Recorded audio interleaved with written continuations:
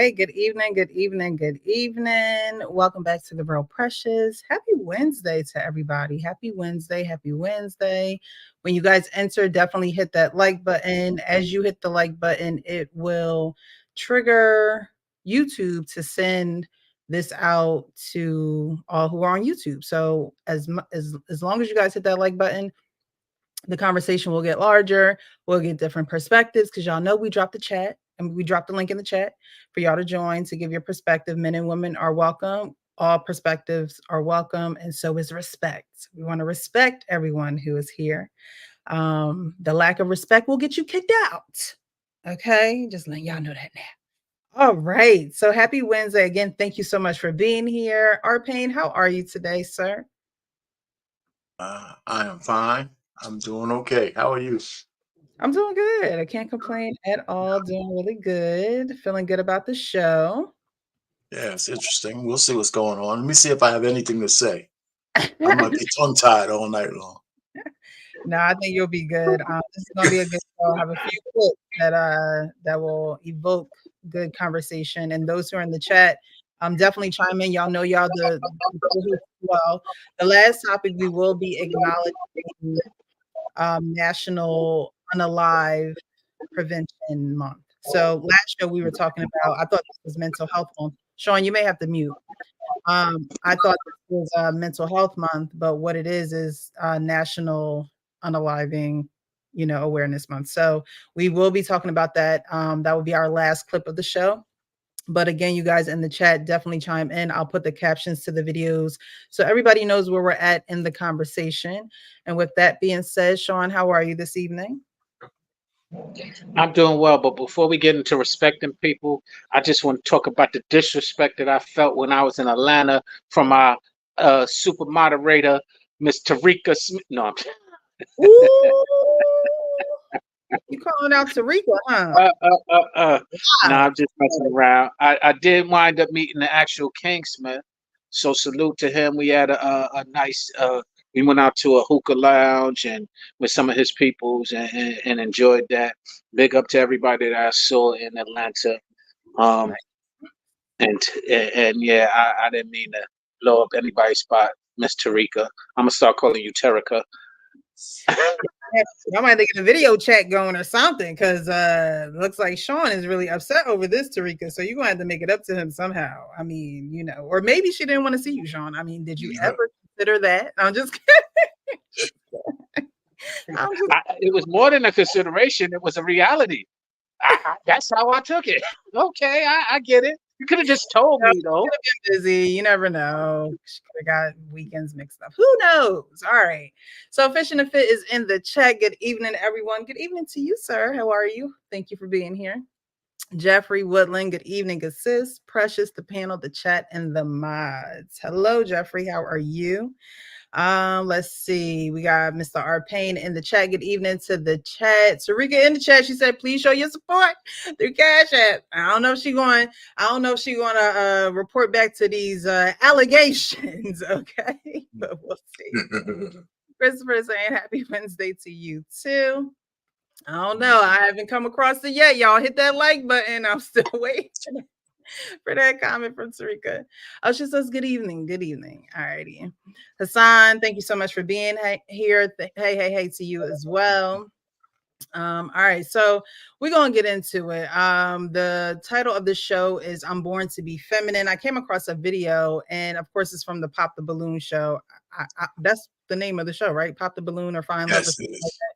And so, we like going over these on these reaction videos, whether it's my channel, other channel. I see Hank does a lot of them as well. But it is real life. It's, real time, and people are speaking. I don't know if it's from their head, from their heart, from their feet. I don't know. But we're going to get into one that I saw. And a woman says that I'm born to be feminine. And she says this in response to this man and what he wants in a woman.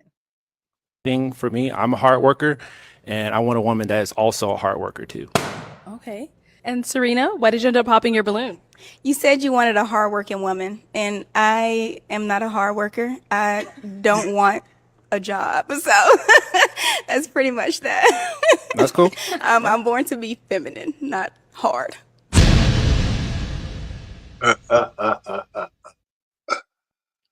So when you guys hear women speak like that, what exactly do you hear? She doesn't understand what that femininity and hard working don't have. They're not mutually exclusive. Mhm. You know, so she's just naive. She's looking at it like a talking point. But before I go on, on that show, I think she should get a bounty from almost every content creator on YouTube. I mean, everybody does reaction videos to it, and I think rightfully so, because almost every interaction, it begs, questions, answers, and conversation on so many of those interactions. I don't even think she knew that it would. That's why she doesn't come after people like some other content creators, because everybody does. But You anyway, know that particular what lady. I think about her and her show? I think that I honestly think, and I don't know, these are just my opinions and what I Okay. feel inside. But she's married. Yeah. And I think that her and her husband are a great team. And I think that he is a huge part behind, what's going on with her. And that's just a great example of two people working together, working smarter and not harder. Right. And so Right. that's one Right. of those situations where it's like, this is going to catch the attention. I mean, you have other cultures mimicking the show. That's And right. so the reach is very wide. It's very far. And so I don't think she needs to come after anyone. I think she just needs to keep doing what That's she not did. what I meant. I'm saying the fact that she doesn't. It's like I know she doesn't, Homage and to I'm her. glad she doesn't. But she should get more credit than she does from people. Not money, but just saying it. Right. Because Right. everybody's using her content. Everybody. Yeah. And I think what they have going on is definitely a just Something real. a thing right now. Yes, it is. It's a thing. Anyway, getting back to the girl, she looks at femininity as a talking point that she's probably heard on this. I want to say YouTube streets and social media, because being feminine and being hardworking are not mutually exclusive. You could be both. Matter Right. of fact, you should be both. If you're a woman, femininity is more of a who you are as a woman or who you could be. It's like masculinity. It's not separate from being hardworking. Right. So anyway. I think she said what a lot of these women are projecting but not saying. So I salute her for being honest about what she said, even though I don't agree with it. I am appreciative for her upfront, or her openness and her transparency and her honesty, her being hot. Now, the reason why I don't agree with it is because it also reflects entitled / maybe lazy perspective. But hey, if you are owning entitlement and laziness, I can't be mad at you. I'm mad at the people who are disguising entitlement and laziness. I get your point there. But the fact is, I don't think she's as clever. You're giving her more credit. I mean, she's being honest, but I don't think she sees it at the level you're saying. You know what I'm saying? Because she's equating being lazy as being feminine. I agree, but the whole thing is, I'd rather you tell me that up front, because it then gives me that opportunity to decide, instead of you telling me, I'm hardworking, I did blah blah blah blah, independent, all of the talking points that are so popular right now. I'd rather you just tell me why you're saying these talking points and what you really want. Right. Well, she's saying that she doesn't want to work. She's not born to be hard. She's born to be feminine. But my thing is, so what do you want to do? What exactly? What's the lifestyle you really is? Or do you want to stay at home mom? Or do you not want kids and not want that responsibility either? Because a lot of women who say these things, it's like, well, what is it that you want to do? You're just telling a man, I want to be feminine. I want you to be the provider. I want you to pay the bill and lead the home. But what is it that you're going to do? And I'm sure that's the question that men ask. Okay, so what is it that you want to do? It's almost like, not to say that you have to come to them with a business plan, but there has to be some type of plan, because if you're not working for the man, you're working for your man. That's how I Right. see. Oh yeah. So you're going to be doing something in some capacity. Right. And you know what? And I don't know if she had kids, but I think some women underestimate how much of a job it is to have toddlers in the house. Hmm. You know what I'm saying? I noticed that even with my wife, she had an opportunity to stay home. Sometimes you start to crave just adult conversation. Right. You know, you know what I'm saying? With little kids running around, they're exhausted. Come on, my wife is exhausted. I said, like she was working 24 hours a day, you know? So especially with my youngest one, man, that chick wouldn't stop moving. But anyway, Yeah, so there has to be something. And yeah, when I saw this video, I'll play it again, but when I saw the video, it was a particular verse in the Bible that came to mind because she said hard worker. And those two words are actually in the verse, but I want to read it. But before I read it, I want to play the video again. And anyone who wants to join the panel, you definitely can join the panel and join the discussion. I welcome you. We welcome you. All right. The most important thing for me, I'm a hard worker, and I want a woman that is also a hard worker too. Okay. And Serena, why did you end up popping your balloon? You said you wanted a hardworking woman, and I am not a hard worker. I don't want a job, so that's pretty much that. That's cool. I'm born to be feminine, not hard. Okay, so she says she wants to be feminine, not hard. She's not you a gotta hard. go to that conversation for sure. You gotta go see that part of the show. I wonder what she said she was gonna do instead. I hope he asked her that. I mean, I don't know. Like I said, I'm impressed because, for example, yo, what up, though, kid? Salute, long time. What's happening? But again, she repeated exactly what I was saying. She said, "I don't want a job. I don't want to work." Now that last portion is to Payne's point is where we can argue. I wasn't born to be hard. I'm born to be I'm feminine. That's where she twisted it and manipulated it to serve her not wanting to work, lazy, whatever you want to call it, attitude, entitled attitude. But she was very upfront. You said hard worker. I'm not a hard worker. I don't want to have a job. Cool. You don't want me. Easy for me to determine, as opposed to somebody, well, I'm a hard worker. I'm working on my GED. I'm working on my PhD. I'm working on, and not really wanting to be clear on what they want. She was clear on what she wanted, even though it ain't what I would agree with, but she was clear. Okay. Welcome again, Kenny. How are you this evening?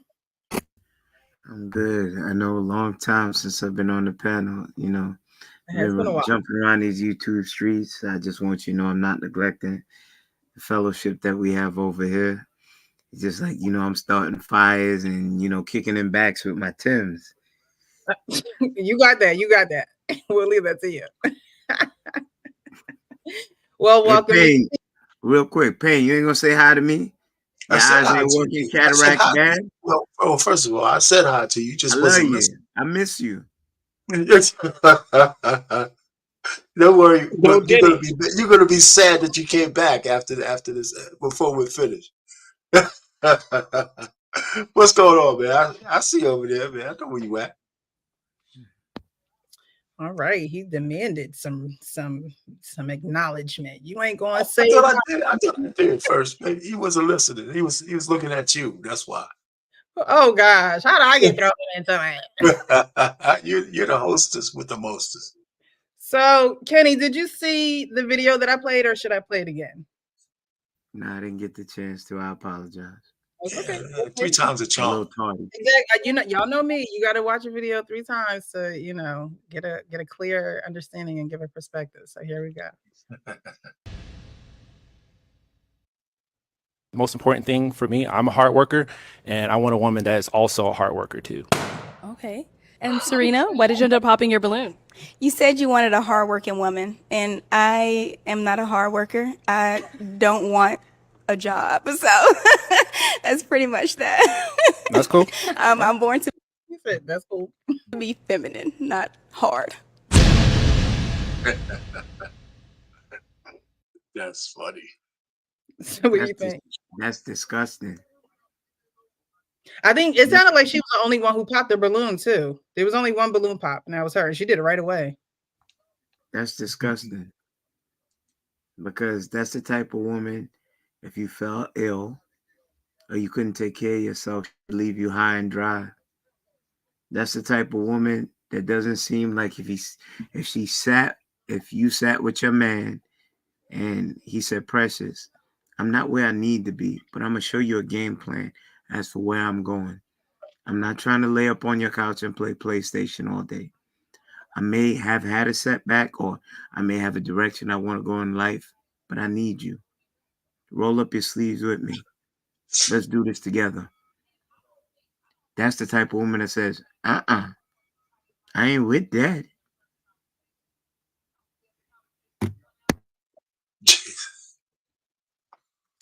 She says she don't want no job. She's not a hard worker. I mean, I would ask, is she working now? Does she just do the bare minimum? I don't know. Coach Ferg, how are you this evening? Oh, he's over there chomping down, man. Look at him, man. So while you finish eating, I'll answer that question. She is working on finding somebody to try and take care of her entitled lazy butt. That's gonna pay the bill, Sean. I'm saying, how is she? Is she working now, or is she accustomed to men who pay the bills for her? You know, there's she don't look that. She don't look good enough for that free ride. Well, I'll say this: we don't know what her dynamic is, right? However, if she's childless, she can have those demands. You know, some women accept Section 8. Yeah, she can. She's single. I'm sorry, she can, but if she's childless, she can have those demands. Those are her demands. You can't force a woman to a certain way. You know what I'm saying? So if she's childless, she can get away. Some dude to pay into that. Some dude to buy into that. You know, but if she's has children, more than likely, if she's not working, let's look at it. You're getting child support, or you on Section 8 housing. That's it. So let's pick a scenario though. Let's just say she's childless, right? Let's say she's childless. Let's go with you. Let's say she's childless and on the market. Does her appearance have anything to do with how much she can get out of a man? That's one. And if it is, I think she just might be one adult conversation from getting her mindset straight. Like if I sat her down and we talked, I said, when you say you don't want to hard work, what do you mean by a job? Because your life is, this living is in some cases a hard work. I would like to hear what she had to say to some pointed questions and see if she understands that if she wants to be a man who's on this square, yeah, I'll take care of you, but here's what you're going to have to do in return. And some people might consider, the modern woman considers a traditional life with a man hard work. I mean, real hard work. I mean, they look at it like poison. You know what I'm saying? Yeah. Women want men to be traditional, and that's the last thing they want to do is be traditional women. Matter of fact, they look down on traditional women. A lot of women out here do. So I would like to have that conversation with her to see what she says, because she looks kind of immature. That whole answer is immature. So maybe she could be turned around or understood. I still might not choose her, but I don't know if she's a lost cause. That's what I'm saying. Coach Ferg, I can't believe you went and said what you said. I don't see why not. Reason why I said it, because listen, she doesn't belong to any of us. She's free to do what she wants. Okay. And I can't condemn her because that's her choice. She's just going to have to live with that. And when she plays out like we all do, we start getting gray hair, then who's to say where she'll land? So I'm not gonna, I don't know what else to say. If she's single, childless, you're very nice. And most guys wouldn't even pick her because of her skin complexion anyway. Y'all want them light-skinned, ugly girls. Y'all want them chocolate ones. Y'all no. Y'all want I was trying to allude to that. You mean we want a female version of you? No, we don't want that. She's chocolate. Yeah, they don't want that. There's something to be said about chocolate chips. Yeah, they don't want the chocolate. Coach, I done got all these cavities in life from chocolate. Oh my God. That's you. Let's get that. misconception out the way. No, they don't These want to women, they want the light skin with the weave. you're kind and merciful. Those are the women that need to be ousted from our community. You understand? They will get chose, but you know who she is? Who? I will refer to Players Club. She's the young girl that came in with Diamond. You got to use what you got to get what you want. But they don't understand they have a period between 18 and 36. I'll be fair enough to give them 18 to 40, where that thing has to hold true. Then it goes downhill after that. Men accrue value from 18 up. And then they learn, and I'm speaking for the majority, to discern what they need in their life after they done took their lumps like Pete the Puma. Because I done got my lumps from chasing women just like that. But then I realized later on, you can't bring that home to mama. That's just good for the moment. You can lie to yourself aspirationally, say that you could change the mentality of such a woman that she becomes a housewife and under your fold. But then you wake up after you get enough lumps and say, you know what? You got to discard women like that with the bathwater. Because they are cancerous to the other women coming up that believe that that'll be okay. Kenny, So- can I ask you a question? Go ahead, Arpane. My question to you, Kenny, is that if a woman says one stupid thing, does that disqualify her forever? It's not one stupid thing. Well, I mean, let's just take the instance where she answered that correct. You know, we don't like her answer. I guess it's a mindset that she developed. I'll give you that. Okay. So, and she says it, but sometimes people think some things and they don't see how stupid it is until you actually say it out loud. That happens to people, right? So watch this. Yeah. If it hisses like a snake, you're gonna wait to get bit, or you're gonna take precaution. Because the great Maya Angelou, no matter how many men called her a whore, this, that, and the third, she is one of the most prolific women that we've known in our time. And she said, when somebody shows you what they are, believe them. Yeah. And every time I do this, it's not that that's Captain Saver Pain.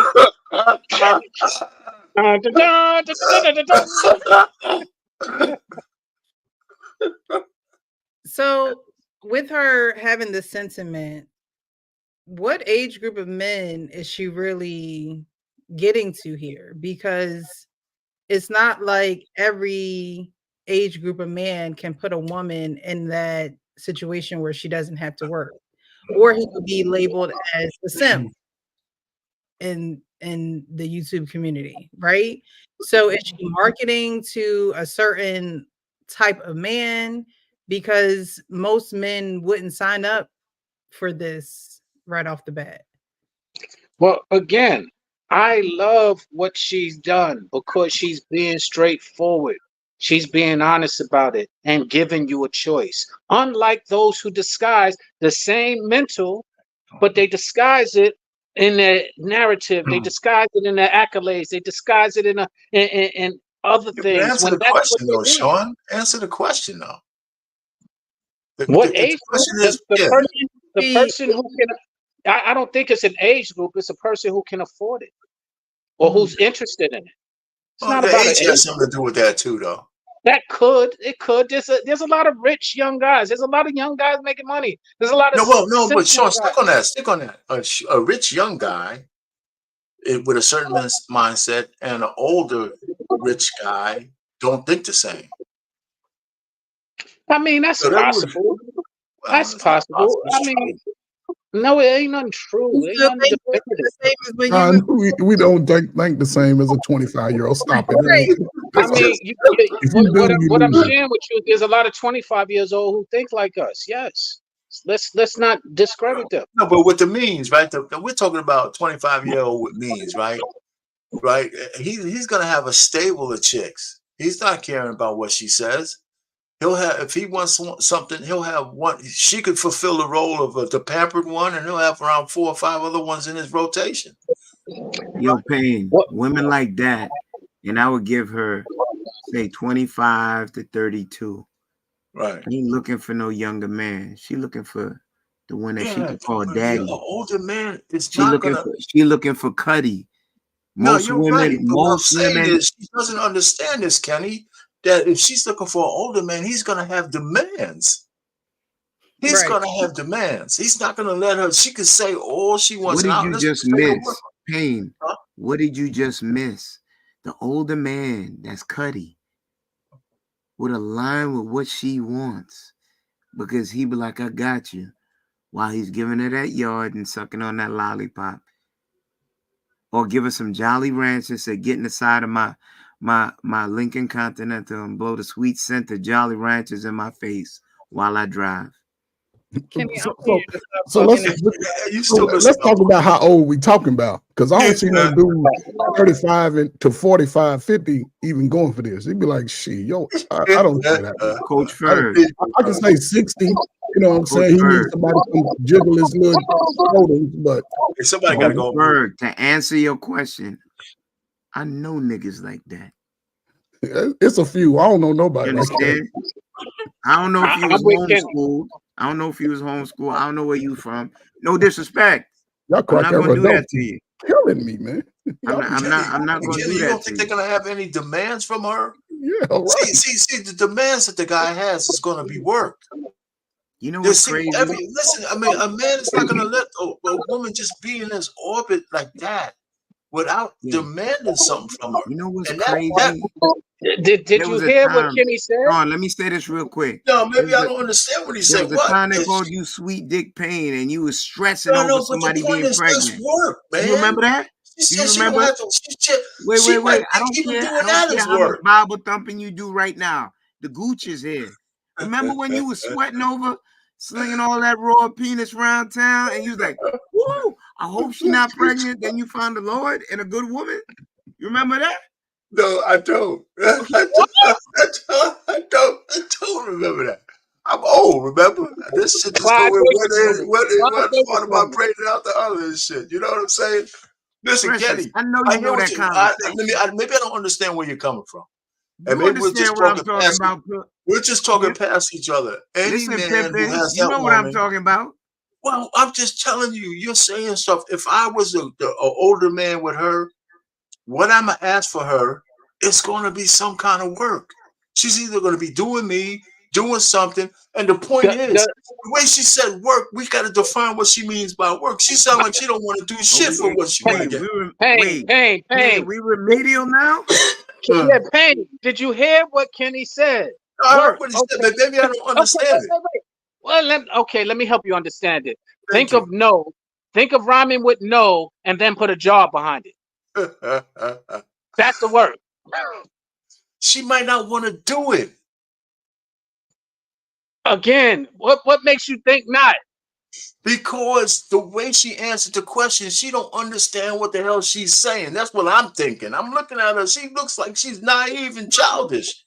You know, she thinks she's gonna find some man come in and fund her lifestyle for free. I'm glad and she's gonna be on the couch eating bonbons or some shit like that. They got 5 or 10 of them coming in the Port Authority in New York every day. And there's that guy waiting outside. Baby, you hungry? You need something to eat. You need some nice.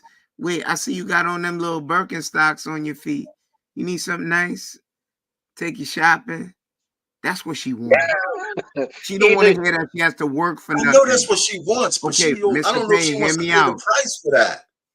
I don't think she knows she's gonna have to pay a price for that. That's what I'm saying. Mr. Pain. There's always a cause and effect. And we're in violent agreement. You know, I'm just saying on the back end, I think she's too naive to understand that all that shit she's talking comes with a price. And I don't think she's willing to pay it. Mr. Pain, wait, hold on one second. Ladies and gentlemen. Wait, Sean, no man on this panel don't do nothing for no woman that they're not platonic for if they're not looking for a return. We understand that. If we play that video again and you guys listen to her one more time, you'll understand she's naive as hell. Wait a minute. Ladies and gentlemen, Is this the all pain that last week was beating all of us up about women taking the not holding up to their own, taking accountability, and us always giving them a pass? I'm just showing you my versatility in life. That's all. Oh, okay, that's what it is. That's all I'm showing. I'm very consistent. You know what I'm saying? I'm not trying to save her. I'm just saying we're reading her wrong. I think she's being read wrong. She's just, to me, her naivete made her answer that question like an idiot like that. Because she doesn't realize, because I don't think she's been around a man who would demand something from her. She don't look like the type. She's just talking shit up on the balloon show. Yeah. Yes, sir. Yes. Wait, before you go, Kenny, Rick, how are What's you? going on? What's going on? Thanks so much for joining. Rick, you're muted. Please help us out here. You're muted. Please help us out. What's good? Peace, guys. Peace, God. That's how you doing. What's good with you? Doing Miss well. Precious. I'm glad I could finally join you. Yeah. I ain't even seen the video. I just was late. You gotta say it again. I'll play it. It's short. It's very short. It's a short one. The most important thing for me, I'm a hard worker, and I want a woman that is also a hard worker too. Okay. And Serena, why did you end up popping your balloon? You said you wanted a hardworking woman, and I am not a hard worker. I don't want a job, so that's pretty much that. That's cool. I'm born to be feminine, not hard. Go on. All right. She's born to be feminine, not hard. Didn't Maxwell make a song called "Woman's Work"? Mm-hmm. You were supposed to work hard for your man. That don't mean going out in the world and facing the world. No, if you're a housewife, but you still got to put in that work for your husband. Mm-hmm. So a woman that's not doing nothing is useless. Just like a man that's not willing to do nothing is useless. Right. She's useless. It's just what it is. To address what they were saying, you know, like she ain't that nice. She's not naive. Every woman know. Every man know. Okay. If you ain't no virgin, you've been out here in these streets and living in your world, I would say anybody over 23 ain't got no excuse no more. Anybody else? The way we live now and how social media spread everything like wildfire shit, 22, 21. That's why people not together, right? That's why men are going their own way and women are bettering themselves for themselves, right? Because nobody want to do the work, right? What do Rick, I know, you sounded like last week Pain right now. I appreciate that. He's actually being facetious to a point. Catch what he's pitching. Because most of these women, I'm 52 as for yesterday, and I watch. There's still 21-year-olds. Happy belated. Thank you much. There's still 21, 22-year-olds when I go to the steam food place. Hey, what's happening? I'm old enough to be your dad. You know what they say to me? So you can't tell me naivete is an excuse when a woman is cognitive of what comes with that. It comes with my American Express Grey Card. It comes with me funding your lifestyle, putting clothes on your back, and you don't think the entree is a serving of pickle? She's naive to that? Well, you see, I think maybe we're using the word in different contexts, okay? I'm saying that she's never experienced a guy that really has taken care of her. She might have banged out a couple of guys, but if she ever had a real sugar daddy that was really a sugar daddy, she probably wouldn't be on the show. You believe that? What I'm saying is she doesn't know the reality of being kept. And that if she wants to be kept the way she said, that's just going to be work. There's going to be some things. It's going to be work. I agree. I don't think she understands that. I mean, she might understand it, but she hasn't experienced it. It's either a lot of work or a lot of heartache that's going to come with it. Right. Man, I think. So do you see where I'm coming from, Kenny? When I said naive, she never had the experience to understand what she's asking for. Let me put it to you that way. She doesn't give me that impression. Kenny just said something that I gotta agree with. And I don't know where this pain came from right now, but but he just said and we're about the same age, and he just said, if I go to a girl and I say, yo, you old enough to be my daughter, he said what she says to her. So what I hear is, hey, daddy, they're very aware. Stop. I'm now feeling like you. Stop giving them the out in these excuses that they naive and blah, blah, blah, blah. That's what you told us last week. You're still missing my point, but I hear you. I said that, but I'm just talking about this particular case with this woman. I'm not saying, maybe I used the wrong word. I'm saying she doesn't, I don't think she experienced what she saw. You're always using the wrong word. Yeah. Yeah, maybe.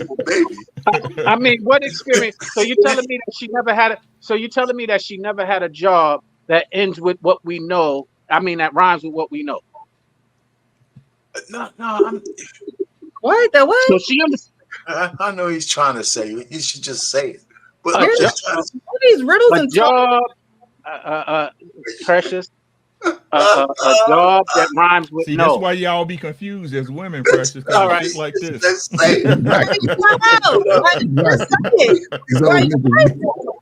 You trying to tell me that she never? Okay, Precious, I'm getting to it. So you're trying to tell me that she never gave a blowjob? No, see, so she know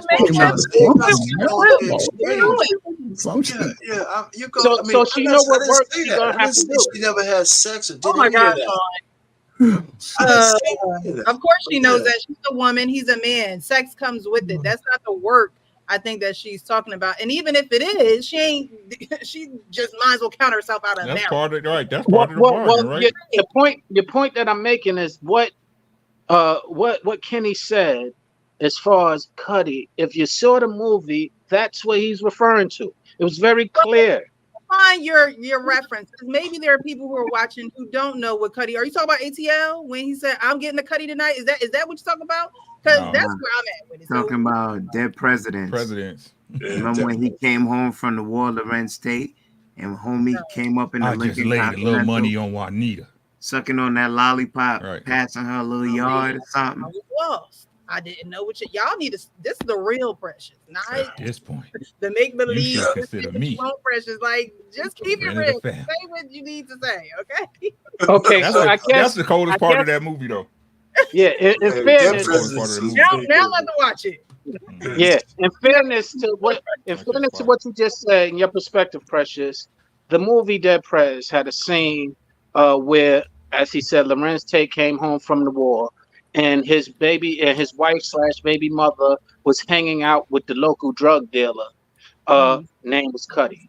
And when he came home and Lorenz Tate was in the car with them, Cudi pulled up, sucking on the lollipop, who had been giving her money and things of that nature, taking care of her. And she's been taking care of him, is what was assumed. And he damn near flipped out. You got to rush the rest of the scene, but the point is, she knew what she was doing. He knew what he wanted her for, and that's what he had her for. It wasn't about any other job other than the job that I just mentioned. Okay, so are we saying that this woman is alluding to not wanting to do sexual work? Captain Saberpain is. We're not. I didn't say that. You guys are tripping, man. I'm hearing. I didn't say anything about her not wanting to bang the guy out once in a while. I'm thinking that if she wants to be a kept woman, it's more than just doing that shit on call all the time and whatever he wants you to do. And she don't want to work hard. She's not going to want to do that either. I'm telling you, she might give him some sex, but that ain't the work part. That's not the work part. You're talking from a married man, not from a Cudi. No, man. That's bullshit, man. I've been alive for a very fucking long time. You know, I'm telling you, man. You guys are reading a lot of stuff.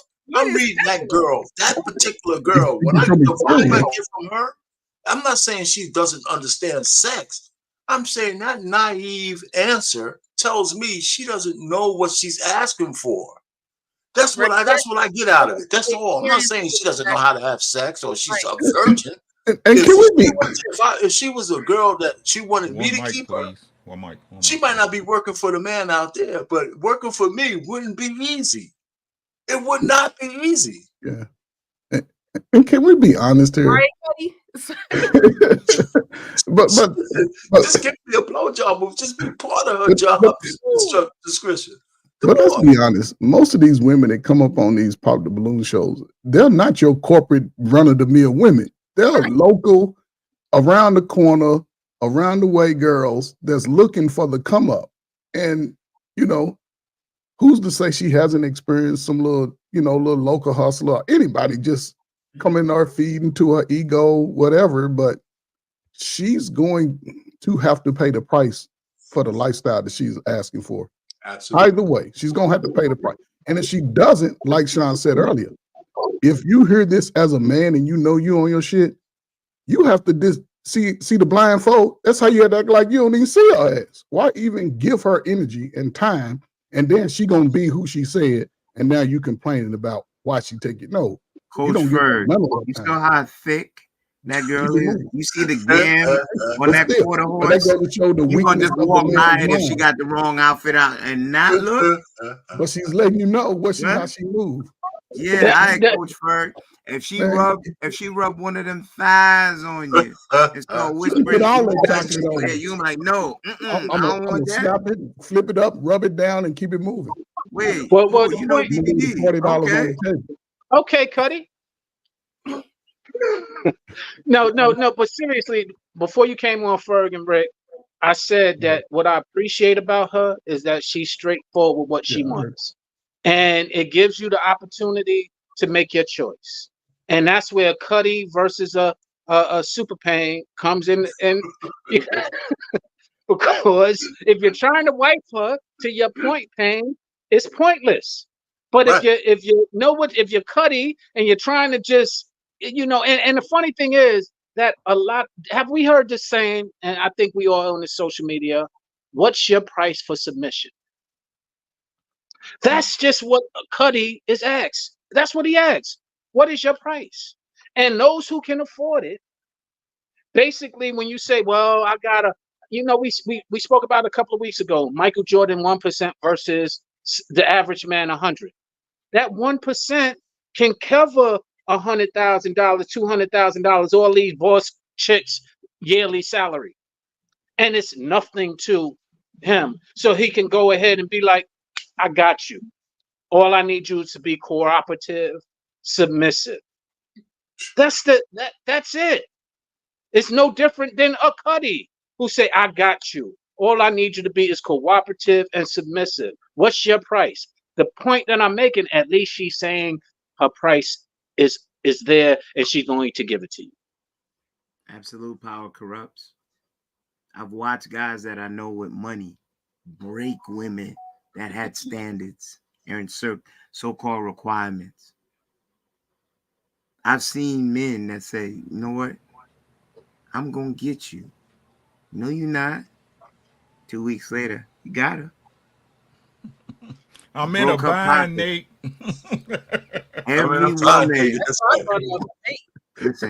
woman ain't no Mother Teresa.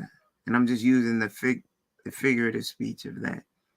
Every woman has a want, and if a man knows that want and how to fulfill it, she'll return to that comfort. Act like I disagree with that. I don't. No, we don't.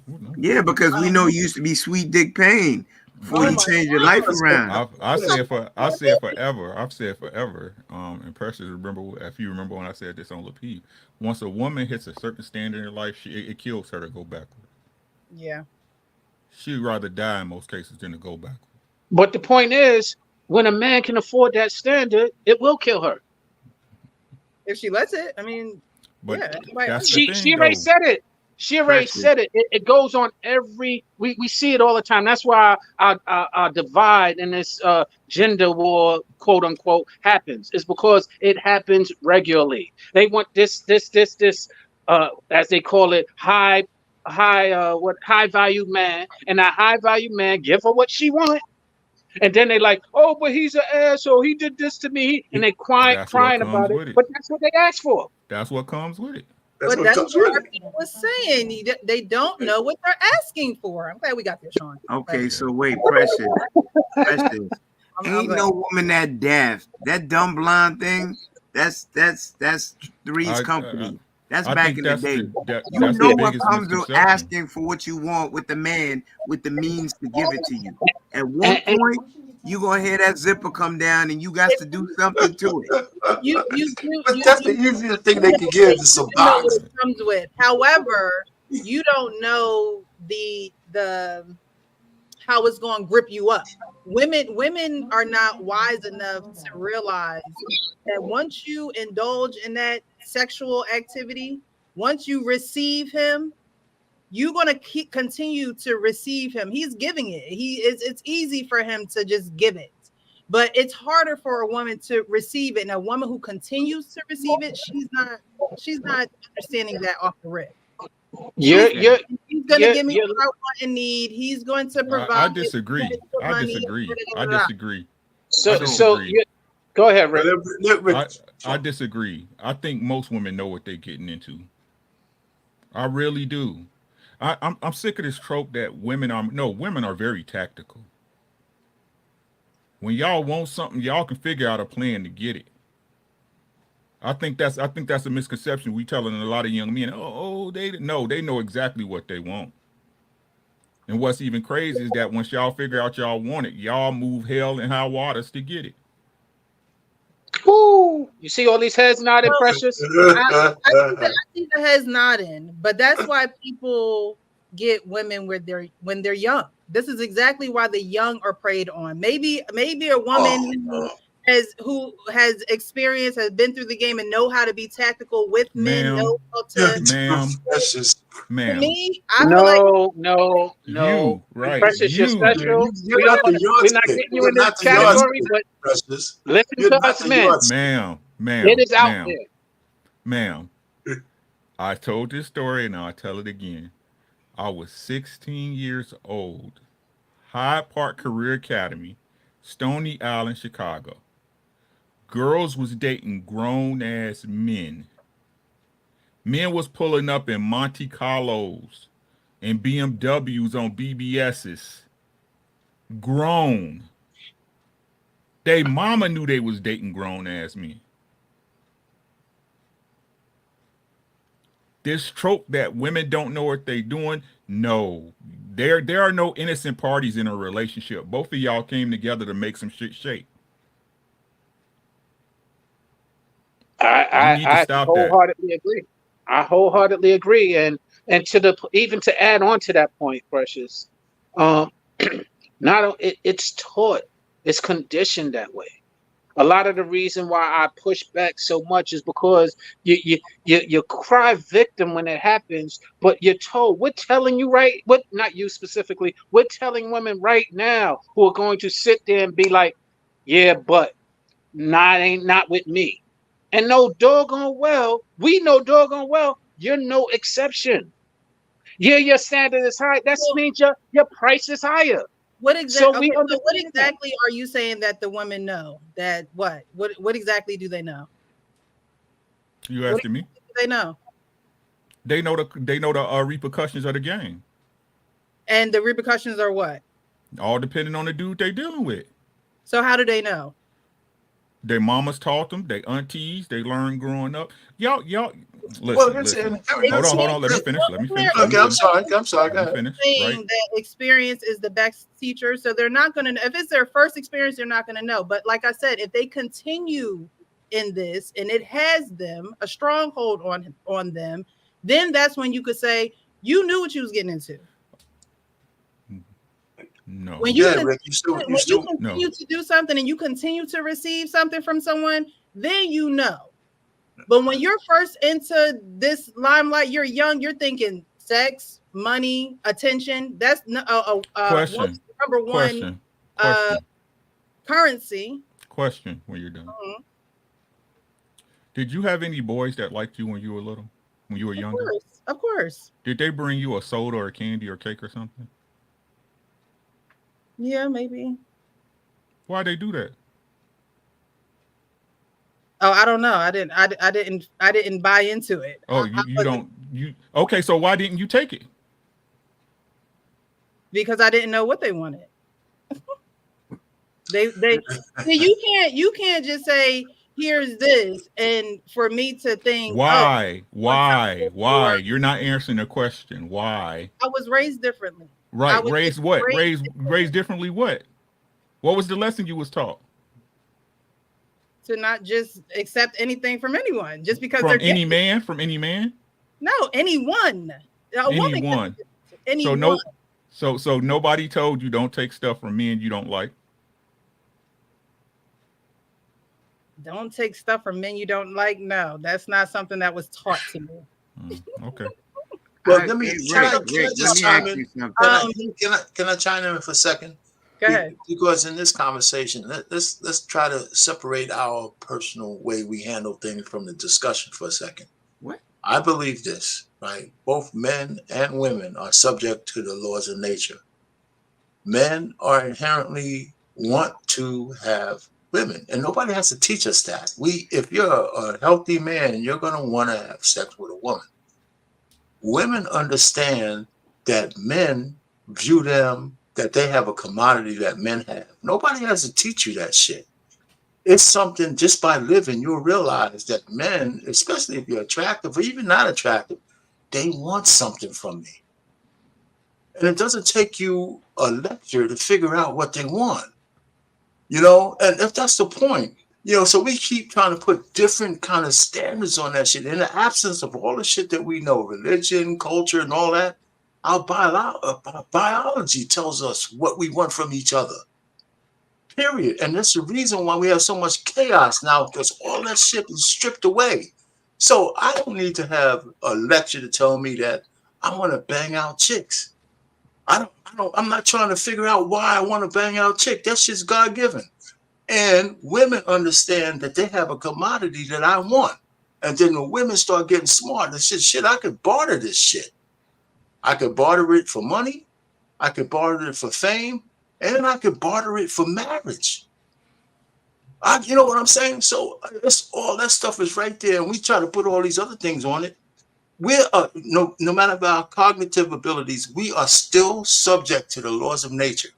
And the fact that all this is chaos, women don't want to get married, men don't want to do this, all that shit is programming that we let ourselves be susceptible. We're out of balance, and that's why everything is all effed up. So let me ask you a science question. Does science dictate that women mature faster than men? Their brain becomes more cognitive? Only when it's convenient. Well, no, I'm not asking your feelings. I thought you said just what do is it documented scientifically. That's what they say. That's what they say, right? That. But if you say that on a panel of men, they're going to say that's not true. No. Listen, I'll say this is what I would say if I answered it this way. I had a conversation with a relative of mine. She was telling me how naive an 18-year-old woman was for every goddamn thing. This guy's doing this. She didn't know what she's doing, but and in the same breath, she told me the guy who was 18 years old who got a 16-year-old pregnant was a predator. So all of a sudden, the 18-year-old boy is this fucking monster, and he's coming after her. But the 18-year-old girl is too naive to understand what the hell she's doing with her body. Even though mentally they mature faster, right? And they mature fast. So I'm saying let's stop the crap. So wait, wow. I mean, she still hasn't talked to me for a little while, but I'm listening to what you say. So you're telling me that young girl was unoblivious. If she put her foot up in the air, the outcomes that would come from it. She never got, as the majority of young females get the birds and the bees speech, be it at home or in school. They weren't cognizant of that information, being that they develop faster, brain-wise, as well as understanding A plus B equals C. The question I avoided is like, I heard what Uncle Rick said. They only say that when it's convenient. Okay, so you're right, Kenny. So here's a funny thing. I'm not gonna let you play Super Saver Ho tonight. I'm not saving anybody. So here's what's gonna happen. Rick asked Precious a question. Okay. Precious, I wanna really push that question. Okay. When you was in your teens, you never had an older man try to hit on you? Okay, so I lived a life that was very protected. Okay. I was adopted, for those who don't know. Respect. So my parents kept us in sports. They kept us, I was in the marching band. There was no idle time for me to just be somewhere randomly for an older man to hit on me. I honestly didn't start to even like feel myself and get my femininity till honestly before college. Mm-hmm. So I didn't live a lifestyle of just we not around, we don't know what you're doing, we don't have tabs on you. That wasn't the lifestyle that I lived. There are some women who live a lifestyle like that. Their parents don't know where they're at. They're just free to do whatever. Right. Got you. Let's keep it right there. Let's keep it right there though. Is that the majority or minority of women? I would say that's a minority, but with so being hold on. So you're saying that in today's time, the minority of women do have somebody looking after them, protected, have them in sports and events, and don't have idle time to sit and think about no man. You're saying that's the minority? I would say that's the minority of women. I think the majority of women are not. If we're talking about single family homes and things of that nature, I think the majority of women are not under a covering or a protection. Right. So the majority of women, even when you was growing up, would you say you were more of an exception to the rule? Yes. As far as parenting, as far as being in sports? Yes. Right. I was the minority. I would say that was a minority. Are we saying the same thing? Yeah.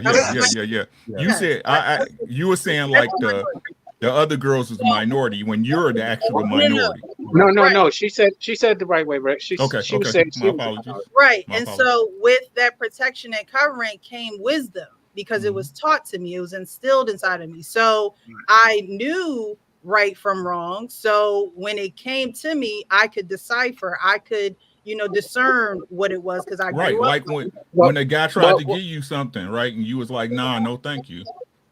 Right. However, there are women who are not growing up like that. No, what we're saying is we're trying to make. Myself. The majority of women will take the bait, though. Yeah. And Precious, right, because they don't know, they don't have the awareness. No. Just trying to add. It's not that just they don't know. They don't. Let me say this, Precious. It's not that they don't know. They don't value what you value. Let her finish. Right. Let her finish, please. I'm sorry. Go ahead. When I say they don't know, I mean they don't have the full awareness and knowledge that I had. If I didn't have the protection that I had, then I wouldn't have a reason to think further into things. I wouldn't have a reason to seek and read certain things, or why this and why that. There are some women that's not going to read, seek, or anything, even without a covering. So when I say they don't have knowledge, they don't have wisdom, they don't have the wisdom to discern. They may do the thing that seems cool, that seems like everybody else is doing it, that seems like the good thing to do, to be with the in crowd. I never desired to be with the in crowd. For one, I didn't even have the liberty or time or freedom to even think about being in the in crowd. And then when I saw what the in crowd was doing, it was whack. It didn't interest me. But Precious, you understand that we're in violent agreement. But we're not talking about exceptions. We're talking about the majority of people that's out there. And so in the absence, and that's what I said before, in the absence, I'll let you go, Sean, in a second. In the absence of all that training, people are gonna, I guess, come back to what's natural, right? My daughters had more of a life like you. My daughters didn't have no boyfriends when they were teenagers. They were always busy. But I armed them from when they went to college. My goal was to make sure that they would have a choice and have no kids, none of this kind of stuff. That was what I did. But I kept them busy.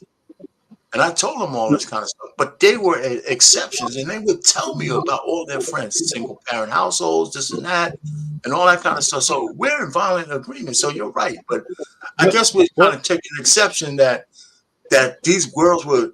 The whole society is missing something. That's why it's chaos. Yeah. And what I was going to say, Precious, is you are precious, and we say this all the time.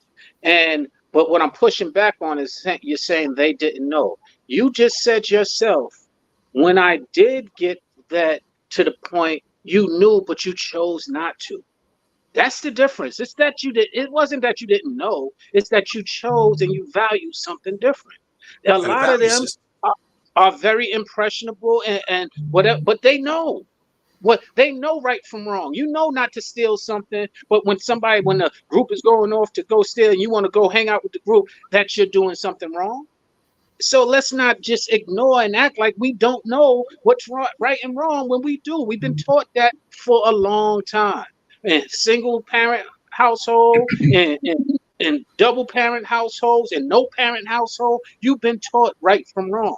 And if you made the choice to go wrong, don't sit there and act like a victim when the consequences come from those wrong actions. And that's all that I'm saying. So you chose not to go in that direction, and we commend you. That's why we call and emphasize your name as Precious, because you made choices that we are commending you for. But when you make those choices opposite that, and the concept, so a lot of them don't get caught out there. So they still get over with it. But when they get caught out there and they start, oh, I didn't know. We like, come on, play. No, don't give us that. We know that you know. We know that you know that you know. And when we start acting like they don't, that's why we have so much of a cycle, because we start coddling their naivety when in fact they weren't naive at all. They were manipulative and they were deceptive. And they were very conscious of being that until they got caught. Like, for breaking news, Eric Adams just got indicted. On a side note, I knew that. Yeah, my sister is telling me all this. She was in New York. That's a young lady. As a young lady, who bought your clothes? Who bought your clothes for you as a young teenager? My mom, and she kept me in clothes so big for me. I didn't even know my body shape. Right. But see, that's the dynamic. I work with a lot of young women, right? And I work with their mothers too. And their mothers sort of perpetuate those lifestyles that these women start to emulate. It comes through moms, it comes through aunts. That's who's going to push this, use what you got to get what you want. Mm-hmm. And they'll use it because they based off what they've been taught. But they're not getting the other side from the man. Like Arpain said, a man is going to have certain restrictions on their child. Well, again, today it's a little different. But for the most part, a man's going to have certain restrictions on his, especially his daughter. He's not going to allow her, and he's going to teach her what type of guy to stay away from. Now, it's going to be her choice at some point. He's going to say, yeah. You can spread that mayonnaise on bread. The most restricted girls are the ones that break out with the right guy. I'm not saying restricted. With the right guy. I would dare to venture and say, I'm not saying restricted. I'm saying the father is going to church girls is a problem. When church girls is a problem, boy. What y'all say? Any girl can be a problem. I'm not saying any girl can be a problem, like any guy can be a problem. But I'm not saying restricted. He's going to teach, and when she gets to that place where she's being offered the candy or the lollipop, she's going to make a sound judgment call. So what I hear in this space, most guys that got daughters, our daughters is hard. But that's the whole thing. This is what the brother was saying, right? That's the whole thing. Sometimes a lollipop is too cheap, right? Sometimes it's the movies, right? Sometimes it's a steak dinner. Sometimes it's a whip. Again, what does it really matter if you can afford it? Arpain to tell you we was on tell her Arpain we was on BMU, and what I asked old girl, I asked how much to hit that thing. That was a crazy night. Did she give you a number? No, she didn't. She got mad, even though all she was talking. But listen to what I'm saying. Hold on. I need y'all to rock with me for a second, right? And this what I'll be talking about as a whole, that people don't want to point out with our people in the society as a whole, right? You will sell yourself as long as the money is enough. They could kill your family dead in the street. Not I. You will put a t-shirt on go on Facebook and Twitter face and X and all this stuff and chant until they cut you a settlement check. Right? But then you want to get offended when a man asks you how much it costs to hit your box. Oh, Cassie should have got the bag because Diddy did whatever to her. Like, we all knew what Diddy was, just like we all knew who R. Kelly was.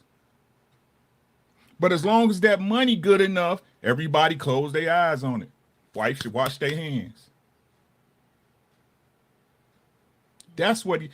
How much do it cost? How much does your morality cost? As a woman, as a man, how much does it cost? Right? Money is people's gods. I don't care what nobody say. We all gotta eat, baby. I don't care. We all gotta put food on the table. But to put money above your moral standing, and that's what these people do every day. Woo! Well, speaking of that, go ahead, Kenny. I doubt you've ever been around someone that sees you as that object, as that thing he wants to have. You said your mama put you in baggy clothes because she knew what was coming. Mm-hmm. You never, I would dare to venture and say you never met someone around that time that made you his religion and made it a passion to get you. He would tell you what was sweet. No, he would entice you. It wasn't my life. Like I said, I didn't.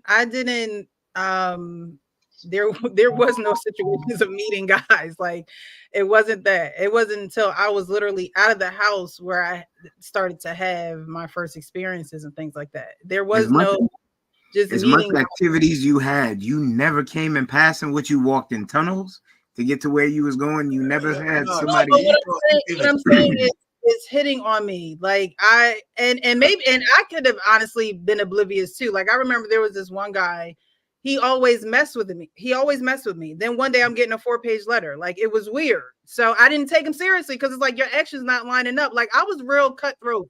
Like, you're not going to disrespect me. You're going to call me by my first name. There is no pet names and things of that nature. Like, it was real. I tell you I'm going to teach you how to treat me type of thing. It wasn't you just coming out like, people just knew not to just come at me crazy. I'm also from North Jersey coming to South Jersey where I stuck out and people were already looking at me like, who's this new girl on the block? So I set the precedence early. But were there guys who would hit on me? Yeah. I just kept okay. You know what's interesting? I will indulge. You never had no one that threw the kitchen sink at you and was that intentional about finding out the things that you like, asking people that you were around, making sure that no matter what event that you was at, there was something that reminded you that this one was intentional. I would be married to. Well, what's interesting is, I'm glad you said that. I was having a conversation yesterday on a panel, and I was talking about a lot of people use hypergamy, and I said, how about we just call it what it is? They're superficial. And it's not just women who are superficial, men are superficial too. And the superficial, yes, and the superficial that I speak of with men, they're the ones who talking, don't do 50-50. Now, the reason why I say that is because they're trying to use money to control in many cases. But the reason what 50-50 represents to me and what I want to advocate is reciprocity. Her willing to do for you like you're willing to do for her. And that's really the concept of 50-50 that matters to me. It's not about the money, because when you're just calling it money and the superficialness of the money, you might be controlling as a man. You might be superficial, hypergamous, or what you want as a woman. But to kind of eliminate that or identify that, that's why I advocate the 50-50, not about the man, take care, you take care of this. It's because all it's showing is that you're willing to reciprocate what I'm willing to offer. Right. And I don't think that, I am someone who has a service type of heart, right? So there's never going to be any type amount of money for me to be whisked off my feet. If you're not the one, no amount of money is going to make you the one, to me, in my opinion. However, there are women who are like that. Like, if he come at me with such and such amount, I'm good. I think I saw something on Instagram, how a man was starting a conversation with the woman, and he said, if a man gave you $5,000, and she was like, oh yeah, I'm having sex with him, and only she said she effing him, and he was like, whoa, I didn't even say that. Like, what you doing? Like, I didn't even bring sex into the situation. And right off the rip, for $5,000, she was ready to sleep with this man. Right. And so I think when you truly love someone, you're not looking for anything in return. You just know that your service, there's going to be a return on your service, but you have to wholeheartedly have your heart in that service too. And I think that men should be able to tell that when a woman is not like that. Or, well, I mean, it's difficult. It's difficult. It's just as difficult with men, especially men who have accolades, money, and finances. In the same way, it's difficult for women to tell who wants them for, who doesn't want them for just their cookies. It's difficult for a man to tell what woman wants them for who they are and not what they can give them. No, no. That's, again, you want her for her cookies. Yeah, man. Don't lie about the shit, nigga. Excuse my language. You want to hit. That's why you hollering at her. What is wrong with you black men? That's why you hollering it. That's why you giving her your time and attention, is because you want to hit that box. Absolutely. You hope and pray that she has more substance to make you want to stick around as a man. That's right. I mean, I don't particularly agree with that, Rick, because I'm not that person. What's the disagreement? But can I finish? I was about to address that. Okay. But I understand it. What's there to disagree is because I just told you I'm not that way. So I disagree with that. I actually want somebody with substance. Box is easy for me. It's always been easy for me. Getting box. You didn't want anybody with substance. Come on, man. Are you going to marry a woman? Would you marry a woman and not have sex with her, Sean? Listen to what I'm saying. No, I'm asking you a question. Would you marry a woman without the requirement of sex? Pain. I'm asking you a question. I know, but I'm answering it.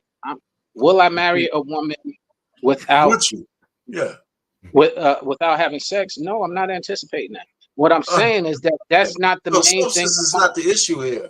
The fact is, the bottom line is that every man. That's your bottom line, Payne. No, and I keep telling you that. You the one who said you asked him a question. Allow him the space to respond. Sean has a tendency.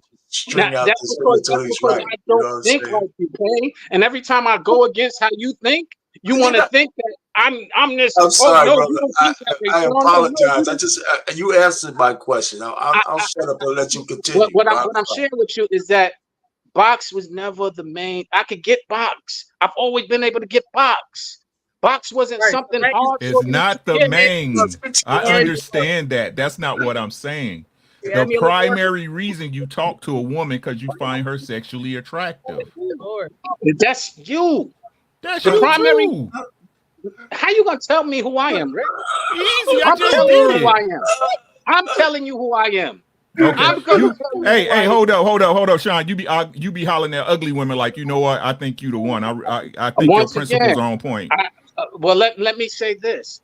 There have been plenty of women that I've been interested in that were not what you would call attractive and wasn't even appealing to me initially. Mm-hmm. That became a lot more attractive once I started talking with them because I wanted to find out more about and with or without liquor. No. Hey, Sean, you gave us some pity dick. You hit her with some pity dick. Nah. You probably slept with them with them shades on. Right. Oh my God. Talking about he was hitting her from the back talking about we still cool after this. See, what's interesting is I'm digging for substance. Sean is a real big now. Okay, we established this already. What's interesting is that what y'all speaking of is exactly why I speak against it. because I understand how common it is. Now, I understand why we think that way, but you got to realize part of what makes me the way that I am is because my pops was out there chasing his wee. And so when I grew up, that wasn't something that I tried or was taught to or even was interested in doing.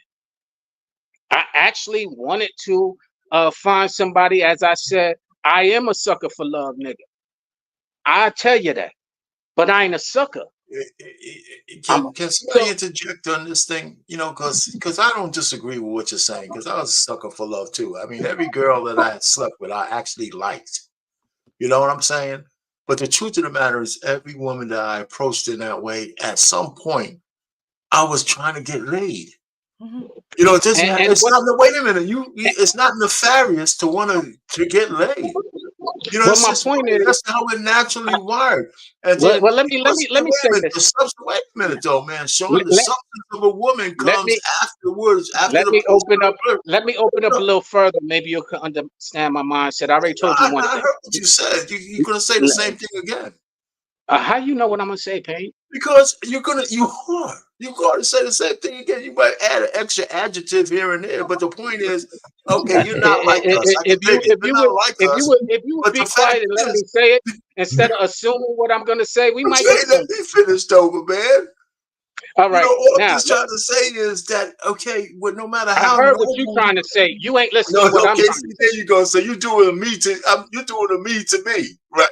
Absolutely. Okay, so the fact I'm trying to say is, no matter how noble you are as a man, if you're pursuing a woman, at some point you want her to acquiesce and abdicate her womb to you. That's what you want, and it doesn't make you not noble. It depends on all the actions you do to it. Some guys could wait till they're married. Some guys are going to try to trick them. Some guys are going to try to entice them. Some guys are going to promise them all kinds of shit. But the bottom line, when we approach women, we're gonna want to bang you out. This is why this is the way it is. This is what I push back and why I have trouble with men, because we advocate and condone that bullshit. Okay. And wonder why we run into bad relationships and why it's so divided. No. You want to make it bad. You want to make it bad because it's our nature. Sometimes it doesn't pan out. Dang, I am a man. I know what nature is, and I also know what discipline is. And when you're advocating, you add all kinds of different things that's nothing to do with lack of discipline. Sean, I don't think he's referring to discipline versus not being disciplined. He's just saying, as a man, when you see a beautiful woman, you're gonna want to talk to her. You're gonna want to get her name. At the end of the day, physically, you find yourself attracted to her. Now this is what I'm trying to share with you. Literally, the people who I find attractive and I have gotten with usually are some of the most horrible people that I have been with. And that's why it's. But you got with them, no. Let me finish. So why do you think I think the way that I think now? Because I've learned from that. But you slept with them, right? Yeah, I just said that. Okay, so that's the point. We don't need to go down all the rabbit holes. Okay, so y'all don't want to listen to nothing, huh? No, we are. Okay. So what I just said is I matured into what I'm speaking to now. Is what I'm speaking from now. That you have. We all have. That's what we're saying. And what I'm saying to be physical, whether it's on day 1 or day 100. And okay, my young self, yes. My older self, no. Day 100. And if I had my older self to tell my young self something, this is why I'm having these conversations, to give some sensibility to these young folks that don't have an older person, to tell them some of the more sensible things instead of your raw nature and following your raw nature, which we all follow, and it ends us to a dead road. That's why we're having so many problematic conversations about relationship, because we follow our nature so regularly and so often. So I get that. My point is, why I'm speaking on it is to help people understand that outside of your nature, there's some value and there's some things that you can embrace that can help navigate you beyond and steer you away from where your nature will take you, which is a pit stop or a hole in the road. That guy's not gonna take the box. I agree with That virtuous man is not gonna take the box if offered, because Speaking of he's a still going virtuous down the man, road. I wanted to read about a virtuous woman. We're talking about born to be feminine and things of that nature, Okay. right? And so I don't know where this woman got her, philosophy of not wanting to work and, being born feminine. Like Arpain said, being feminine is not synonymous with working.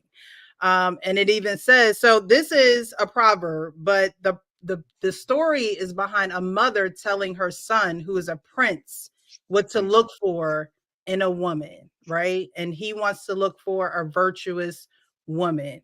This is Proverbs 31. So a good one, this is Message version. I like the Message version.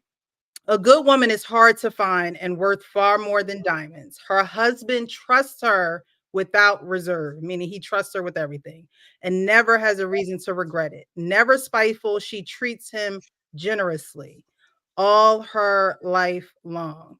She shops around for the best yarns and cottons and enjoys knitting and sewing. She's like a trading ship that sails to faraway places and brings back exotic surprises. She's up before dawn, preparing breakfast for her family and organizing her day. She looks over a field and buys it. Then, with money she puts aside, plants a garden. First thing in the morning, she dresses for work, rolls up her sleeves, eager to get started. She senses the worth of her work, is in no hurry to call it quits for the day. She's skilled in the crafts of home and hearth, diligent in homemaking. She's quick to assist anyone in need, reaches out to help the poor. She doesn't worry about her family when it snows. Their winter clothes are all mended and ready to wear. She makes her own clothing and dresses in colorful linens and silks. Her husband is greatly respected when he deliberates with the city fathers. She designs gowns and sells them, brings the sweaters she knits to the dress shops. Her clothes are well made and elegant. She always faces tomorrow with a smile. When she speaks, she has something worthwhile to say, and she always says it kindly. She keeps an eye on everyone in her household and keeps them all busy and productive. Her child respects her and bless her. Her husband joins in the words of praise. Many women have done wonderful things, but you've outclassed them all. Charm can mislead and beauty soon fades. The woman to be admired and praised is the woman who lives in the fear of God. Give her everything she deserves. Adorn her life with praises. Okay, right? you heard So everything you said. In the book, you supposed to be working. Yes, Lord. Yes, Lord. You're supposed to be working.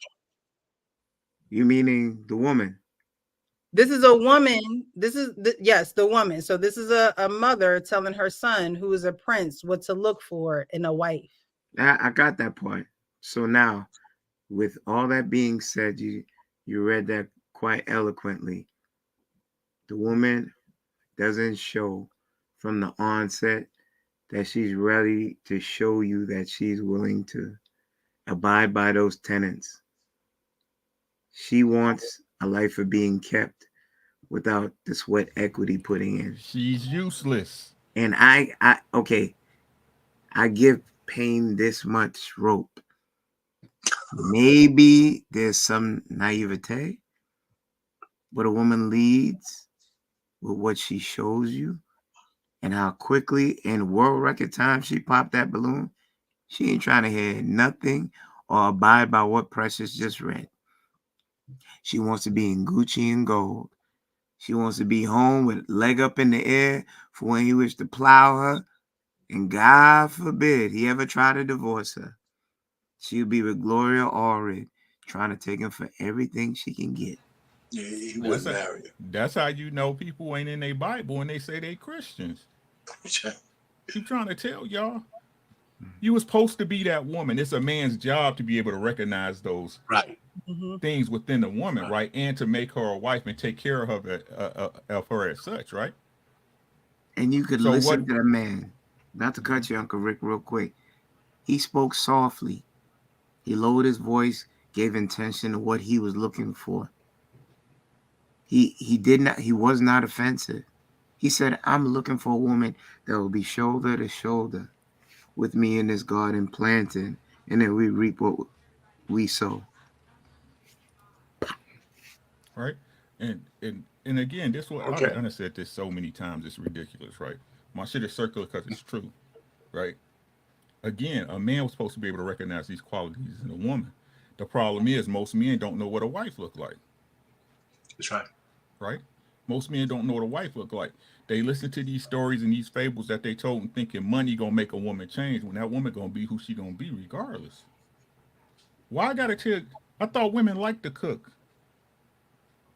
I thought my mama told me no woman shouldn't be in no nasty house. Right? So again, when men sit up here and keep trying to blame, they just being who they are. Right? It's your job to be smart enough as a man to understand, hey, you not no woman for real. Right. It's just that simple. And the problem is, again, like I said, all these women say they want a leader and they want to find God, ain't never read a Bible in their life. Because it shouldn't take you even meeting a man for you to be a woman. That's right. Right. These are the things that women should be providing. This is the glory that you guys bring to the world. Like, I don't understand that y'all want to be men. It's not y'all. I don't want to understand what it's like to be a woman. I could care less. Never. I don't want to understand what it is. Never. I could care less. Right? The only thing I had to do I need to know how I can compliment her. Right? How she can compliment me. Right? We don't have to. I never know what it's like to have a period. I could care less. Exactly. I could care less. Right? So again, I keep trying to tell you, it's so over with. It's over with. Y'all might as well just pack it up and just, like I said, give me all y'all numbers so we can meet up when the asteroid hits so we can all watch it together. You know what I'm saying? Because it's over with. People egos are too big. We had 2 generations of me, and your kids is bigger than the family and everything the family go through in the situation. These the kids that's grown now, never had to work for nothing, never been through any adversity, don't know what love is because their parents didn't really love them because they was chasing the bag, trying to get them Jordans and Gucci and Louis Vuitton. You know what I'm saying? And go on trips. Salute to the crack era. Shout out to y'all, man. It's over with. We listen to what I'm saying, right? We have conversations ad nauseum, right? Precious on here. We've been on Lapeep.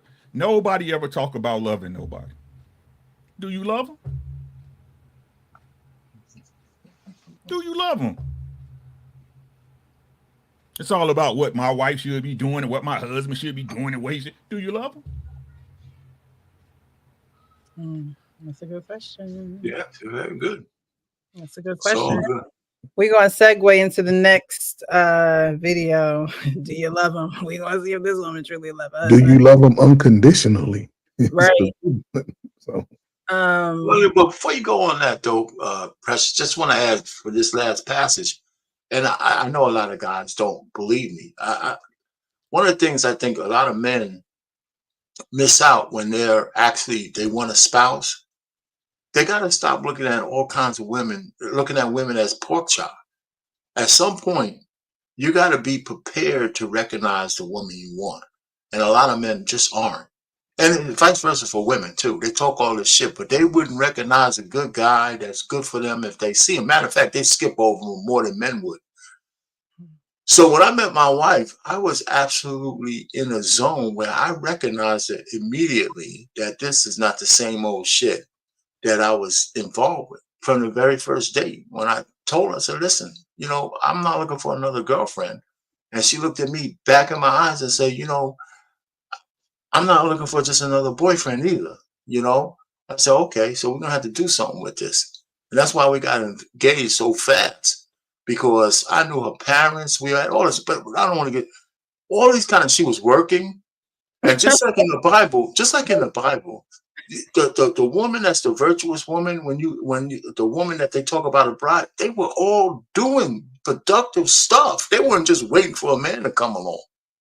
Yep, these women talk about Boaz. Ruth was working. They were doing productive things. So, and she was productive, and she was still living at home. So But the fact is, I'll leave that alone. So, but I told guys is if you're looking for a woman to be serious with, you got to be able to recognize her when you see it, and don't be blinded by the sex and all that. Because by the time I met my wife, guess what wasn't at the top of the list? How good the box was. Yeah, you said you were clear for that was not at the top of my list. So because you said you were clear. I remember you saying that you hadn't had sex for like 6 or 7 months before meeting her. Yes, Sean Bolden. He is saying what you're saying. We know. We see you over there getting real. I'm confused. I'm getting real confused. You're only confused because you're trying to conflate them. Right. Listen, I was gonna marry her, but she wasn't gonna get out of this shit without giving me some box. You know what I'm saying? It just wasn't the most important thing. You know what I'm trying to say? You was on such a roll. You was on such a roll until you went right back to where you started. Because it's all connected. It's all connected. And you just can't see it because you try to separate these things out. I could be. No, I just try. Where you just landed, I just try and start there right now. You know why it's hard? R-Pain, you told us the story of how you used to run them streets and was a slut puppy. But he also told you when he was clear too. He also said he hadn't had sex months before meeting his wife because he wanted to be clear. Did y'all hear that part? Right, but that and that clarity. So he knew he needed to stop doing those things in order to be able to see his wife and know her as his wife. Allegedly, it sounds poetic. and that look on his face, he said a lot. He said it. That look on his face when Penny just said it. That look on his face was guilty. That's so funny. Why'd you bring me up, Penny? Hey, Precious, do you believe men can read other men? That's so funny. What would he have to lie for? Thank you, Precious. I appreciate that. Wait. Is omission a lie?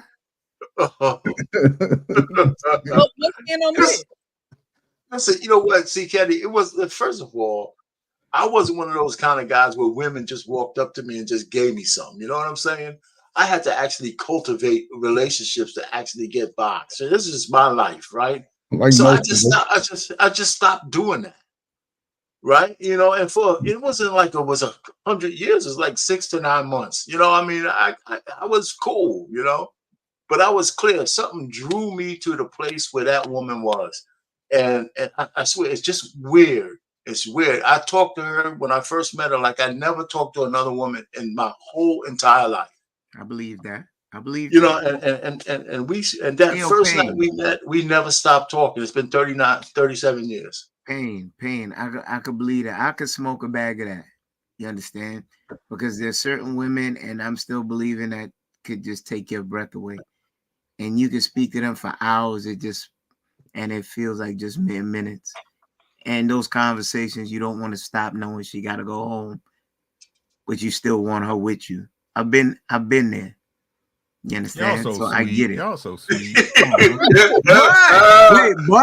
that's part of it. But look at that Precious love this kind of stuff. Go ahead. But you forgot you told us you used to be running that streets, putting it down. But Kenny, in all fairness, he just now put a time limit on that. 6 to 9 months. Which ain't that much running down. Sean, I peeped that. But I said that the first time. 6 to 9 months. So what we're saying is it might be an exaggeration of how you was out there slanging it.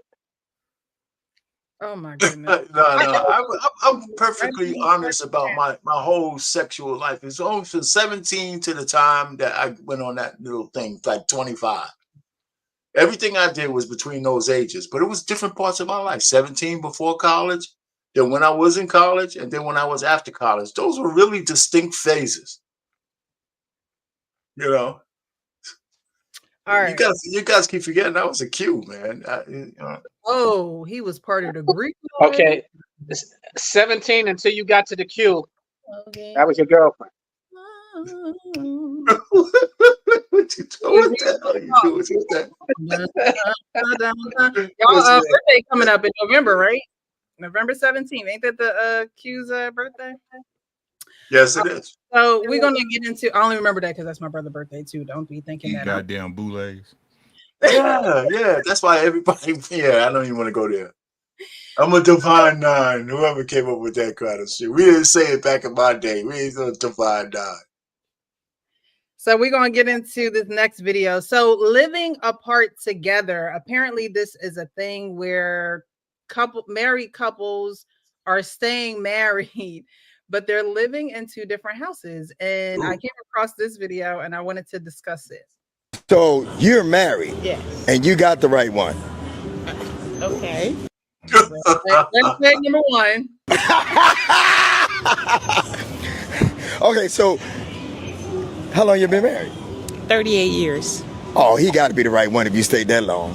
No, we live in separate homes. That is the right way to live for 38 years. Wait a minute, wait. How long y'all lived in separate homes? 10. And it gets y'all. That works for y'all. Fabulous. Where y'all live in different states? No, we live here in Detroit. In different homes. Yes. Wait, you see her friend look. So how does it work? I'm fascinated. Come on. You go to your home and I go to mine. We don't have to argue. We don't have to yap. It's a good deal. And you trust him? Of course. He trusts you? Of course. No, How often y'all see each other? All the time. But y'all don't sleep in the same place unless you want, Yeah. you want to do that. Yeah.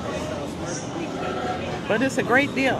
When My son is behind that camera. He taking all this in. When you're married that long, it's wonderful. You don't have to get a divorce. Just get in separate houses. Y'all heard it. When the right one comes, don't have to live under the same roof. That's right. Thank you. No, she's crazy. She's banging it out. She's banging it out. Only in Detroit. Only in Detroit. Oh man, only in Detroit. I would say I've heard that in Detroit. My man who got 6 wives lives in Detroit, and to have a couple of houses in Detroit might not be what a couple of houses in L.A. or New York is. That's changing very quickly, though. Yeah, I agree. But the point is, I can understand that theory. There's a lot of elements that they added to that. 38 years. They have an understanding, and they have probably what we preach often. They got an understanding, all right. Honest, open, and transparent. So there is no reason not to trust when you're honest, open, and transparent. And if it floats their boat, I'll let it sail. They're not completely honest. They're not married. They're not married. They're not married. They don't reside under the same roof. He knows she getting knocked down. He knows she know he knocking the other ones down. Like what? Y'all just love to let people lie to y'all about bullshit. They're not married. I got a question from both of y'all, and this is a serious question to both Rick and Payne. Y'all both are married for a long time, right? Yep. Yeah. Could it be that your mind is set one way? You mean based on the vow? Goddamn right, yes. Based on the vows? So what the reason why I asked that is because you're projecting like it's impossible not to have a different mindset than you. No, we didn't say that. You saying that you made the accusation. They said they were married though, Sean. They're projecting their situation on real married people, not the other way around. Wait. They've been married longer than both of y'all. So what are you saying? They were married 38 They've years. been together longer than the both of us. Okay. What did they say? Not what y'all feeling. What did they say? She said they don't live what did together. She say? I've been married for 38 years. So how you gonna sit there and discount what you said? Sir.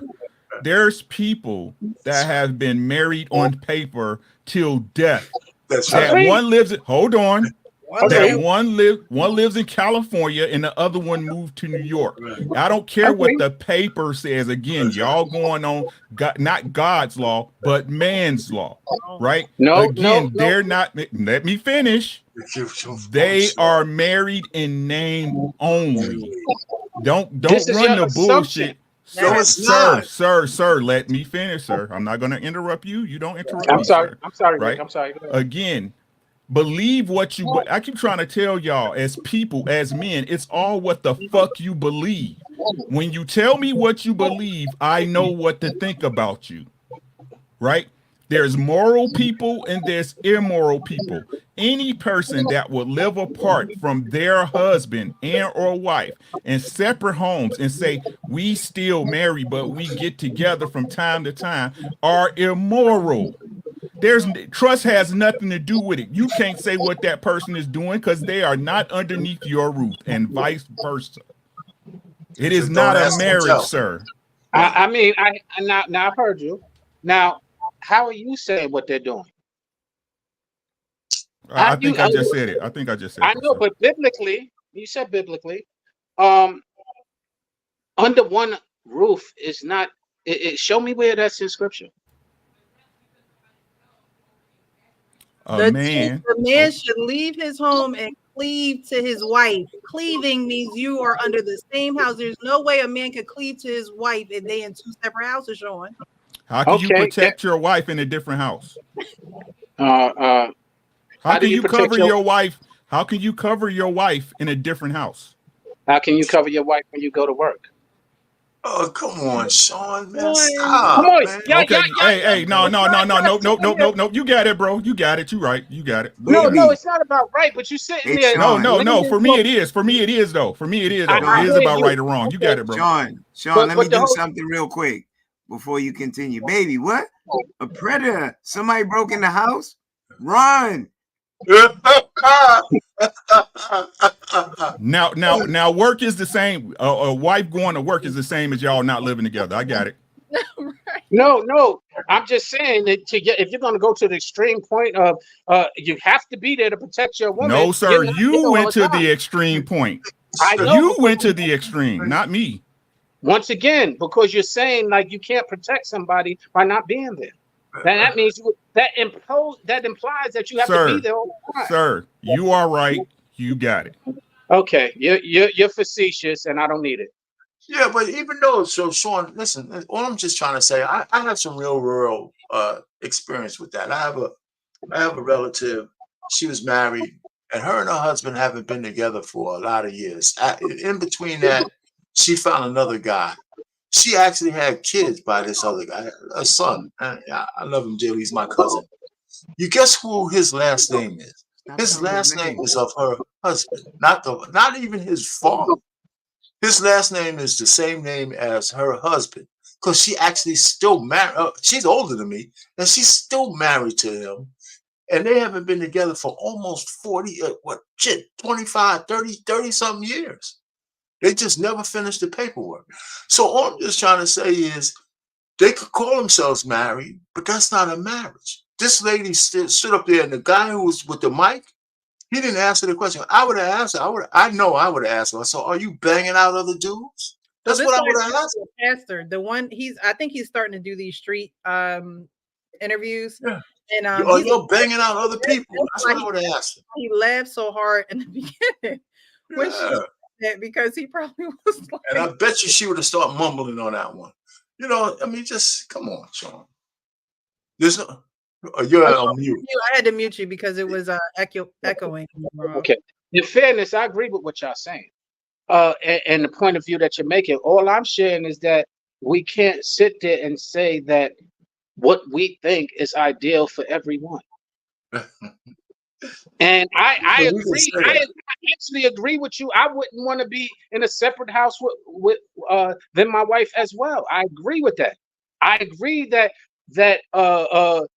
it could not be a marriage if you're not with each other under the same roof. I can agree with that. I just can't argue that if they're saying that they're making it and content with it, immoral it might be. If we're talking morality, I can't dispute it. If we're talking success, is what I'm really, I can't argue whether they're successful the way they're doing it, and that their success and my success should be the same exact picture, is all I'm saying. I'm gonna play it again, right? Because again, 3 times you should read and watch the 3 times.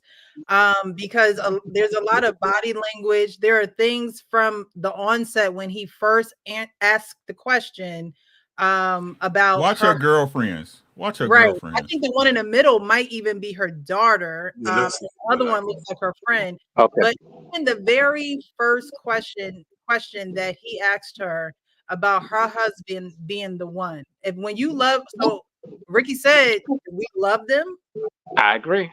That's a question that you genuinely have to ask yourself. You love this person, meaning are you willing to sacrifice for them?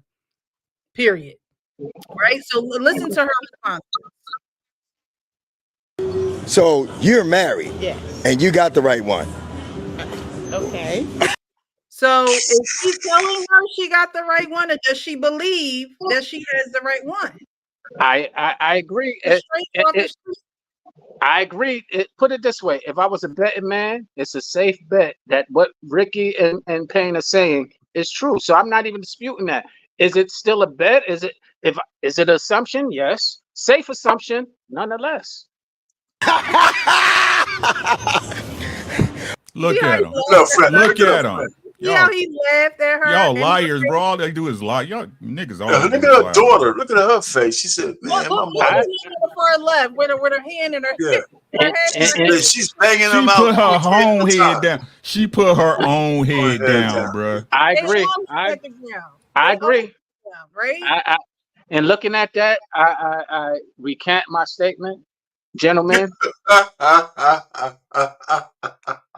Okay, so how long you been married? 38 years. Oh, he got to be the right one if you stayed that long. No, we live. Go on, tell that lie, girl. Tell that lie. No, she didn't tell a lie. She told the truth. She said no. She said No, she got to be the right one if you stayed that long. The lie coming up. No, we live in separate homes. That is the right way to live for 38 years. Wait a minute, wait. How long y'all lived in separate homes? 10. Which means 10 years ago, I stand corrected. something happened to their I relationship. apologize, Rick. Payne, I apologize. I stand corrected. Yeah, I heard what y'all heard now, and I see what y'all see, and I can't even dispute it. I accept your apology. I'm gonna hold off. So she says, no, we live in separate homes. That's the right way to live. Could you rewind it just a little bit? Could you rewind it just a little bit? For 38 years. Wait a minute, wait. How long y'all lived in separate homes? 10. Stop. And You want me to rewind it more? Yep. I want y'all to listen. Oh, to what he she got to be the say. right. Go from right there. That's fine. Watch. How long you been married? 38 years. Oh, he got to be the right one if you stayed that long. No, we live in separate homes. That is the right way to live for 38 years. Wait a minute, wait. How long You y'all see lived in what she separate just homes? said? Did you hear what she just said? Like she created this way yes, to live. I stand corrected, and what you said is not moral. It ain't even an assumption. I will And go I on. quote, Yes. I quote, Sean, it's the right way to be married for 38 years. How long y'all That's the been lie. living separate? 10. You're right. All they do is lie, bro. I agree. That's definitely a lie. She's a I agree. liar. He's hitting what he wants to hit. She's smashing when he wants to smash. She's smashing who she wants to smash, and they see each other from time to time. And the crazy part is they live in the same town. It's not even like they live across. You better make sure don't nothing get back to me. It probably isn't even that, to be honest with you, Rick. It's probably, if it got back, yeah, I know. And what? That's just what we do. They don't have the morality that when it's time to have a conversation, he go to his house, she go to hers. Exactly. Okay, so now I'm gonna give a decade of my life living a falsehood rather than part ways amicably. Unless there's another caveat that we don't see that is not being displayed as for why she's not trying to shed herself of his last name. There's so many people who are in business marriages. It's not exactly. Money. It's cheaper to keep her. Will keep you cheaper together. to keep her. Okay. Or cheaper to keep him. Sean, at the Fringe, it's cheaper to send her in the woods with 2 stakes on each leg. Oh my God. I mean, it depends on how much those steaks cost. It might be cheaper to keep her. And these people have no moral standard, no ground, no spiritual following. These people, all they do is lie. Heathens walking among us, and we are supposed to be like, sorry, Sean. You just don't understand. You just don't understand their way of thinking. That's a disrespect. Maybe you just right. It works for them. Evil work for Satan every day of the year. Damn. Uncle Rick. All that? Were we on? I mean, he's making valid points. I can't even. Yeah, Rib shot. I can't even front. He's making valid points. Okay, so that would make sense if I took a little while. We weren't seeing eye to eye. I had the real estate, and you went over there just to clear time so we could simmer down, regroup, and find out where we lost our love, and then get back together. A decade? You're right, and even more to add on to that, she started the conversation like, and this is what I caught on the second time listening to it. He asked her, "Is he the right one?" And she already had apprehension to even acknowledging that. That's the first sign. Then he has to be the right one after 38 years. No was her first response. Yeah. So I heard that as well, very loud and clear. So that's why I stood corrected in reference to once I listened to it the second time. And to Rick's point, she was lying. She was very superficial in the spiritual way, and I can't accept it or condone that personally, because it's just I gotta call it like I call it. That's very immoral. Yeah, it was an assumption, but it's a very safe assumption. If I was a detective and she telling me I didn't do it, I would still have to say, nah, I think you did, because the evidence is against you. Yeah, it says a man would rather live on a roof of a house than live with a quarrelsome woman, and it's not cheap to live apart. So to say y'all gonna live in two separate houses, but y'all married and have two sets of bills, what happened 10 years ago? Why couldn't y'all work it out? 10. And it gets y'all, that works for y'all? Fabulous. Where y'all? It's just fabulous. And what caused me? That's because the pain point, she's getting what you say, Kenny. What caught me is watch the nod of what I believe is her daughter. When she said what she said, the daughter nodded in agreement. If you could rewind it real quick.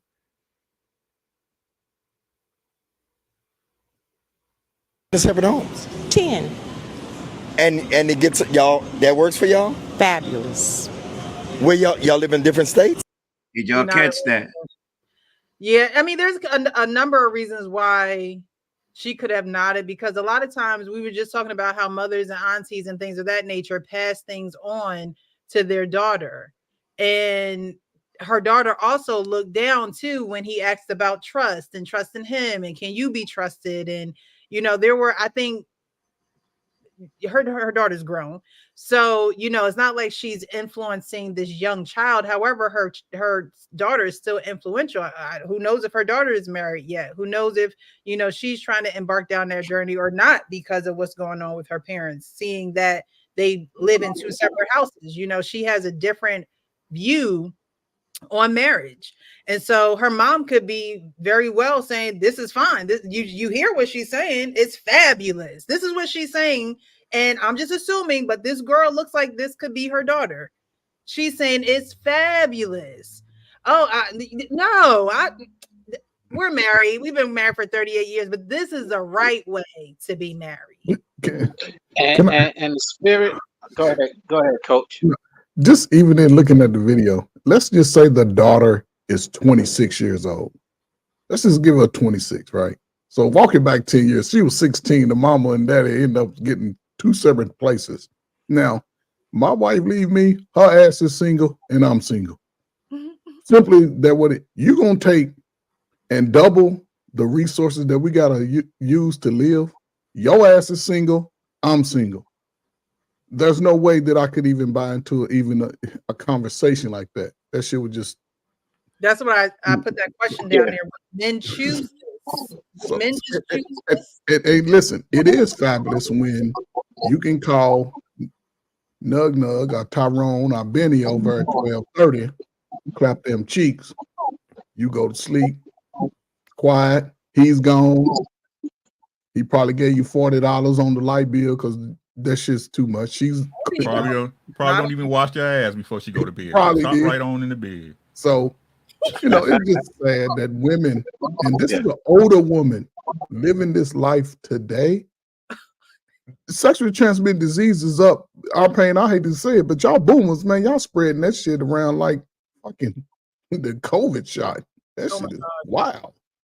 So, the women were supposed to instruct the women. Ain't this what they tell us, Precious? They tell us, men, y'all better stay out these women conversations, stay out of women's spaces. Don't be telling women what to do. So what is she teaching the women? What's she teaching her daughter around her? And one thing I could say, what I see in that video is a spirit of selfishness dripping out of her pores. And the spirit of selfishness, to me, in my opinion, is what divides a lot of households and relationships. And that's the reason why this whole society has the spirit of selfishness just oozing out of its pores. And it's an unfortunate reality that we're dealing with. But yeah, she just said it. It's just about what I feel and how I feel. In other words, how I feel and what I want, and that's just a selfish mentality. And I don't think selfishness has any space for a good relationship. So, Sean, is it safe to say that? Let's ask the whole panel. Is it safe to say this was her idea? Yes. And honestly, I was reading up on this, and they say most of these, when it comes to, it's literally called LAT, living apart together. It says it is helpful to have the best romantic connection. Is driven largely by women because they want their freedom and independence. And so I wanted to know, I asked, put a question down here to ask you guys, like, would men ever choose something like this? Would you marry a woman and after some odd years say, you know what, you go live in your house? No, absolutely not. See, because let me tell you, Precious, when women say freedom and independence, the only thing I hear is they want to suck somebody else's cock. That's it. That's what? The only thing I hear. When I hear, boy. I mean, I'm serious. I don't want to. I'm not trying to diminish women, but because there's nothing a woman can't do in a healthy marriage that she can't do alone. Facts. That's matter of fact, it would be easier because all the overhead will be taken by your spouse.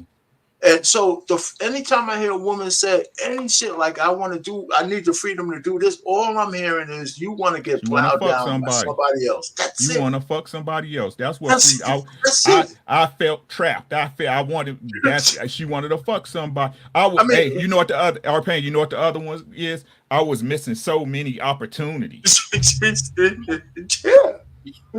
Yeah, but listen, the only reason I'm gonna stand here, the only reason why I know this is true, because my wife has been married to me, and anything she wanted to do that was productive, that wouldn't interfere with, she had absolutely free reign to do everything. But the truth education, business. Let's keep it a buck, R-Pain.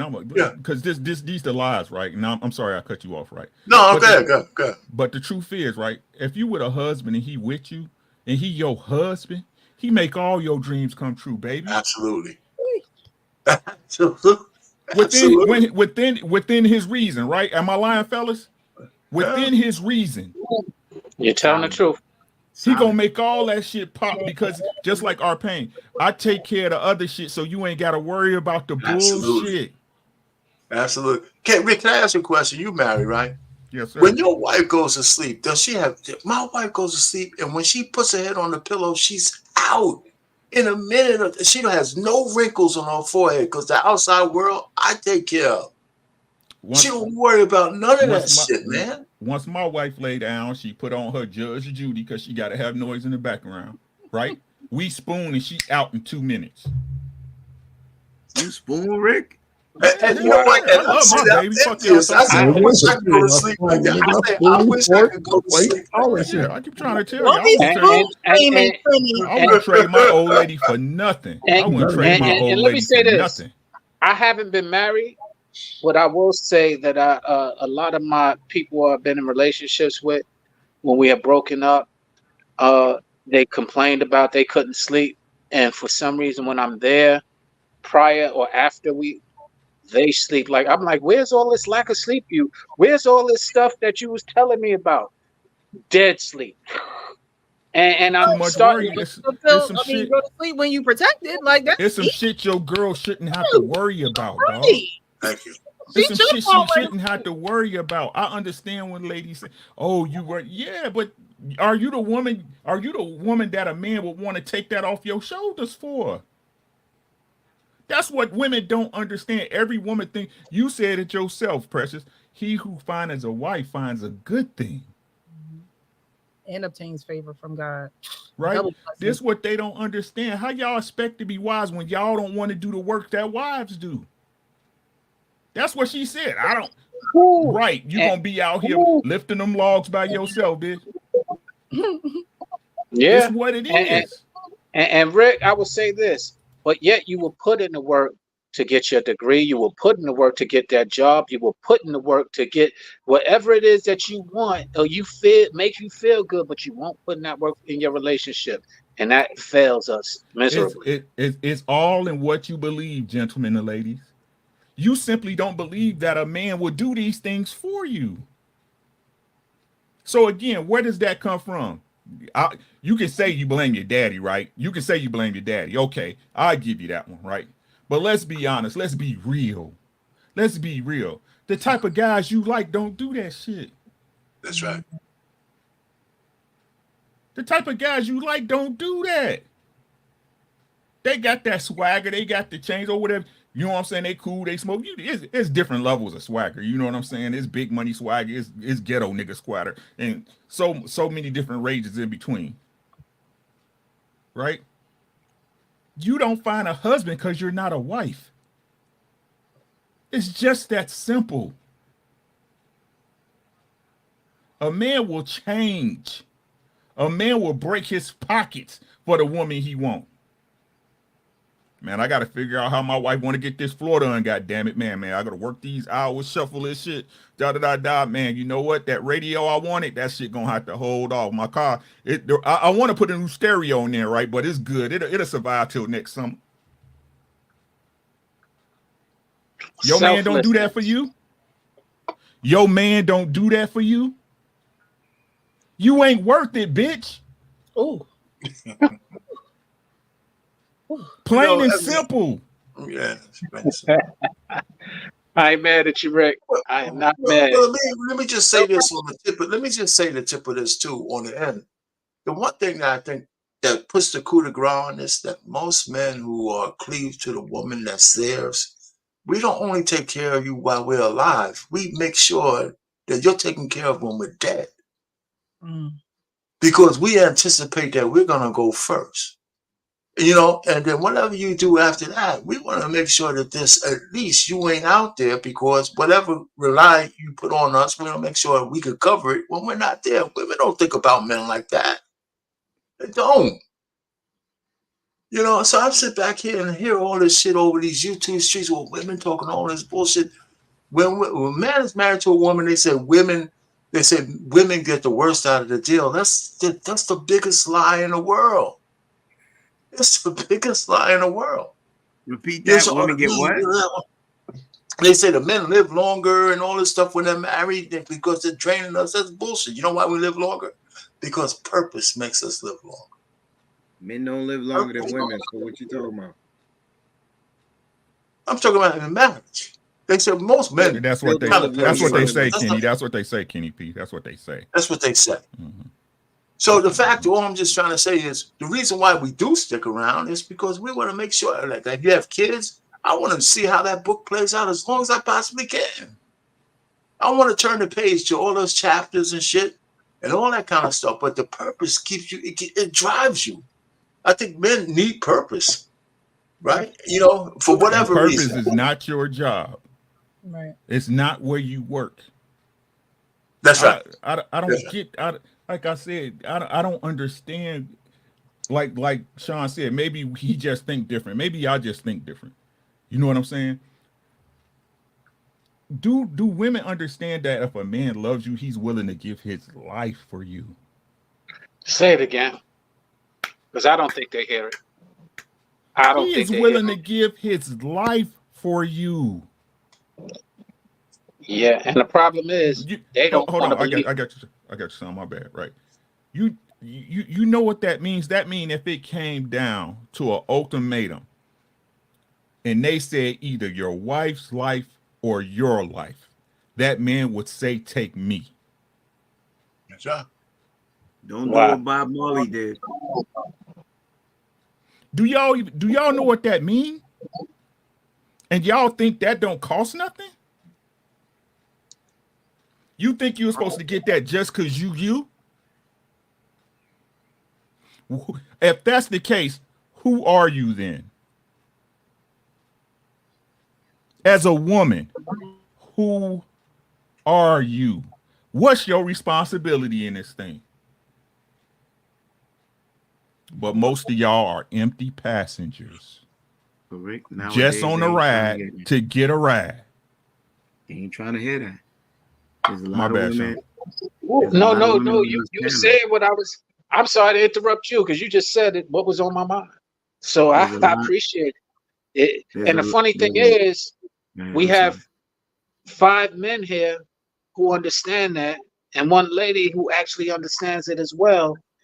And it's unfortunate that we're speaking to each other as opposed to speaking to a lot of the people who need to hear it. The chat. You gotta, You are supposed to be speaking to the people who need to hear it. That's who we speaking to.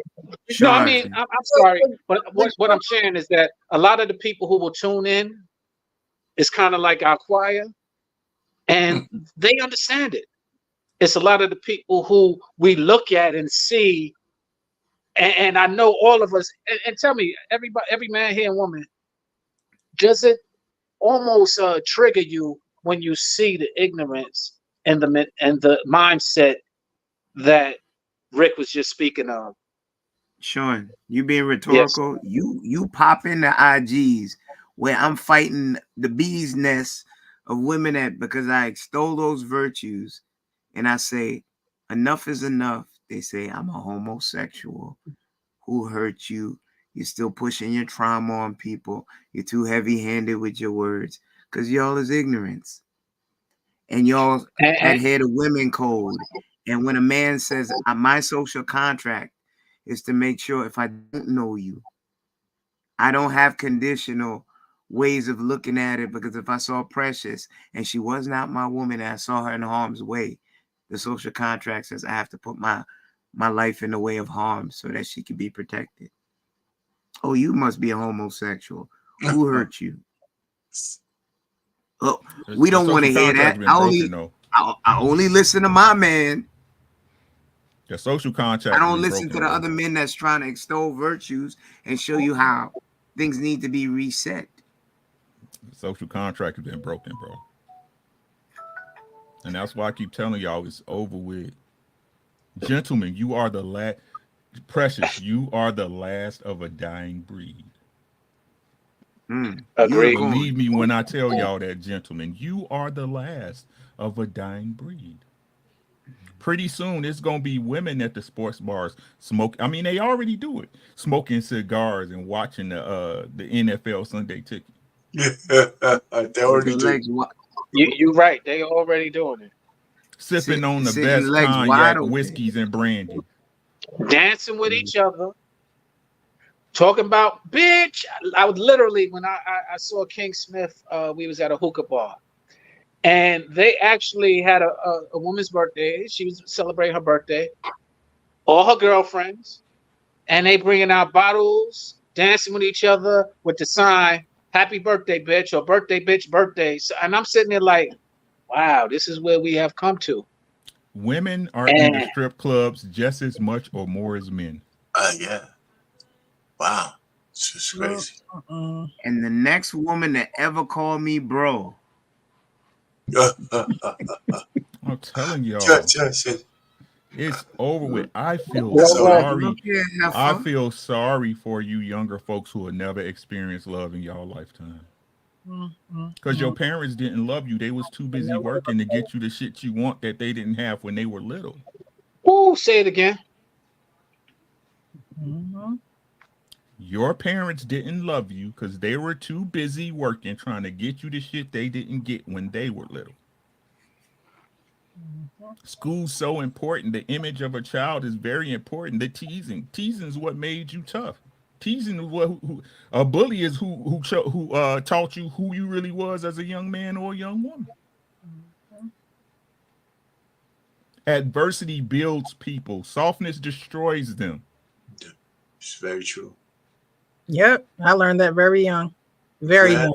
I mean, even going into a family, I had to learn them. Like when you don't have nothing that you're facing in life and you think everything is going to come easy to you and the real world hits you, it's going to eat you alive. It will. It's so crazy. Very true. Because what they don't understand, right, that again, the social contract's been broken, right? All these social, what I want to say, agendas, right? The world don't care. For real. Nope. Right? The things that happen in life, it don't give a damn if I'm a he, she, or I sign my emails, they, them, him. They don't care about that shit. Y'all gonna find, I keep trying to, y'all keep asking for what y'all asking for. Y'all gonna get it. Y'all gonna get it. And I tell you, when it happened, don't come knocking at my door. I got nothing for you. Nothing. You can go to Sean's house. Yeah.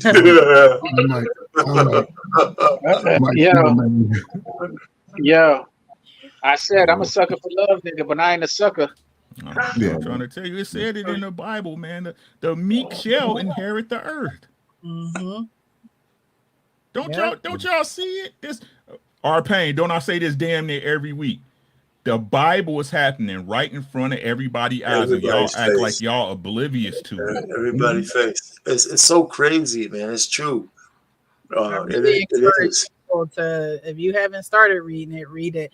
They actually have the Bible with all the the black studded actors and actresses that are reading the Bible. You have to pay for it. I use my credit card. But if you have what is it? It's through Amazon. Audible. I don't know. I get a whole bunch of credits on Audible, so a lot of my books that come through my credits. So I got that on credit. I mean, I read my Bible anyway, just to hear it in their, just to experience it a different way, just through their voices or whatever. It helps it stick better too when you have somebody read it to you. Yeah, I think that everyone, and at my church right now, we're doing a series. But when we did the radio show, I forget what that was called at this point. I forget. It was around for a hot minute, and I would do it on Sundays, and I would do Precious Proverbs in my AM show. But Proverbs is a perfect place to start because it's literally a book about wisdom on how you should be living. If you need to learn to, or if you need to start anywhere in the Bible, I would suggest Proverbs because it's all about how you should be living. You want to learn about love? Go over to Ephesians. But Psalms are parables on things, but you can insert your life into those parables. But we can get into that another time. But yeah, I think that everybody should study to show themselves approved, because when it's your turn to go, God's not going to ask you about me. We're not going to have these kind of talks in heaven. It's going to be, what did you do? What did you do with what I gave you? That's what God's going to ask you. Why did you do this? I gave it to you. Why didn't you put it to use? And so if you need to learn how to put those things into use, or how to live your life to find your purpose, to actually be clear on your purpose, I think, like I said, Proverbs is a great place to start. And one by one there, and the Bible, it says, write things and post them so you can see them on the go. You know, that's very vital in our lives. We'll post when we have a doctor's appointment on a refrigerator or whatever. Well, now we have our phones, but back in the day, we used to, you know, just post it on the refrigerator or on a calendar. You know, it's the same thing with wisdom. You should be able to see it on the on your way out the door or going to work or whatever, because those things you need to meditate on day and night. Because if anything is going to be attacked, it's going to be your mind. What do you believe in? So we'll move on to the next video. Oh, that's good. This video is actually about this guy, Andrew Schulz, and he got on a podcast and they were talking about the Black woman effect. And so they're talking about the Black woman effect, and these guys that are on a podcast, I forget what, I think they're from the UK or something. It's and Diggles or some shit like that. Yeah, and they're talking about, you know, the Black woman effect and how physically it can change you, or, you know, you can get this persona from the Black woman effect. But when Andrew Schulz started to talk about the Black woman effect, he went into attitude and mannerisms of the Black woman. And then the video that is behind that one is speaking about how Black women aren't protected publicly by Black men. And so that's what gives the reason for other people to disrespect them as well. So I just wanted to get you guys' perspective on it. She's cool, man. She's cool. She stole your ginge. How you feel about that? I'm here for it, bro. I'm here for the multicultural. Really? Yeah, Black girlfriend effect. Yeah. You're into that. Yeah. She came in. What's the Black girlfriend? They just come in and start fighting? Nah, bro.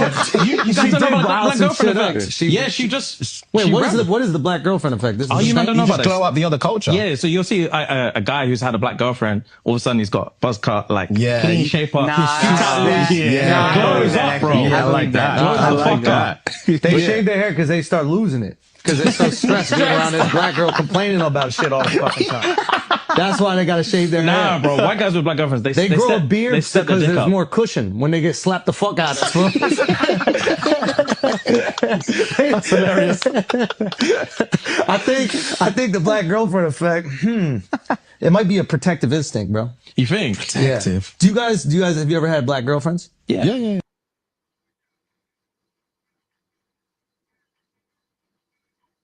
Why you stop it there?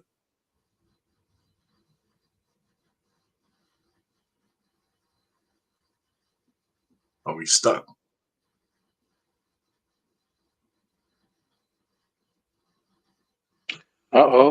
Precious took a bathroom break. Yeah. Yeah, I saw some of this, but we could wait for Precious to come back. I'm sorry. I was here talking the whole time, not on camera and on you. I'm sorry, guys. I was saying that I thought I had the other part of the video saved with that one, but it looks like it didn't save, so I'll find it. But in the meantime, what do you guys think about Andrew Schulz and how he perceives the Black woman effect, and how the guys, Black men, sat there and laughed at what he said? Well, the first thing I saw those guys, I mean, I'll be real quick. I saw those guys apologize. I'm so tired of Black men apologizing for shit that we know is true. You know, I'm just, you know, I was so disappointed in two. I never watched them before, but you know, Black men need to stop apologizing for shit that, you know, it doesn't have to be universally true to be true enough. Right. So, you know, just because the white guy says some shit that we all kind of say, this guy, that's his stick. Right. It's just crazy how Black men just genuflect every time Black women scream and cry, but they spend most of their time on social media treating us like absolute shit with absolute disdain. And it's not hatred, but it's contempt. And we sit down here and just bend and break. And when I saw those two assholes, I never watched them before, apologize, I was so disappointed. I don't know what to say. I wish they would have just stood up and said, you know what? Yeah, you know what? I don't give a shit. It was a white man saying that shit.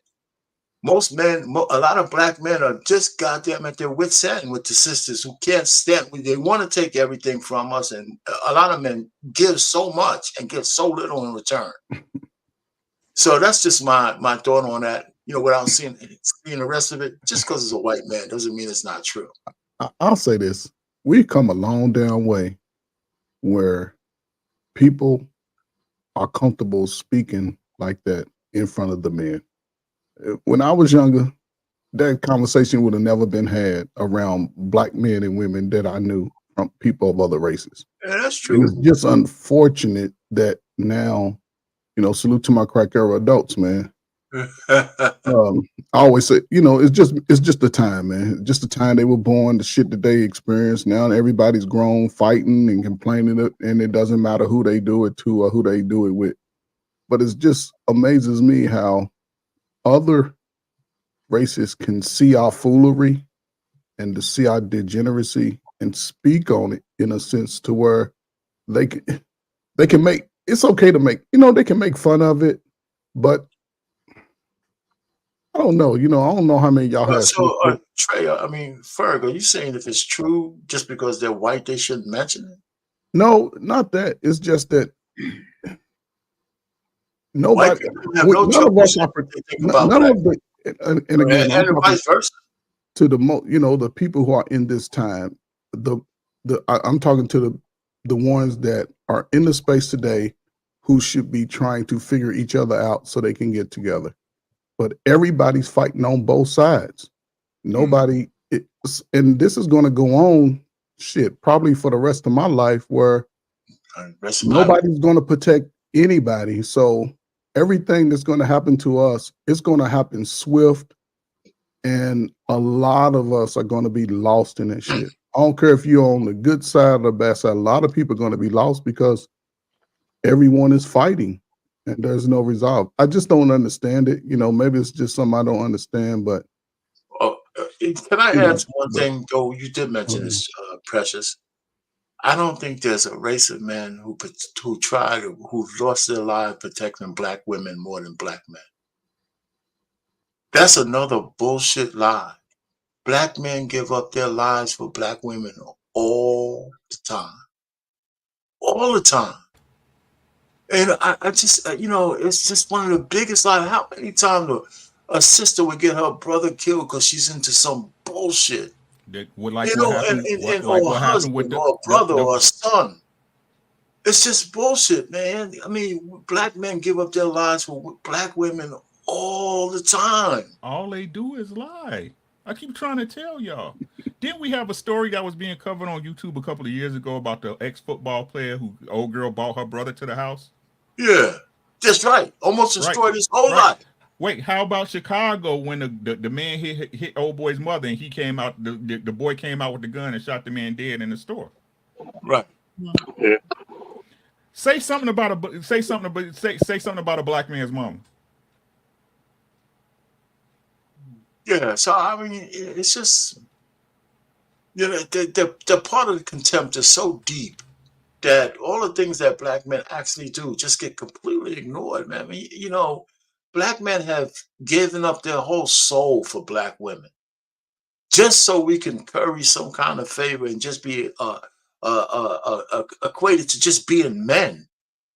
But you sit on the YouTube streets and TikTok and you listen to the majority of women talk about us, they fucking hate our guts. The contempt is so thick. It's crazy. It's crazy. And we still apologize all the time. All the time. We could name the women on YouTube that have anything good to say to black men on one hand, maybe two. You know, Kendra G not Kendra G, but what that other chick who wanted to delete black babies, it took a white woman to get her off of YouTube. You know, so I'm just tired of us apologizing for shit, man. I go back and forth with my sister on this all the time, but it's just crazy. You know, it's crazy. So I don't have a problem with what the white man said on that show, really. I'm really more mad at the dudes for apologizing like bitches. Okay, You so know, you got a brand and you're willing to lose it because of your pride. has nothing to do with pride. Okay, so But they had a that's true. brand. They had a brand at risk at them getting canceled. But If what? they- They were cowards because they wouldn't have got okay, that's the good. next news cycle. Everybody would Okay, have got it. all right, that's nice. That's nice, Payne. So I'm gonna just put the facts on the table. Andrew Schultz is a habitual offender disrespecting black women, and there's always truth in jest.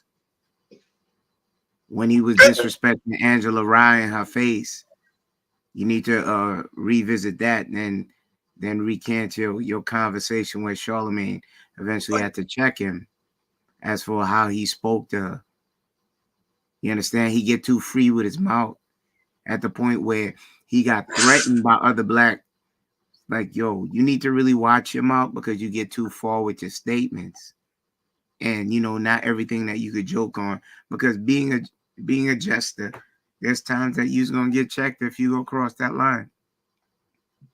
You understand? So I get it. I do understand. If I can goad you, if I can goad you into playing the game with me, they should have been dumb enough. They should have been wise enough to see where it was going and been able to maneuver within that room, rather than having to go back and give disingenuous apologies so that they can save their brand. And at the end of the day, you want to save that business that can give you a lifetime of financial freedom, because if you hold them to the same standards, apologies are given by blacks every day so that they can keep their dollar. It will never break the will by keep doing that. Okay, but watch this. I never seen you with a black glove up in the air. I never seen you with a black beret. And that's not to discredit anything that you did, Payne, but it's easier said from the sideline. The guys who put the black beret and black glove, they're willing to give it all. Like those brothers down in Mexico. So what I'm trying to say is these two guys did. All of them. So I hold you to the same standard if you're willing to say that, because I don't see you giving any part of that conversation. Well, you know what? What I just said on in this YouTube here in front of this limited crowd, and we got black men who are afraid to even say what I just said. I don't think they should apologize for anything to these black women. I don't think they should have. And Angela Rye is no virtue of anything, man. She's another shill. She's another shill for the Democratic Party as everybody else. Before you stop it. Before you do that, so I don't care. Get on your soapbox. Refer I'm to not. it. Well, you just said I ain't willing to say anything. I'm just saying. I mean, everybody kissing her feet. Why? Because what has she done other than sell us out to the same guys who hold us under the suppression? What you mean? Oh, now you're okay. So listen, if you one of the same guys that the Democrats and those people who she shills for have your best interest in mind, go back to the 70s and the 60s and the 50s where I was born. We're in the same position and worse because we keep voting for those same assholes. You know, that she champions. So I don't have no affinity for her just because she got a pretty face or something. Okay, so now you're going off the ranch into the woods. No, but you mentioned her name. Okay, so I don't care about her. Okay, or any of them. So shit, she's on. If she's on the Breakfast Club, she gets what she deserves. I saw how Jill Stein undressed her ass. So allow me to give you context. I'm sorry, brother. Go ahead. It wasn't on the Breakfast Club. It was the earlier views of the Andrew Schultz Charlemagne show when they were in studio and Andrew were making so-called advances on Angela and speaking very recklessly out his mouth about her. As for you going off the range with the Democrats, Republicans, both of them are thieves. You just got to pick which party. Okay, that's right. So when you speak that way, you just got to pick which party suits you, rather than try to denigrate me and put me on the blue side when you're on the red side, because it don't matter at the end of the day. I'm gonna still call you Payne. I'm gonna still give you respect. But let's stay on topic. Andrew Schultz is not no angel. Andrew Schultz is what? Because he makes jokes about black women. much pushback regarding things that he did, trying to be outside that line of being that shock jock that Howard Stern was. When Howard Stern was calling nappy head holes and all kind of stuff like that. I know. I caught that live, by the way. Yeah, so he was still trying to do the same stuff. And those little British boys that came over from across the drink didn't realize what arena they were in it until it was too late. And the handler said, "You're about to lose everything. What I need you to do is run a little 2 tears out your eyes and then give a heartfelt red apology and save your brand." Yeah, Kenny, but you just said they saved their brand. If everybody was authentic, there was no apology that could have saved their brand, right? If I was a black woman who was so offended to selective outrage, I wouldn't accept their apology. What difference does it make? What was said was said. Okay, the guys were just cowards. Cowards. You know what? They're most of their audience is white. Those two dudes you're talking about, their audience is white. Pain. We're in a time where people get canceled for less. But they're cowards. Okay, we're in a time. Okay, you would call me a coward. I'm gonna give you a scenario. Coward. I'm talking about those two guys. You're just responding. I didn't finish. You would call me a coward if I work for a company, which I do, a big communication company, and they give me a code of ethics, which is about 45 minutes. They tell me I have to respect those that choose to live an illusion that I do not live and use my pronouns properly. And if I have an issue with it, that means I have to have a talking to. Any steps further, I get reprimanded. If it goes too far, I no longer work because I am not part of the DEI. I wouldn't call you a coward. Yeah, so you're watch trying to this. feed your family. So watch this. No, you have a job. Okay, you have a job. This is something they That's built. not their job? No, it's something they built because they are. Wait a minute. No, you equated this to your job. I wouldn't tell you to go do something stupid to lose your job. Okay. I'm saying these two guys would not lose everything because they offended a couple of goddamn black women. You really they might have had a little dip. They would have had a little dip, and they would have been right back. You know why? Because the next news cycle, nobody would be talking about this shit. Pain. I mean, they were cowards, man. They were cowards. Pain. Do you really believe that? Yes, I do. And when more men stand up and tell everybody who's trying to counsel you, kiss my ass. If I was married and I was a celebrity and I cheated on my wife, no, wait a minute. You opened a can of worms. More men need to stand up and say, you know what? I just needed a piece of ass. So what? I made a mistake. So what? I mean, you do whatever you want. I'ma still live. You're not gonna lose your whole world because these assholes want to, take everything away from you. Everybody keeps saying that, but it's not true. You know why? Because nobody challenges it.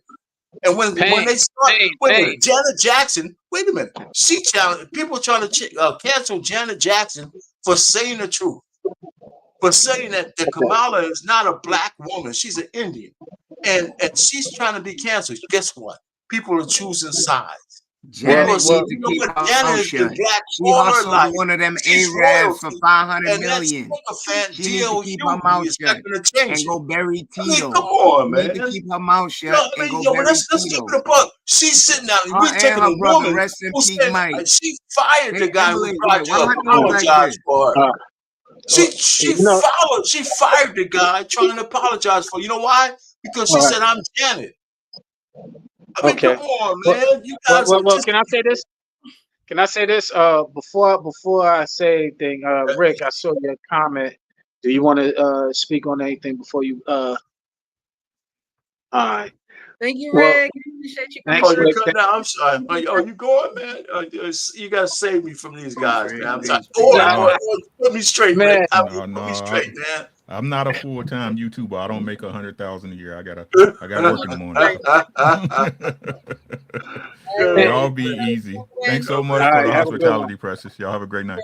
All right, you too, bro. Okay, I'm not. You know what, Kenny? It's all your fault. I was cool until you started talking to me like that. So I was calm and all this. You came over here just to provoke.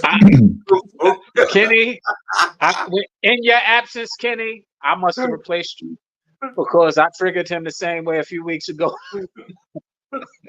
I feel like it was me. Oh, it's all love, buddy. It's all love, you know. And the But Boonesborough that he had. All right, so I did find the other video to play here. Learned it from black women is people feel so comfortable disrespecting them because we don't respect them publicly, right? White people for so long have used the excuse, why can't I say the N-word when you say that to yourselves or call yourself that or use that in your music, which is bullshit, right? Or white people have said, if you're using the B word, or they say, if you're using the B word, why can't I call them that? That's bullshit as well, right? That's excuses to be certain things and be disrespectful when you shouldn't be. So when you're sitting across from Andrew Schultz and he's talking about an experience that he can't understand because his wife is not black, you don't have the right to talk about that. You don't have the right to speak on something that you don't know, right? And to make a joke about what the experience is one thing if you're talking about haircuts and you're talking about clothing and you're talking about beards, or you're comparing what our friend Travis Kelce looked like when he was with Kayla Nicole to what he looks like now that he's with Taylor Swift, right? That is part of it. You start to assimilate to the people around you. What you're not going to do, though, is be disrespectful and say you have to develop a defense mechanism because of alleged violence. Black women aren't violent. Black women don't just walk around to beat people or to be angry or to be treated a certain way. No, black women, to me, were the entire front line of the Alton Sterling protests when he died, when he was killed by cops in Louisiana. Black women are on the front lines of everything that's about us. Black women understood that they had to take a back seat because as we were fighting for rights in our country, that we as men were going to be able to get through the door before they were. So they decided to push us forward and give us ideas and give us help and give us support and be our biggest cheerleaders because they knew we'll have an opportunity to get in the door first. The problem is so many times now we're getting in those doors and we aren't reaching back and bringing them through that same door with us. And this is just another example of that. So whoever is Andrew Schultz's black friend, Charlemagne, you're his black friend, sit him down, talk to him, tell him what the black woman experience truly is, because he ain't married to one and he's obviously never been around enough of them to know how strong, how beautiful, how independent they could be while also being supportive, how much black women have done to create this entire world that we all live in and the way that they've poured in it. You need to start a YouTube channel so you can make some money, my man. That's better than anything Derek Jackson ever said. Congratulations. I will say this. It was a lot of things that were conflated there. He had. Can you hear me? Go ahead. Okay. There's a lot of stuff that was conflated in those statements. And contradictive in the conflation. One, yes, we do need to demand respect, but we need to understand what that means. Because yes, calling people the N-word and be that's disrespectful. And if we don't see it as such, when term of endearment and so on and so forth, we are advocating people to use it loosely. Two, women do a lot of things. I agree, but women are not, when they're on those front lines, they ain't gonna kill a woman as quick as they're gonna kill a man, because they know the backlash that they'll get from killing a black woman before as opposed to the backlash that we have seen happen when they killed the black man. So while I understand it, I feel like there's he's conflating a lot of different things and making some valuable points. I agree, black women are very valuable, beautiful, strong, in what they are presenting to our world. Absolutely. But we have to, but bitch, calling each other bitches is not one of them. And we need to check that. The one thing that they do have that we don't have as black men is unity. That's why, to your point earlier, Pain, they can shut somebody's job down and we can't, because they're sticking together. Regardless, there'll be a black woman with one another before there'll be a wife. Before there'll be a supportive wife, there'll be a black woman with each other. So, Ferg, I see you going, and I see Kenny. So I'm just gonna leave it landed there. Well, let me real since you quit. Listen, there'll be a black woman to the detriment of everybody. They'll scream at the white man for saying what he said, but they'll champion single baby motherhood. They'll scream at all this shit because somebody said something they don't like, and in the next video tell them how much they hate black men. They'll scream at all this shit. I tell you what, and exclude their sons and exclude their husbands. Just like that chick talking about we want to live apart. Listen, you can't have selective outrage. If you want to be for, listen, black women, they really don't talk about community the way black men do. So some do and some don't. But the people who have the loudest voices, it's like we don't. You're on YouTube, you're on TikTok. I mean, we say it's just social media, but the negativity has thousands, millions of views, millions. So it's permeated throughout I'd rather have a baby than have a husband. Being a husband means that I'm constricted from doing anything, no matter what. I don't want the good guy because he just doesn't make me feel right because he's too good. Just being good ain't enough. I mean, listen, and my man put a nice little case out there because if I wanted to start a YouTube channel and get 1 million views, I'm a pander to black women. And that's what it sounds like to me. I tell you what, man, we are on the short end of the stick all the time as black men. The guy, what he said, you didn't like the joke. So what? So what? Those two guys who act with that, I think they made it worse. Because nobody disparages black women more than black women, with Sexy Red being our, and all the debauchery around a world being what the black woman looks like. Free sex. Free what are you this. talking about? Let me just finish. I'm gonna just wait a minute. It's all connected.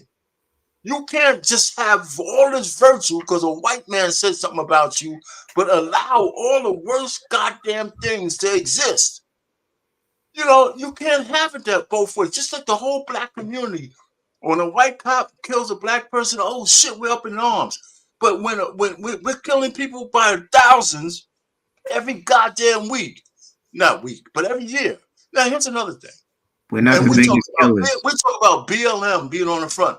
A few lesbians who stole all the goddamn money and they're gone having their sex parties and shit like that. I like how you cherry pick things to make your point. It's not a cherry. I said 100 things. How is it cherry picking? Exactly. You said 100 different. It's cherry picking. You said 100. Okay, you said 100 different things. Hey, you're getting triggered. The politics is triggering you again. Good question. Listen, I'm gonna shut up. Hey, go ahead. You said guys go ahead and just say how 100 different things. How great it's been since, listen, I love black women. I have 3 black women in my life. But, just like I'm supposed to be a terrible guy because I'm a baby boomer.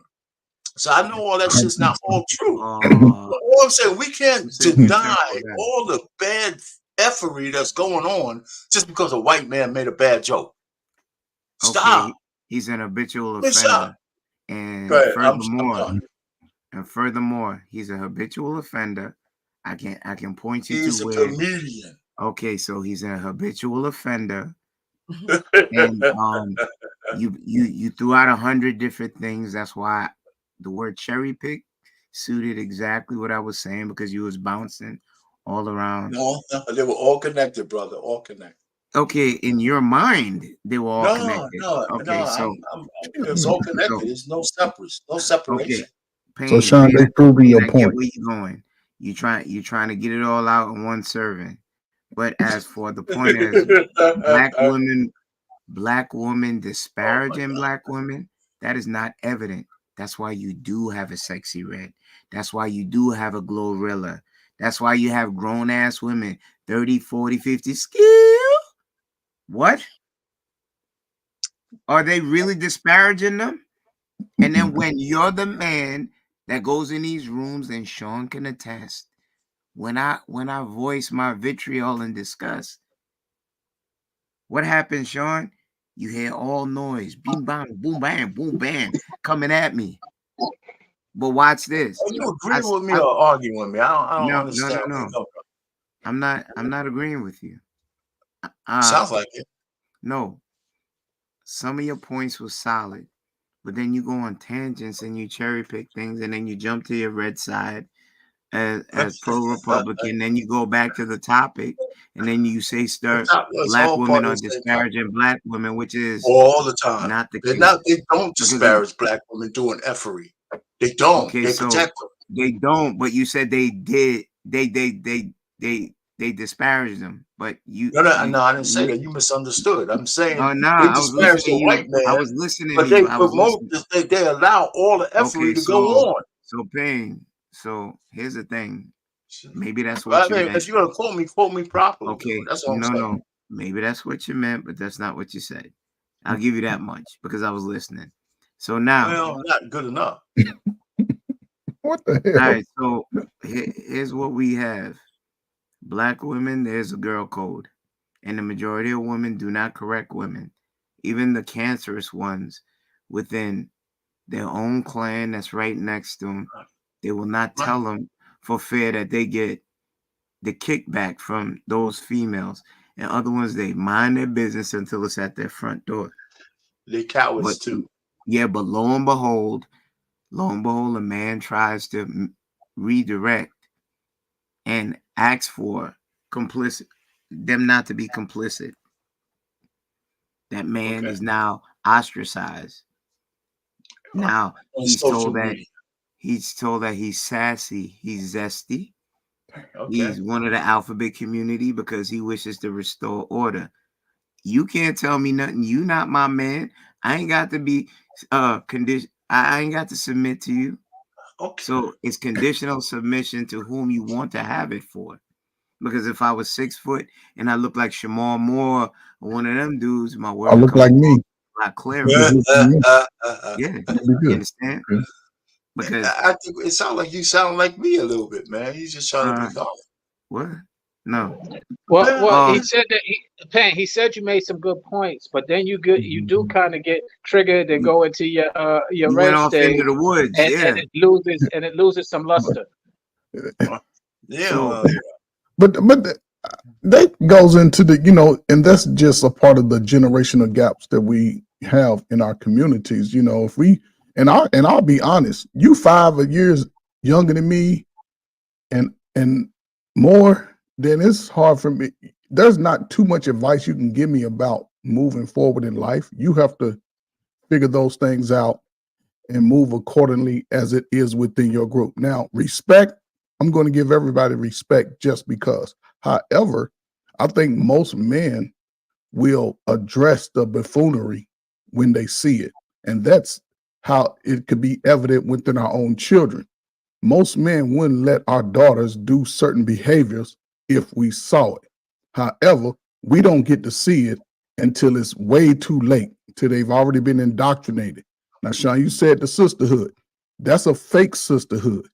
Because if we was all up here making $100,000 and we was flashing our $100,000, there wouldn't be no sisterhood. Those same women would be competing and throwing each other under the bus. And that's the problem. Now, there's a sisterhood when it comes to ugly dudes like me. They're going to team up in a sense. You're not ugly. Payne is ugly.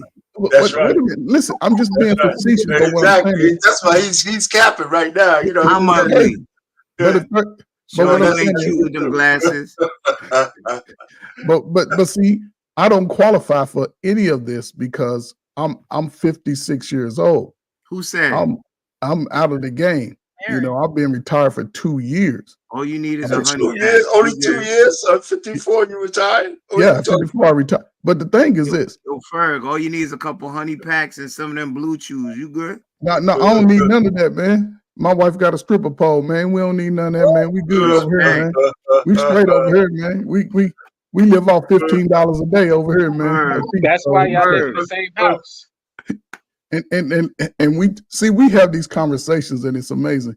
But the thing is this, the problem is you have women 40, 50 years old preaching a message to the younger women to go out here and abuse themselves, to intentionally abuse themselves, have sex, have a child if you want to, blah, blah, blah, go live your best life. And those same women will circle back and they trying to talk to that guy, same guy that the young woman should have, because they're going to, I see it all the time. The older women will, even on these little shows, they say, "How old? What's the age group you'll take?" Well, he can be at least 10 years younger than you. What the hell, a guy 10 years younger than you going to? How is he going to hold you accountable?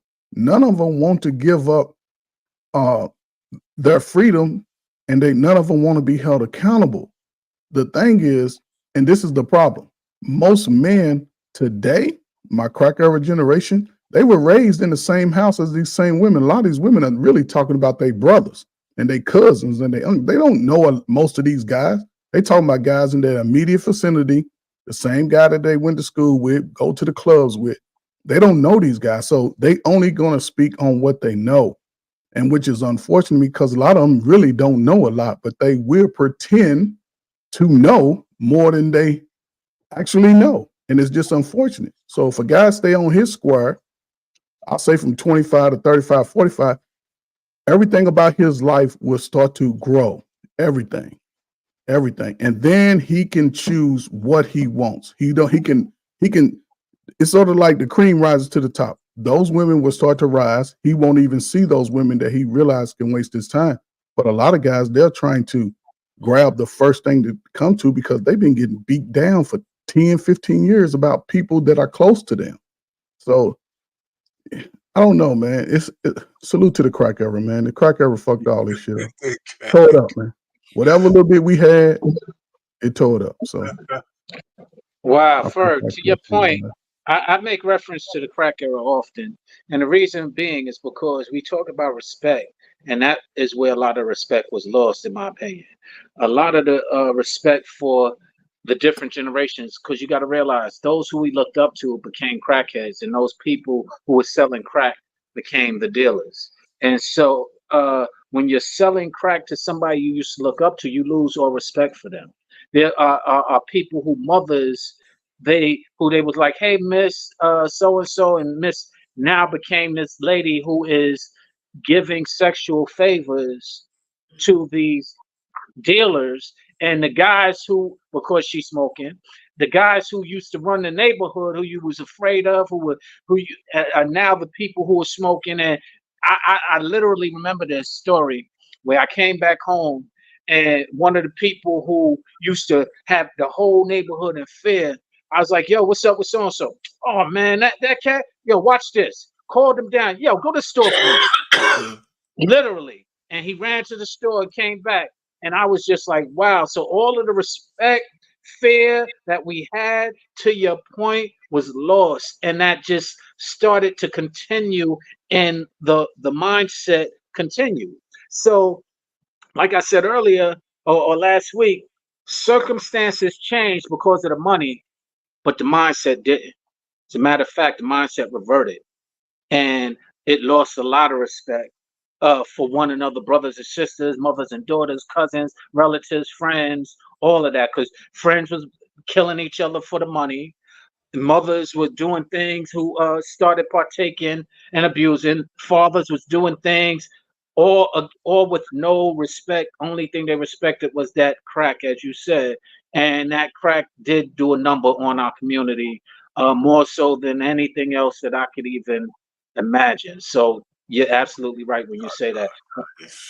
The crime bill did a pretty good job too. So thanks for joining, JR. How are you this evening? Doing fine. How you doing? Doing good. Doing good. Did you see the video that I played? It was actually two videos. Let me see. It was what did you saw? You said it's Shits and Giggles podcast, RP? With the two guys? That's the first part of it. When the white boy said what he said, and everybody made cowards out of the black men. And then the next one is the Pandora. Okay. Whatever his name is. I'll play it again, so you have some context for the conversation. All right, thank you. Marco, she's cool, man. She's cool. She stole your ginge. How you feel about that? I'm here for it, bro. I'm here for the multicultural. Really? Yeah, Black girlfriend effect. Yeah. Came You're in, into that. Yeah, she came in. What's the black girlfriend? They just come in and start fighting? Nah, bro. You guys don't know about the black girlfriend effect. She just... Wait, what is the black girlfriend effect? This you don't know about it. Glow up the other culture. Yeah, so you'll see a guy who's had a black girlfriend, all of a sudden he's got buzz cut, like clean shape up. Glows up, bro. I like that. They shave their hair because they start losing it. Because they're so stressed being around this black girl complaining about shit all the fucking time. That's why they gotta shave their hair. Nah, bro. White guys with black girlfriends, they grow a beard because there's more cushion when they get slapped the fuck out of. That's hilarious. I think the black girlfriend effect. It might be a protective instinct, bro. You think? Protective. Yeah. Do you guys have you ever had black girlfriends? Yeah. From black women is people feel so comfortable disrespecting them because we don't respect them publicly, right? White people for so long have used the excuse, why can't I say the N-word when you say that to yourselves or call yourself that or use that in your music, which is bullshit, right? Or white people have said, if you're using the B word, or they say, if you're using the B word, why can't I call them that? That's bullshit as well, right? That's excuses to be certain things and be disrespectful when you shouldn't be. So when you're sitting across from Andrew Schulz and he's talking about an experience that he can't understand because his wife is not black, you don't have the right to talk about that. You don't have the right to speak on something that you don't know, right? And to make a joke about what the experience is one thing if you're talking about haircuts and you're talking about clothing and you're talking about beards, or you're comparing what our friend Travis Kelce looked like when he was with Kayla Nicole to what he looks like now that he's with Taylor Swift, right? That is part of it. You start to assimilate to the people around you. What you're not going to do, though, is be disrespectful and say you have to develop a defense mechanism because of alleged violence. Black women aren't violent. Black women don't just walk around to beat people or to be angry or to be treated a certain way. No, black women, to me, were the entire front line of the Alton Sterling protests when he died, when he was killed by cops in Louisiana. Black women are on the front lines of everything that's about us. Black women understood that they had to take a back seat because as we were fighting for rights in our country, that we as men were going to be able to get through the door before they were. So they decided to push us forward and give us ideas and give us help and give us support and be our biggest cheerleaders because they knew we'll have an opportunity to get in the door first.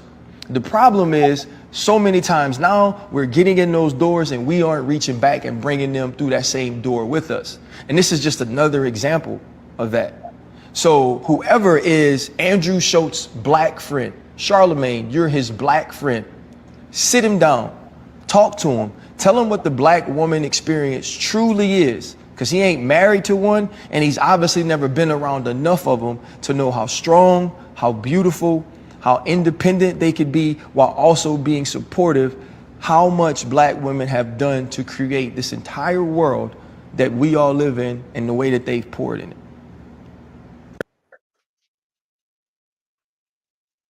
Okay. So you have Andrew Schulz, who has his own perception of black women and how they act.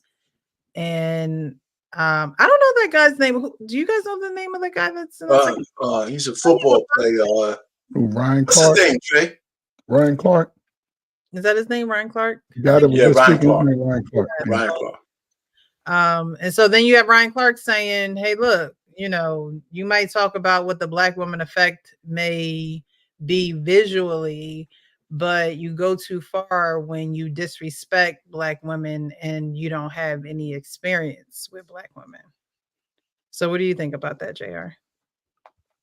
It's like two things that stick out to me, and it's people's experience and then media. Those are the two things that speak out to me. I always tell people that I don't have a bad experience with black women. I think that I know that most of if I had any bad experiences, because I may have been the root of it, right? So I've never been hurt by a Black woman. I think a lot of people speak from hurt, pain, experience, whatever they may go through. So I respect it, but I listen past that, and I can understand that they speaking from a place of hurt most of the time. And then there's the media portion of it. I think that with so much media, like Snapchat, Instagram, Facebook, YouTube, media is right in our hands right now. And so a lot of people perform, a lot of people do a lot of extra things.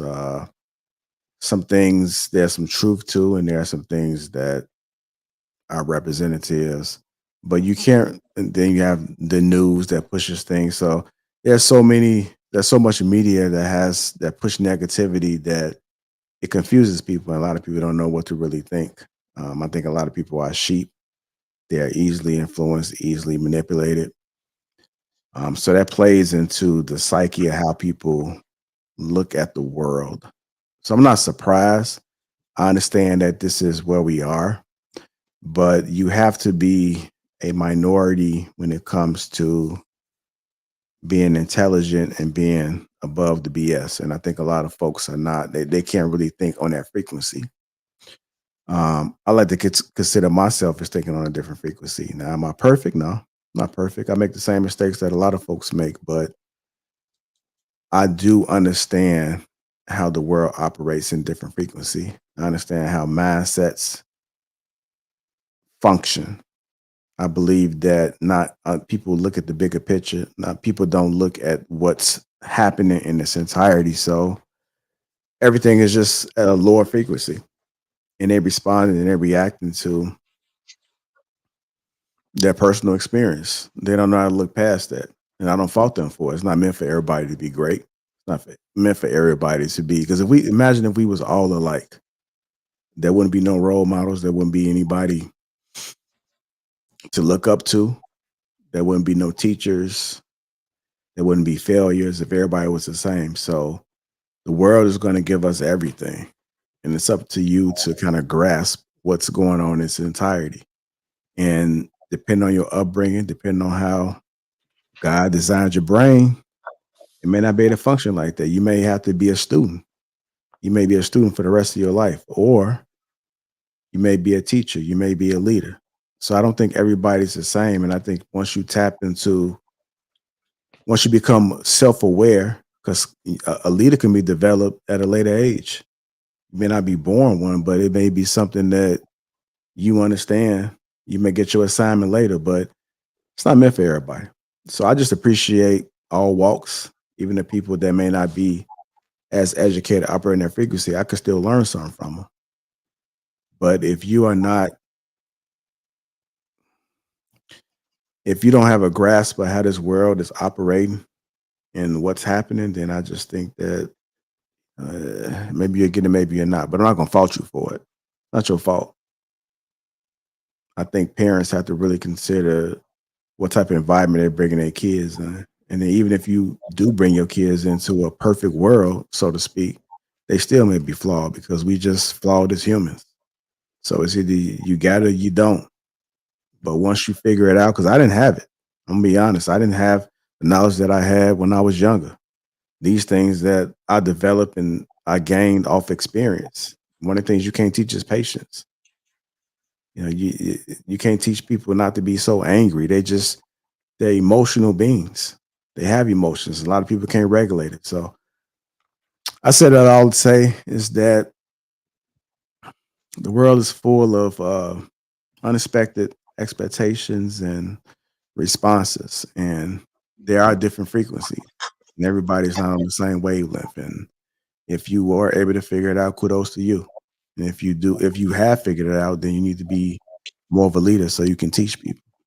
If you are one of the people that are operating on a lower frequency, then I suggest you talk to somebody that you got to have understanding and be open-minded in order to be able to grow from where you are. Because if not, then you're going to just be the same person moving in this world, and the world going to keep moving. You're going to be at the same place And when you die, they're gonna look at you and they're gonna be talking at your funeral saying they may make up some things because you just never made it. But again, it's not your fault, but that's it. Thank you, thank you, thank you. You said a few things here. I know, alluding back to the conversation we were having about women knowing what they're getting themselves into, and that was just a previous conversation we were having. But my question, and I want to ask R. Payne this question. Mm-hmm. So, do you think that Andrew Schultz felt as though he was wrong for saying the things that he said? And do you think that the guys that were sitting there laughing at him knew he was wrong for disrespecting Black women in that moment? I don't know. Did Andrew Schultz apologize? I don't know. I saw the Black guys apologize. No. His comedy stick is whatever it is. Mm. And I think we suffer from cognitive dissonance too much. Because all the damage that he said, we do to ourselves. It's just like Ryan Clark saying all the shit that he talked about, right? Calling Black women bees and the N-word. Nobody uses it more than we use on ourselves. Nobody. And there's not a flex by telling white people they can't use the word. The truth of the matter is none of us should be using those words. Right? It's not a term of endearment. It's not, so as long as we have that dichotomy going on, we gotta expect some of the shit we get, right? I mean, the same bullshit notion that we could sit down here and look at the news in Chicago where 10 people get shot or 20 people, babies and all that, and nobody's marching. But when a white cop kills a Black guy, whether it's unjustifiably, we mobilize. There's a problem with that. Each one of those things should be an anathema to us as Black people, right? That's it. So as long as we keep trying to make these differences, because once we do it to each other, it's okay. It's nothing to scream about. But it's only when a white man says it, I can't get behind that. I just can't. I think it's time to be bad and not outraged at it all. It's time to be outraged at it all. And even when we had the Black Lives Matter, when we found out that there was a bunch of lesbians grifting us for millions and millions of dollars, nobody said anything but they hated Candace Owens, right? Because we hate her because she's married to a white man, he's whatever, and this, but she was right. That's why we hate her. So the point, listen, the point I'm just trying to make is that we accept shit that destroys us, and I don't see any higher movement as Black people by us doing that. It's only when the enemy says something, oh, we got something to say, right? So we're never going to move forward. Matter of fact, since I have the benefit of hindsight, our communities are much worse today in the inner cities than they were when I was a little kid. Much worse. By the way we vote, for the people we vote for, and all these kind of things. So I'm just tired of it. And when I see Black men apologizing for everything because a Black woman got offended, right? I mean, it could be social media and everybody says it's not the real world. There's millions and millions and millions of people listening to social media. We've seen a lot of videos where sisters is slapping the hell out of a Black man, screaming at him, withholding his children from her, all that kind of stuff. It's just, I just can't take it. Now, was that guy wrong? Was he? I don't. In the context of their conversation, he was just making a joke. He might not agree with it. I mean, he might not. I mean, they're in the context of it. I mean, he didn't come out of the clear blue. They're sitting in there having a laugh, right? It could have been about a Chinese woman where we weren't crazy or anything because it was a sister and they got mad. Let me tell you, listen, I just can't get with it anymore. And I I'm just over. I'm gonna shut up after this. I'm just tired of seeing black men apologize for shit we don't have to apologize for. Pain, you're outdated, and you're out. No, I'm the not market outdated, man. because You you know, have when you nothing. get your chance, you say what you're saying. Okay, I'm saying I'm still alive right now. So I'm I would like not to give dead. I'm not context as outdated. to I why don't think I we need to said. apologize I for would shit. like to give context for why I said what I said. I'm not just talking to you. So I called you outdated, so you responded back, so you were talking to me. So here's the thing. You are outdated, and that doesn't, I'm not saying that disrespectfully, as you referenced that when I was a kid, Just things are say what different. your position is Okay, so without I trying to am disparage me. That's all. trying to get my point across to you, Pain. Well, you interrupted me while I was still talking. No, I didn't. You stopped. You stopped. No, You stopped. I took a You breath. stopped. No. So you was gonna go on for another 40 minutes? Well, let me land my plane before. But You listen, did. You said you did. And say what you're gonna say, Kenny. Pain, you did say in closing, and then you mentioned what you did. I watched you. You stopped, and then I started. I don't know if I was finished. So let's try to get through this. Okay. You're not on the market no more. You have nothing to risk. The brand That's is bullshit. today that I got 2 kids in the market. What are you talking about? I can't stand when fucking people tell I'm not dead, Kenny. I'm still alive. Okay, so you know what? So I do have something. I'm still black. So it's not just because I'm married and not trying to stroke money so mean I'm out of the market. So your premise is already wrong. I would love to see if he gives me the space to explain why I said what I said. If you're gonna make it personal, make it personal based on the right premise. If you're gonna make it personal, okay, so you are out based on the right premise. My daughter's a millennial and a Gen Zer. So when people tell me I'm not in the market, I'm gonna say something about it. All right. That's all you want.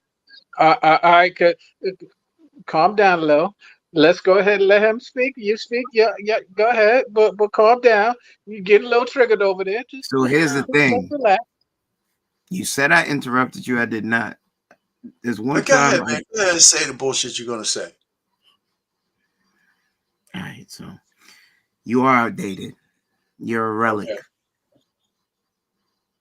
And me saying that is not being disrespectful to you. The time is now different. You're not in the workforce as you were before. The rules of the game is now different. Those same alphabet people that you spoke about, if you went in the office and started talking about these lesbians and this, that, and the third, you couldn't talk that way. You would get a talking to if the behavior committed. Because in most businesses, you get that code of conduct video, or someone comes in and speaks to you for 30 minutes to an hour and tells you what's the new guidelines that most companies have to follow. Okay, so now, as for moving forward in this time, you can get canceled for anything. Men have to tuck tail if they wish to keep gainfully employed in many different situations. If someone is called the wrong name, the wrong pronoun is used, do I agree with it? No, I do not. But that is the standard today. So listening to you on your rocking chair telling me what I should do or how cowardly you think I am is not keeping me on track for retirement. You're allowed under the First Amendment your own opinion, which is not bullshit, because I'm actually gainfully employed with companies that have these standards. And I know people that have these standards within the companies that they work with. And guess what? They have to follow them as well. And if I have a brand, that is my job. That is my work. And I know that someone can get to the right people and cancel my whole thing that I built from scratch. That pays me, my family, and those that I take care of. I'm not going to listen to you. I'm going to do what I need to do to protect my business. I could give 2 crap about you. You done got your 2 loaves of bread and a sausage under every arm. You are retired. You already made your stake in this world. You can't tell me how to make mine. And playing the game, I'm going to play the game. And I'm going to make sure I I still have my dignity and my resolve and avoid certain conversations that I need not have. But guess what? If I listen to Pain, you got a point. You got one point. Guess what? I pass by Pain. He's gonna give me one long piece of Wonder Bread, that block of cheese. I might put some cheese on it. Yeah, I might put some cheese on it. And he gonna say, "Young man, go figure it out. You shouldn't have listened to me." Listen, Kenny, you know, it's funny. I've only been out of the workforce for 4 years, so I know about HR rules, okay? These guys got their own business where most of their clientele are not Black, right? So, they you know, until people start breaking down these walls of this cancel culture like Janet Jackson is doing, we'll never be free. You know, because it's easy for me to say. Wait a minute. You said wait a minute. No, it's easy for me to wait. Can I say this? It's easy for me to say. It's easy for Kelly. It's easy for me to say. He's hustling that box. No, hold on now. Wait a minute. You let me talk. I said it's easy for me to say. So I agree with you. It's easy for me to say, but I think in the forum that they were discussing was a comedic forum. And so we're saying that Black women are out of bounds because the guy's skin is white. I don't know if I agree with that.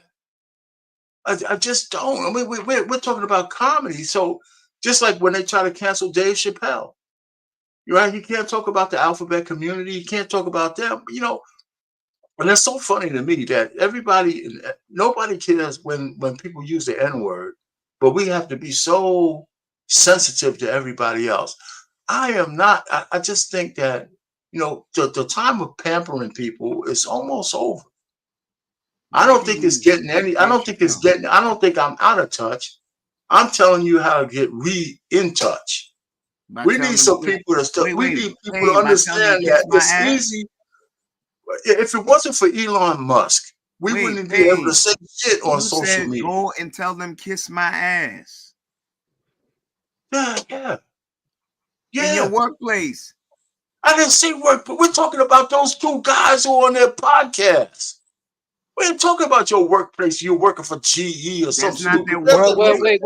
Wait. Pain. What you're missing is that nowadays that's people's workplace. I know what it is, but it's still not the same. What I'm saying is that's their livelihood. Wait a minute, guys. Wait a minute. Wait. All the subscribers will go away because a white man made a joke on his thing? Yes. No. Okay. That's why you're out of touch. That's why Kenny is saying you're out of touch. Because it has nothing to do with being in touch. I peruse these airspaces just like you. Obviously, you don't. I do, because you're sitting there saying, listen, how many? Let me tell you, how many subscribers or how many? Payne, what it is? Did Janet Jackson lose because she said Kamala's not black? I'm asking you. What it is? What I'm saying is right now. How many subscribers? I understand. How many fans did she lose? Because D.L. Hughley talked about her nose. A sycophant, a traitor. Well, the point being is D.L. Hughley isn't like none of us are relying on this platform to be our income. Those guys are, and until you can understand that's their livelihood. I do understand that. You know what? The pioneers were courageous. Okay, I'm not disputing. I'm just saying the men who laid down the future were courageous. They didn't start betting because they were cowards. Here's what I'm hearing the contradiction. On your job, you wouldn't do it, but you're not a coward. But on their job, they do it, and they're a coward. We're talking about jobs. On your job. Listen. I wouldn't have a guy making jokes like that on my job. Okay, I had a job. But the point being they had a comedic podcast where they make jokes all the time. Okay, you're on your job. People talk about men and women all the time. If you say a certain word, so why did he mention Charlemagne the God? Because he wanted Charlemagne to come out against the white boy. Is that what you want to Charlamagne we to gonna do? have a conversation? We gonna be yelling at I mean, but you keep talking about jobs. You're talking about a I know, private but you ain't. enterprise these But you guys ain't have. listening to what I'm talking about. I No, know, let's but you ain't stop listening. conflating things. If I you're on the know, but job you ain't working for listening. GE, that's one thing. Pain. But All you're doing is yelling when you don't no, hear what you I'm want to not hear. yelling. You guys are conflating. Why don't we keep apples and I'm apples? asking you a question, and you're yelling to be heard. Listen. What you heard me? Listen, I've been listening to you for the last 20 minutes, Pain. No. I'm listening to both of you guys. Well, let's stop conflating issues. Everybody's been listening to you for the last 20 minutes. Well, I'm just trying to be like you, Sean. I'm just trying to be like you, brother. Well, then do it better. Okay, thank you. Okay. Okay. I got you. Right. No. What I'm saying is that to Kenny's point, he's just saying that in this day and age, well, in this environment, I'm not part of that environment, but in this social media environment, it's part of what they have made their livelihood, their job. And so if you're saying that it's cowardly to speak against somebody who can take your job away, but yet in the same sentence you said that when I was working, I would have followed protocol because I had rules and regulations to follow. I had a job. This is not the same environment, man. You guys act like you don't understand the difference between. And you get mad when I say you're They have a outdated. podcast that tells jokes. You heard what you said? They have a You podcast that disagreed tells with jokes. me. So now, for now, they're gonna censor themselves because they're worried for a couple of angry black women. Come on, man. Okay, So that means on their podcast, they can only say A, B, and C. But if they say D, E, and F, they're going to get in trouble forever. I mean, stop, man. You know, that's what I'm trying to say. I'm not out of touch. You guys just don't understand the bigger picture. Right? These guys are purposely censoring themselves because they're afraid. You're right. The divide and the fear. What you're saying. You're right. The divide and the fear is there. But this is what you said. In your job environment, you wouldn't take the risk. Because Kenny was using an example of a job. And the point being is it's not an example. That's his job. That's what you. That's why he's saying have a comedic podcast. Their podcast is comedy. So we're saying they're going to curtail their comedy because they're afraid of a couple of angry black women. Well, the point is, but here's what it is, Pain, and please hear this.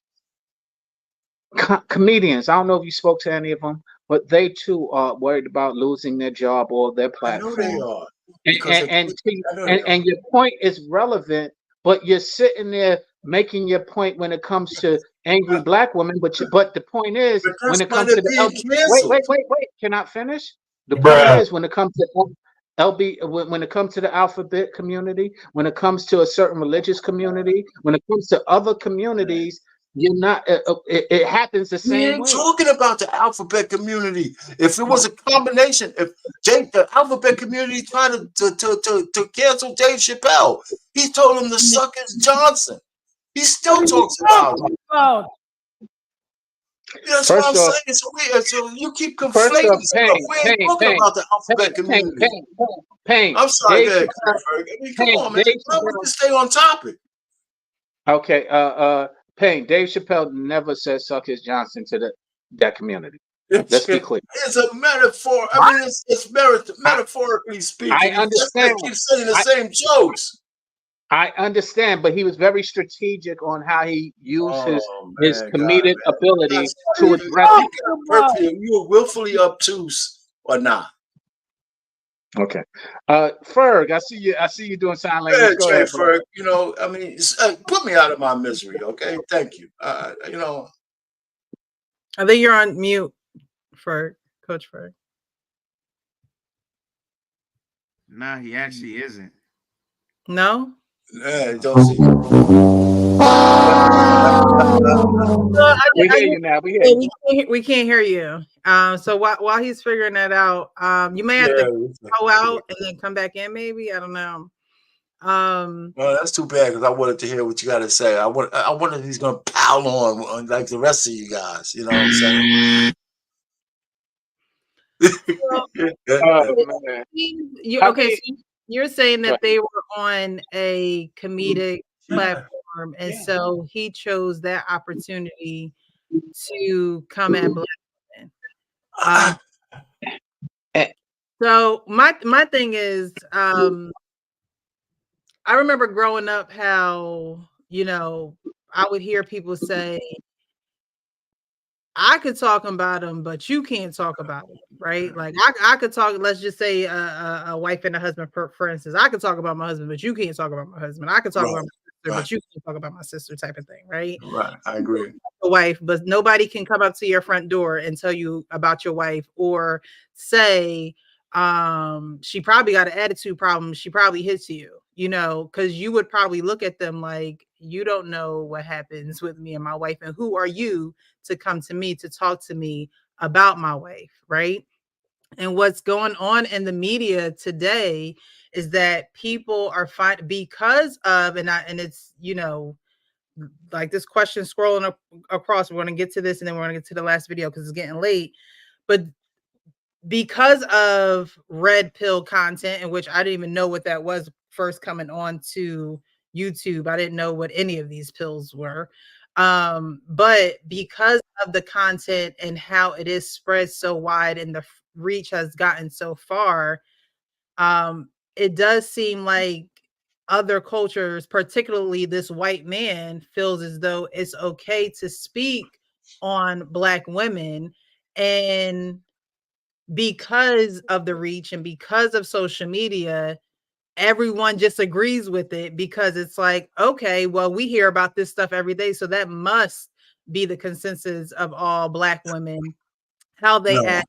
So we go on ha and kiki with him because that's what we experience too, or that's what we're hearing too, or that's the call-ins and things of that nature too, knowing that social media, the people who are drawn to social media are the people who are looking for the drama, the people who are indulging in drama because they have no life. They don't work like that other woman who don't want to work. They don't have other responsibilities, and they take social media as such face value in real life for them. Like for them, social media is their real life. I come on here, do these shows, then I live my real life. Like you'll never see my real life on social media. You got to be with me and experience real life with me. But for those people, real life is social media, right? We talked about how that's their bread and butter, and they have to show face, because if not, they can get whatever endorsements, whoever sponsors them maybe can cut those, you know, ties with them. But because of social media, who is going to be the ones to say, other than, what's his name? Jason Clark? What's his name? Jason Clark? Who is Brian Clark? Who's going to Ryan Clark. Oh, Ryan. Ryan. Ryan, we can hear you now. R-Y-A-N, Ryan. Ryan. Ryan. You know, other than him, who is going to say, you know, that is not the summation of Black women? No, he has the right to say what he has to say, but let's look at the genesis of that whole conversation.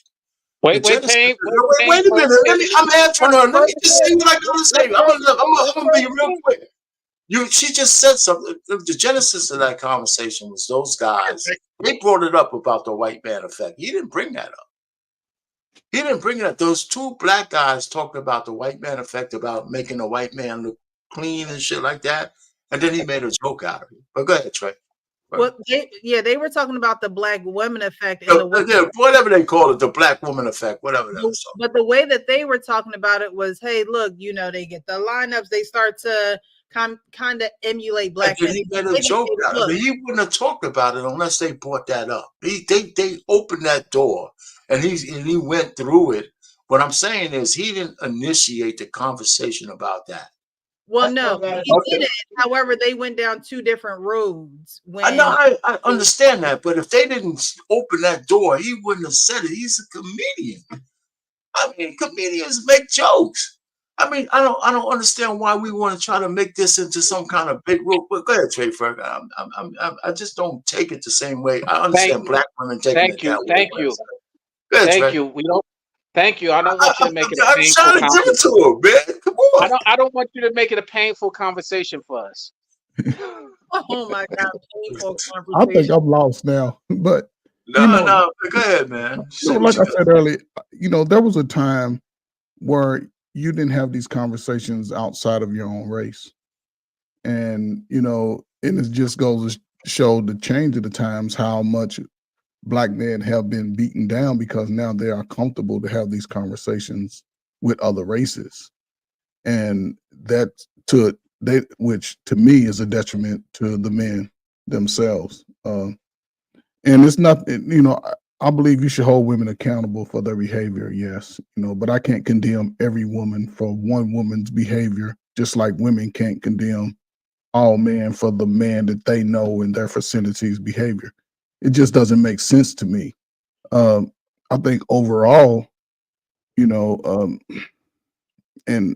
just like when we use the N-word and other races use it, if we want, a certain outcome from other people, we really have to start policing our own selves in every capacity. Yes, YouTube provides another platform to make money, but we're just living in the space, existing in the space. We're not controlling the space. So I can understand them being a little careful on what they say and allowing certain things to, to just, be said. But in the overall scheme of things, everyone is looking at us being divided on all fronts. We are divided on every fucking front. There's nothing that we can agree on. There's nothing, anything that's going to build us, and that's the difference between today's generations than generations of old. I don't know if any of y'all heard of the Pullman Porters. Have y'all ever heard of the Pullman Porters? Now, I don't think y'all got to go really read their story, because the women actually led the charge in those men becoming the people who they were. The women, however, they worked in the background. They didn't want to be in the front of the charge because they understood the resistance that would be given. So the man stepped to the front. And one thing I don't agree with anything that Ryan Clark said, a man ain't gonna let the woman stay in the back. It's like we go to a space, we're not gonna just dismiss the women. We want them to come with us. They just have to be willing to stand in that space with us and stand to the right of me or to the left of me, half a step behind me. Allow me to protect you. But again, salute to the crack era. All of that shit changed when guys today sold drugs back then. Mamas today sold drugs, sold their bodies, allowed the children, didn't protect the young daughters, young women. So now they're here and they are fighting back. But to me, I look at it like social services. When they lash out, they're not lashing out at you. They're lashing out at the people who wronged them. But they just don't know how to say it. So I don't know, man. Do we protect our women? No. However, do the women want to be protected? Because if you do, one thing you don't do is cheerlead to the world to say F him or F her. Because when the world sees that, and I don't know how long y'all plan on living, but you, your child, your grandchild, your slow ass grandchild, they're going to suffer. They're going to suffer. They're going to suffer because wherever you are in your life, you have to look yourself in the mirror and decide to make a change at that point. Speak different, walk different, talk different, watch your friend. It's a whole lot you have to be willing to change. If not, then what are you crying about? Because I'm too old to be trying to fight a 25-year-old. I'm not going to do it. I'm too old to be working around a 25-year-old. He's going to do all the work. I'm going to give him the instructions because half y'all asses can't read. And I'm gonna let you read this shit out loud so you can hear it and understand it, because we talked about that earlier. When you read it out loud, you can understand it a whole lot better, which a lot of women struggle when they read silently. I work in college. I used to talk to them, and I was like, did you? But anyway, we are here in a unique space. And in order for us to move the needle forward, I don't care if I'm light-skinned with the big nose or you dark-skinned with the big nose. If we don't come to a consensus, your damn children could possibly be in the apple field, the cotton field, the cabbage field, somewhere working a job and not doing anything to change their life. So I don't know. This shit is weird to me. Wow, Ferg. I agree. You know, to sum up some of what you said, we got to really focus on our similarities as opposed to our differences.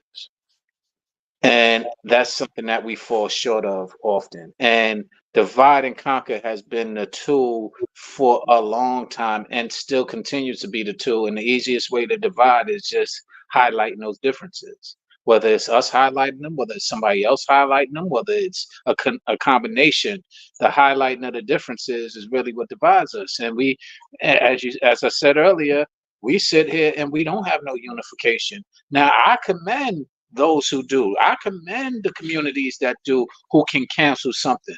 I feel like us as Black men, we can't cancel nothing because we don't have enough respect for one another, trust with one another, to bond with one another. Only thing we could cancel maybe is about a football game, who gonna watch it, and who house we gonna be at, or maybe a video game and which one we gonna play. But when it comes to really canceling some serious topics, we don't ever come together to do it. So there is a lot of times where women are on the front line and we're not.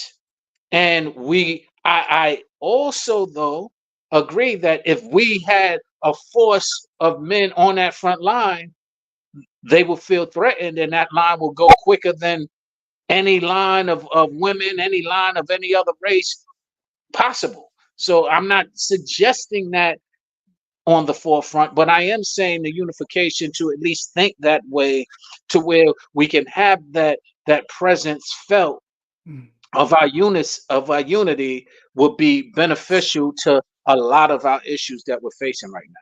Sean, have you ever coached? One of the greatest a team? No. Yes, a group of young people, male or No, I female. haven't. The greatest thing that I discovered about when speaking to the youth, a lot of us tell them what they should be doing. Because we not gonna say the real truth. Well, you know, when I was 16, I was a hoe. I was fucked up. What? Yeah. But here's the thing. What I've discovered, one of the greatest things that I could do in any youth that comes into my reach, and right now I'm coaching football, I always tell them what they can do. I always speak to them in a position that they can be in the spaces that they want to be in, but they have to be willing to put in the work. You don't get muscles at 50. You get that shit at 16. You don't get a work ethic at 35. You get that shit at 14. And if those things are not taught, if those things are not shown, you know, but it's a military concept. You sit in the classroom, you're gonna go through the book lesson, you're gonna talk about it, you're gonna answer questions. Then you have to go practice it. And when you go out to practice it, there may be some steps that you didn't pay attention to or you just missed. So now you have to be able to raise questions about what you missed. So when we come back to the classroom, I can connect the parts that you missed. So now going forward, you have the entire puzzle to work with. You have all the instructions on when you go out to life. It's 1 hour. Unfortunately, in our own homes, we've experienced it. Our parents experienced it. We pass it down to our kids. We don't give them all of the information, and then we'll say, go out there and do it. They looking at us like, well, what am I supposed to do? I don't know, just do it. So you have to be willing to give them all the instructions, all the information, because I might not be shit, but I can teach my son or daughter to be greater than me. But it's going to take me putting in the work with them, not just telling them. And I think a lot of young men don't get the encouragement that they need early on. And that's the problem. Young boys need and I'm not talking about old 35, 40. That 14, 15-year-old boy, when his scrotum sac separate from his body, he needs to be encouraged by a man. He needs to be taught by a man. My mother never interfered with my father disciplining me, ever. She got the hell out of Dodge. That was it. But now we don't see that. Most of the men are getting information from women. So when they get into that predatorial state, when they get to 16, 17, now they smelling girls, pheromones and all of that. He's confused about how to approach it. He's not sure of himself. He's losing a part of who he is because he's trying to always acquiesce to what the woman is wanting instead of just focusing on what he needs for himself. And that's where we are. This has been going on for a long time. These same people who hated everybody in their life are telling other people, don't listen to them. Focus on you. Ain't nobody gonna give you shit. Ain't nobody gonna love you like I do, which is totally wrong, because if a boy and a young woman get a balance from the father, I don't give a damn if he like your little ugly self or not. You know you was out there. You know he wasn't shit, but allow him, a righteous man, find a righteous man. There's some righteous brothers out there to give your son the information he needs so he can grow up to be a hard worker, productive citizen, get your ass off Section 8, get you off welfare, because he will work and she will work and they will protect themselves. Other than that, we just gonna keep on fighting and the world gonna keep on moving. And y'all better beware. These immigrants are coming for all y'all Section 8. They ain't building these new apartments for no niggas to go in there and tear up. You're gonna have to be willing to make a decision on how you want to move forward, whether who's in office, because all of this shit get ready to change. So, ladies, make a decision, make a deal before you get gray hairs on your private parts. I'm trying to tell you, y'all better make a decision. So that's all I got. That's a good segue into the next and last final video. Let's try to keep this one. I want to be out of here by at least 1:15, 1:30-ish. Okay. I'm off tomorrow, so this is why y'all still got me, because I've had to work. I've been going around. However, this last video, I did want to acknowledge this is unalive, and we all know the S word that we can't say on YouTube, which is crazy. Awareness Month. Yeah, this video, he says it a couple times. I do my best to bleep it out, but hey, look, YouTube don't like me anyway, so we're just gonna rock with it.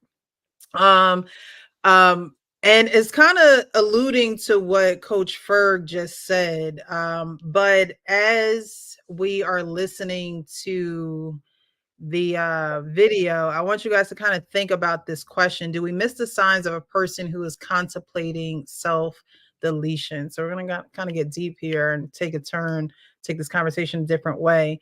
But like I said, it's kind of alluding to what Coach Ferg was just saying, and being as though that he is a coach, I'm sure that he sees a lot of things that, parents probably don't see, parents don't hear about, and he's probably confided in, through these youth. But as you're watching this, just, if you've ever known anyone who was contemplating self-deletion or unfortunately went through with it, do we miss the signs of a person who is contemplating or who has done it? So I'm going to put this video up. A report that's saying suicide is the leading cause of death for men under the age of 50. And between the United States, Canada, and the UK, suicide is the single largest cause of death for men under the age of 50. And this crazy. Typically, when folks hear stuff like this, their response is men should just open up more. If men talked more, less men would take their own lives, or more men need to go to therapy. However, the study is bearing out that most men who take their lives very often are in therapy. And a study in the UK found out that 92% of men who took their lives were actually seeking help at the time that they died by suicide. Now, here's what's mind-blowing. Out of the 92%, 80% of them were deemed to be low risk to no risk of suicide. What is all this saying? What this is saying is we don't know how to read men. We don't know when men are hurting and when they're not, and when they're at risk or when they're self-destructing. Now, I've got nothing against therapy. I see a therapist every 2 weeks. Therapy is great. However, therapy is not the only answer and not the number one answer to self-destructing men. The solution for self-destructing men is also a part of the problem. See, most of these men are lonely. Most of these men have no friends. Most of these men are disconnected. So I'm going to say it. The number one thing that men need more than anything else is to be a part of a positive brotherhood.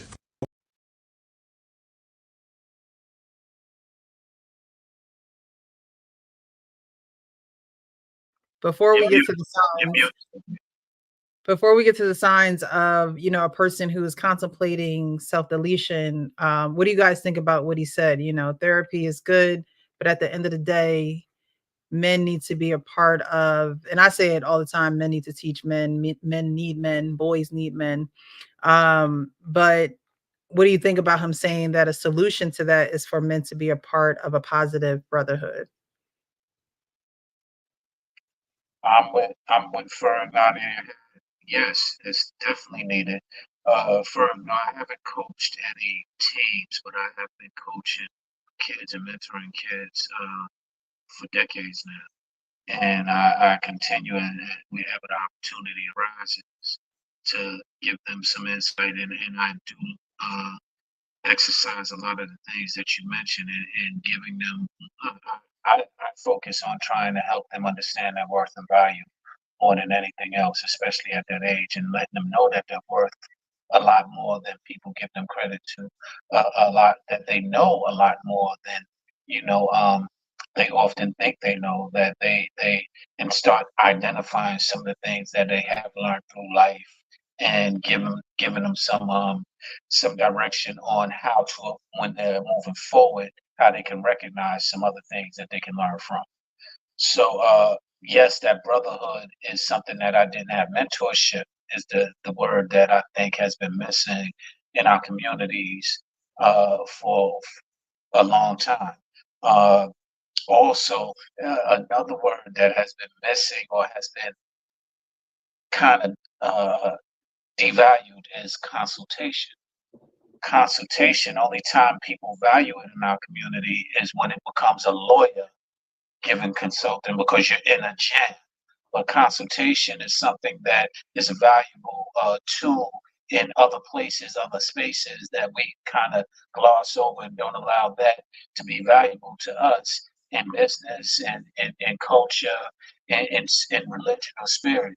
So between mentorship and consultation, those are two things that I definitely emphasize. And I think that if we had a lot more of it to what he was lending to, it will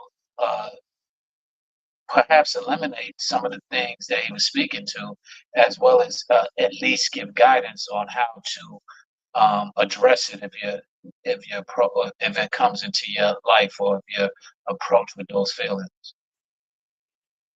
Okay. Thank you, Sean. Just to let you know, your mic just has a little bit of refurb on it, I think. I didn't want to interrupt you, but I don't know if you did something different with your mic, but we heard you. It just was a little bit of a refurb with it. All right. Yeah. Thank you.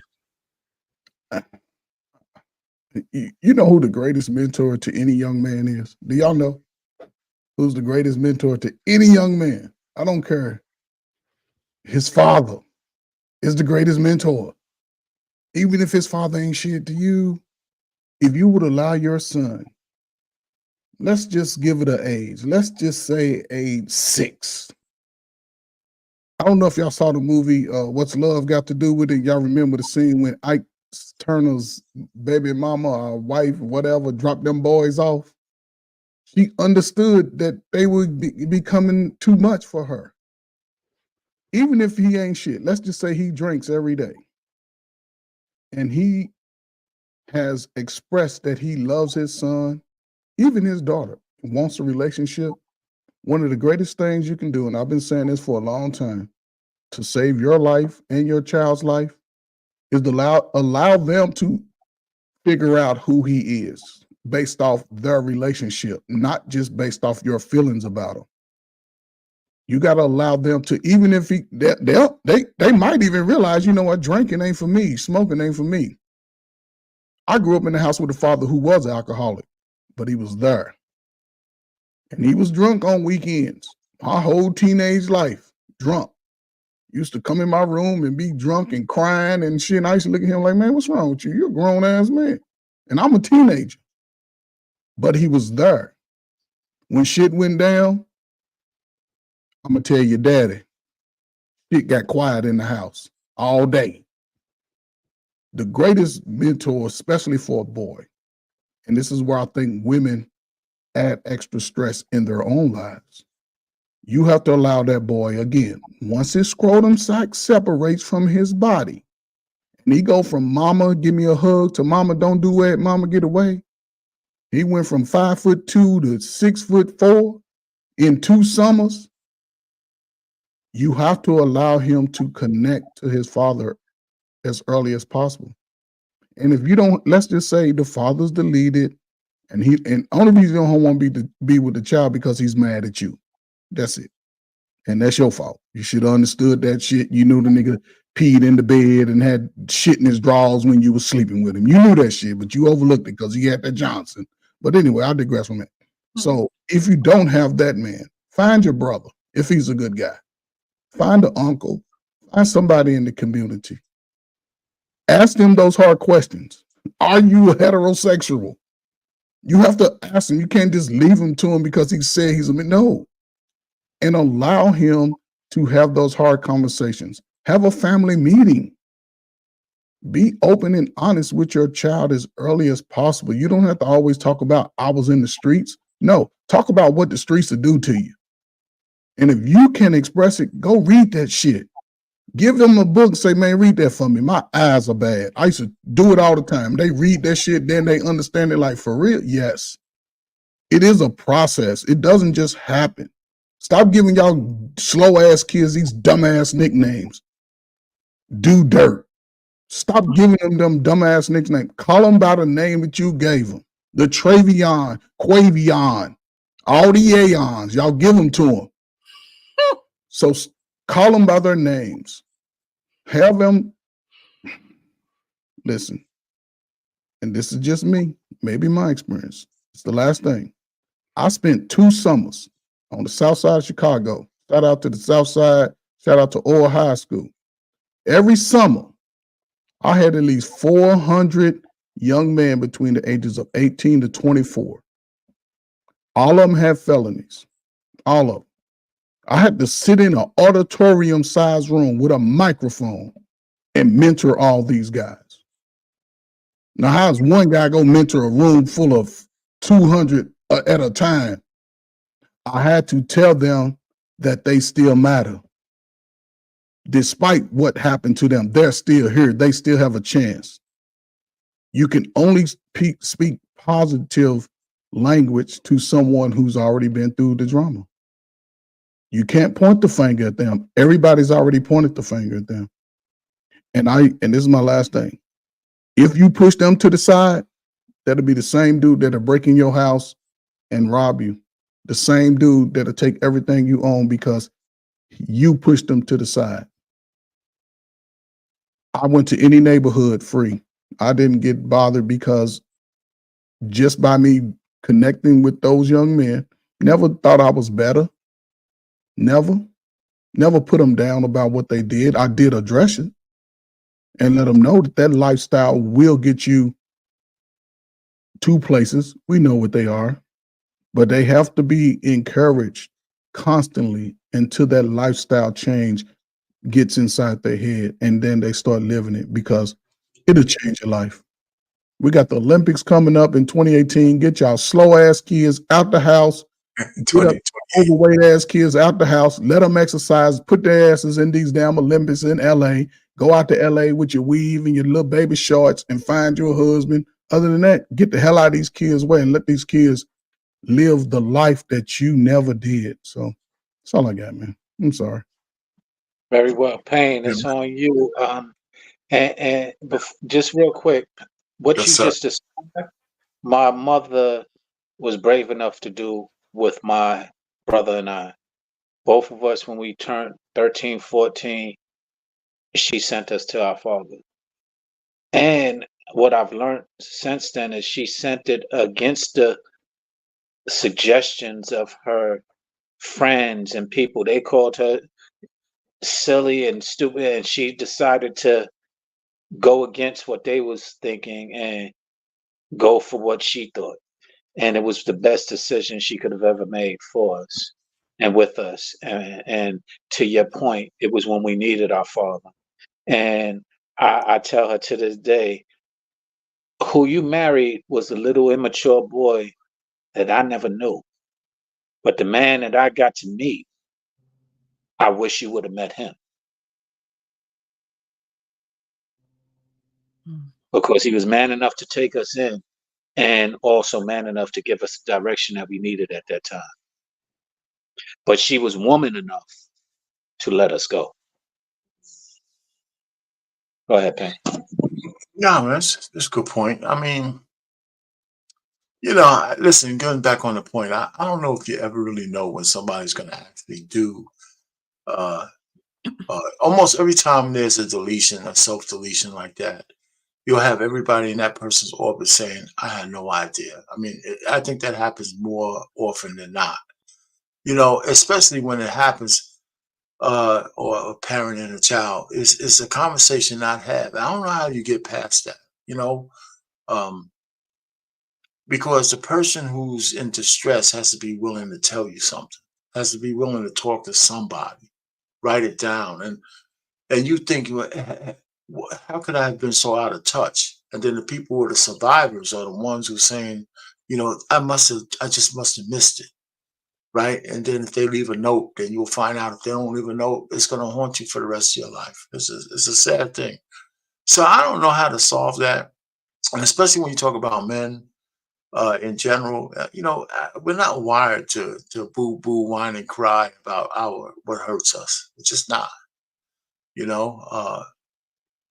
that's why we sit down and people say all kinds of disparaging things against men, and we don't cancel anybody over it. So I just don't know how to solve that particular one, but it really starts with the root. Trey Ferguson said a lot of this stuff. I mean, people just need to be well-rounded, well-rounded. You're going to have some outliers, but it's a terrible thing. I mean, if the so-called therapists can't really figure out why people actually do it, and even people, and I think the guy actually said people who were in therapy still do it.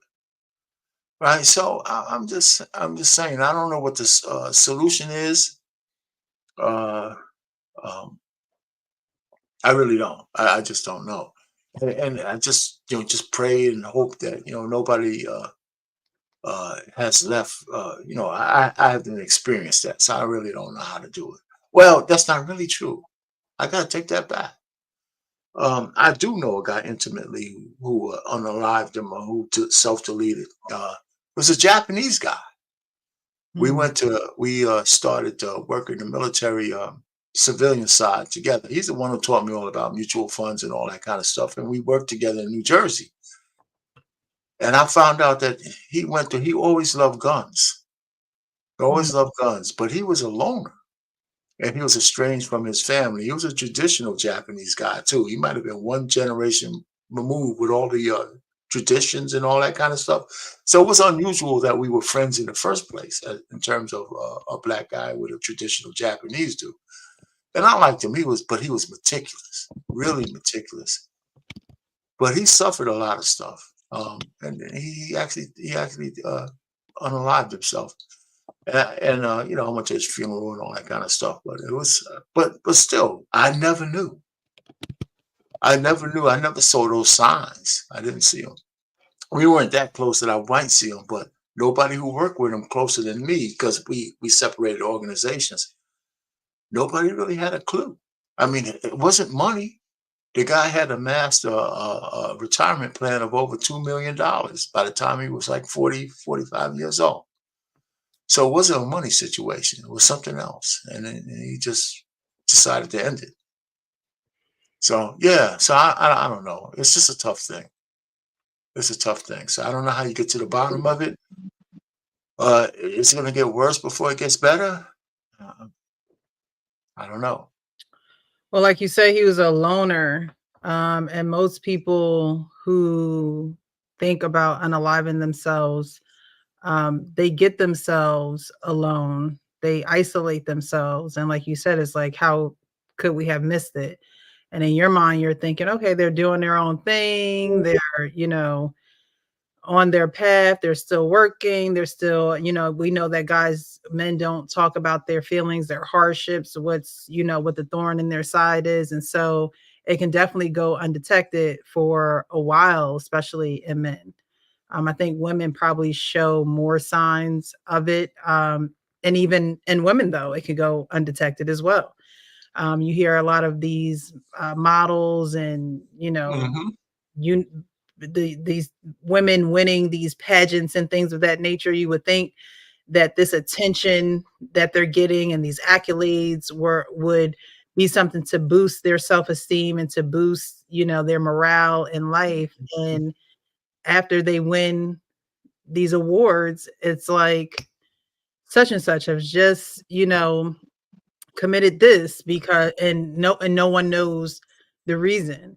I know my church, my pastor, he does a thing where he says it's actually a group that he has of men, and he just inducted a whole group of men. He probably had between Atlanta and Jersey and his global campus, it looked like over 200, 300 men.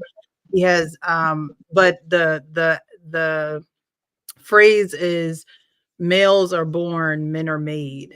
And so I think Coach Ferg said it's a process, right? And, you know, males are born and you guys have to go through what you have to go through, and regardless, right? Men are made and they go through a process that the male in them don't necessarily want to go through. They go through a process that the male in them could be fighting against, but the man has to be made.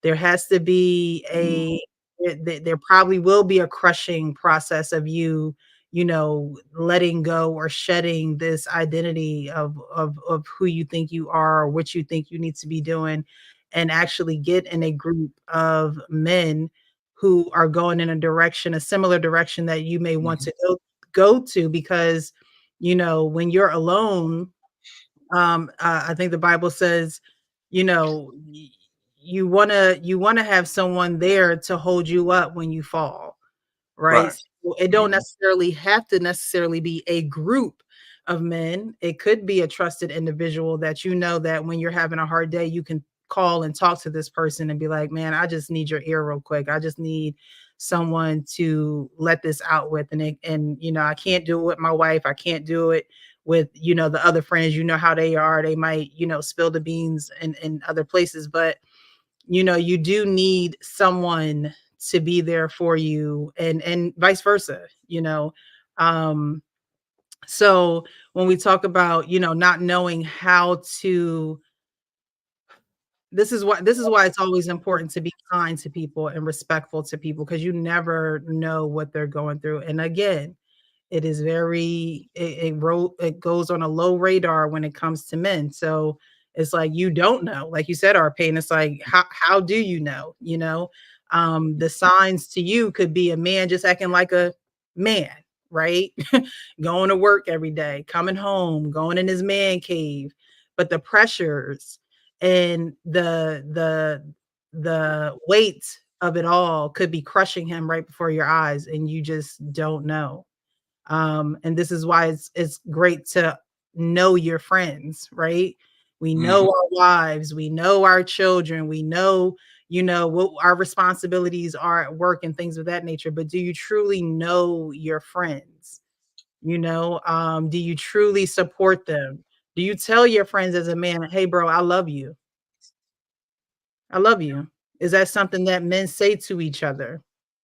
You know, so it's all in, you know, uplifting them, being that person who has the wisdom, that's why it's so important for us to grow in wisdom, not in street knowledge, not in, worldly wisdom. It's so important for us to grow in wisdom. I was talking about earlier how you should live your life, and or not how you should live your life, but how Proverbs is the book in the Bible of how you should live your life, right? And so I think we really need to get stronger in that type of wisdom to actually help that person carry that burden, because if it's too much for them, it might be too much for us. Right? Somebody has to be strong in the area, and where you're weak, your friend who is closer than a brother, right? Your friend who is supposed to be closer than a brother, because sometimes you can't go to your family. Right. You have to grow that muscle, that wisdom muscle. It's important for men and women, but definitely for men, because you guys is business as usual. You know what, Precious? It's unique. That's why, it's easy for me to not get caught up in this, I guess, this post-crack era mess, because there was a time when a group of teenagers, and I know it probably wasn't everybody, when we would be together and we would talk each other off the ledge. We wouldn't, if a guy was going through something, we would all come around him. We might drink a few beers, smoke a little weed, but we are talking about how we can find a solution to his problem, because his problem could also be my problem, and we don't know it until we start talking it out. And that's a different, definitely a different time. And that was, everybody had their space. Today, you got 12-year-olds with 17-year-olds. You got boys hanging out with girls just to encourage them on the foolery. And that's one of the biggest, so if we go 10 years in this same old behavior, at some point, somebody's going to self-destruct. Yeah. So, and that's just, and I'll say this, my last thing. One of the greatest indicators, anybody who is a parent, and I've, before I got married, I was dating women. I used to go through the house. And the one thing I always found, that women who really don't pay attention to their children's doors are always shut. And when you open up that door, it smells like everything but flowers.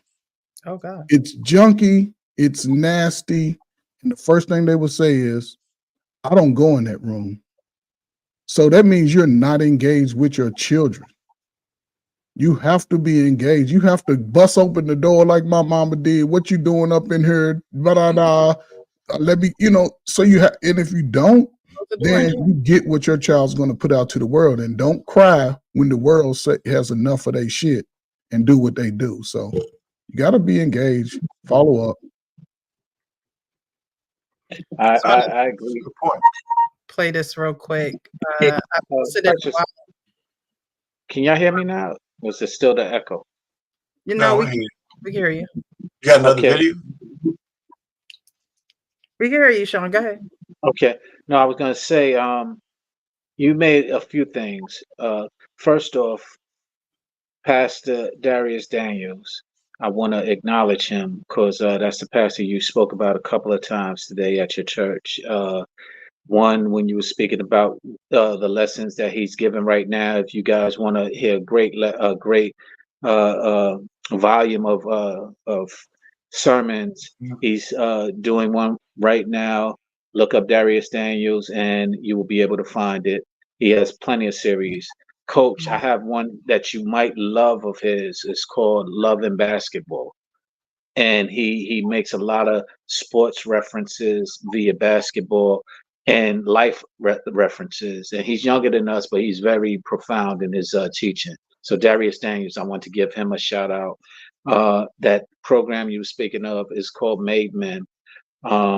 I actually got my pinning ceremony last year. I went through the program and the steps and became a made man. And it's surrounded around mentoring one another and helping one another. A lot of what we're speaking to today, and being able to not only do it, but recognize it, understand certain standards and characteristics that will define a man and not a male. and hold each other accountable on being able to not only demand it, but create it as standards for other men to live by. Iron sharpens iron, so to speak. So I just wanted to shout him out directly. Darius Daniels, Darius is Darius. And secondly, there's a word that you said also, Precious, that I think we need to really hone in on a little more. Low self-esteem. 2 words. Low self-esteem is something that is usually rooted in a lot of the challenges that people who do wind up deleting or having those thoughts. It starts there. And there's signs of it, such as a lot of you brought up, that we can see. And there's sometimes signs that we can't, simply because, like therapy, you're only as good as the person who trusts you. A lot of time they don't trust enough with the low self-esteem to open up enough to show anybody. So you could be around and ask all the questions, but if they lie with the answers, you won't be able to say. If they're saying I'm fine, oh, I don't have an issue, you know, it will become that you're imposing your will on them, or you're saying something that they didn't ask for, which you know, we hear often in these social media spaces. Who asked you? Well, guess what? Consideration and concern asked me. Who? Mind your business. That's what usually happens when we miss signs. We mind our business. So, you know, whether I'm imposing or whether I'm not minding my business, sometimes I'm able to recognize some of those characteristics because I'm looking for them. I'm looking for when you have those, like Coach just described, when you're closed off, or when you're you know, isolating yourself. I'm looking for those things, whether it be the children or the adults. Often it's the adults that I see it in more often than the children, and the children are just a reflection of the adults that are raising them, or the adults that they're around. So I look for it in the adults because I want to help the children. And sometimes if the adults can't recognize it, then the children definitely won't. But the difference is that even when the children don't recognize it, they're more open and accessible to hearing and learning what's going on, or taking accountability of what they're doing, because they haven't created a narrative to protect or to defend or to deflect. So, you know, being more mindful of one another and listening and asking questions. One of the biggest things is, who asked you, is one of the things that I hone in on all the time. When somebody say, it ain't none of your business, ain't nobody asked you. To me, that's a defense mechanism. That's something that they don't want you to know. So when we talk about honest, open, and transparency, you can't be open and transparent if you don't want to. Yeah, wow, that couldn't have been, thank you, Lord, that couldn't have been more on time. All right, so I just wanted to play this last video, and then we're going to get into final words and get out of here. I really appreciate all of you guys. Ricky, JR, if you want to speak on, if you're still there, you can definitely do so. But I wanted to play this video, then we'll do closing words. We'll start with you, JR, and then we'll work our way to Coach Ferg, Sean, and then Arpain being our last final words. But I found a video that I had posted a while ago, and I believe we need more of this. No, you know why? Why you want to run back? Yelling at me. Yes, I'm yelling at you because you are my brother, and I'm seeing you do some lame shit in front of some bitches. Bro. That's why I'm yelling at you. Bro. And if you don't understand that, Lee J, if you don't understand where your brothers is coming from about you doing, you didn't see, you didn't hear because you were drunk. It's time for us to really control our opinion. Look, Lee J, you my brother, and you my brother. I don't want to fight you. I don't want to fight you, bro. And it's all given with love. I think some. All right, another video, but I pretty much was saying, you know, we need people like that to give us that that pep talk, that realness, and like he said, I'm your brother, I don't want to fight you, you know, is coming across with love. And you saw how there was hesitation with that guy. Now, I'm not saying that he was contemplating unaliving himself. I'm not, you know, saying that. But what I'm saying is we need more men. It's like Coach Ferg was saying back in the day, you would have your boys around you like, yo, what are you doing? You being foolish right now. You tripping. And nowadays we don't necessarily have that. We have social media that makes things so divisive, and it separates us that everybody's scared to kind of love on one another, like Ricky was talking about earlier. You know, not only should you love your spouse, but you should love your neighbor. It's a neighborly thing.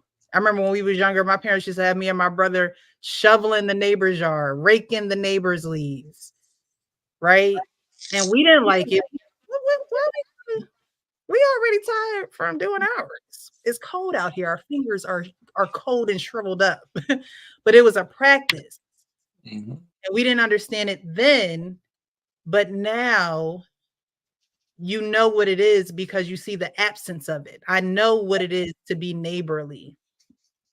I know what it is to just smile at someone or just give someone a hug or just see how someone is doing for their well-being, not just for mine.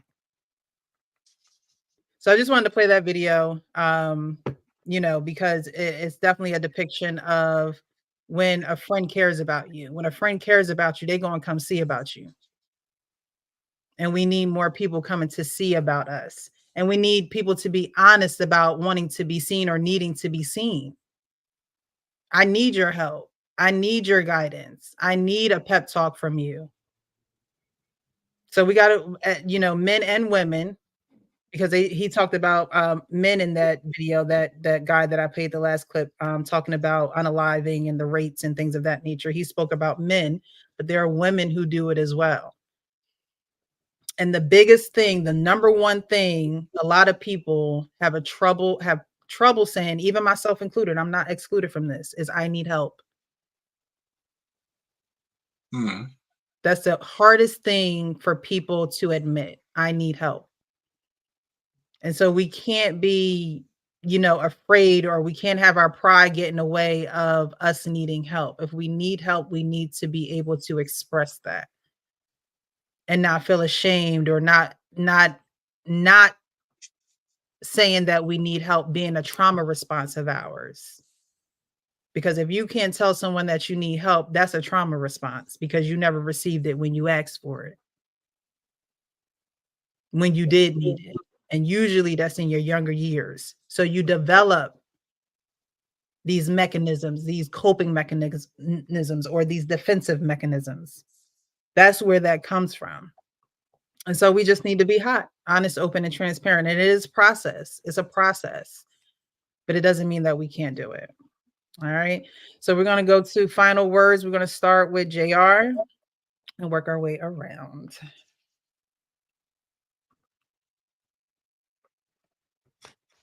Yeah, I think you made some excellent points as far as people being afraid of the truth. I just think that's something that's not going to go anywhere.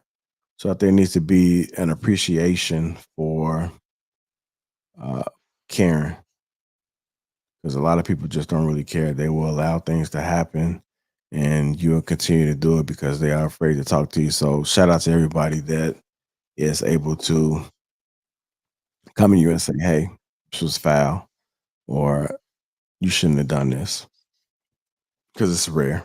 But overall, I just think you just made some excellent points as far as with that. You kind of took some of the things that I was going to say, but just have appreciation for somebody that does do it. Thank you. And thank you for being here tonight. Oh, you're welcome. Thanks for having me. Coach Ferg? Just really quick, based on the video, you know, if you're going to try to address someone's behavior, or just, you know, try to speak to them regarding, you know, possibly hurting themselves, make sure that both of you are sober, and make sure that there's people around that love both of y'all. You cannot speak to someone in that capacity when they are inebriated, or even if you're drinking. Make sure that they're sober. Stay, if you gotta have a family meeting, sit down in an open environment, but make sure you do that, because that's really important. Also, in that moment, it's not what you say, it's how you say it. It's how you say it. Again, when you start pointing fingers based off someone else's behavior, then they're not going to listen. You have to sort of empathize a little bit, although you may not, believe in what they're doing. Just have an understanding and try to give them an open-minded point of view about it. Not take your feelings out of it.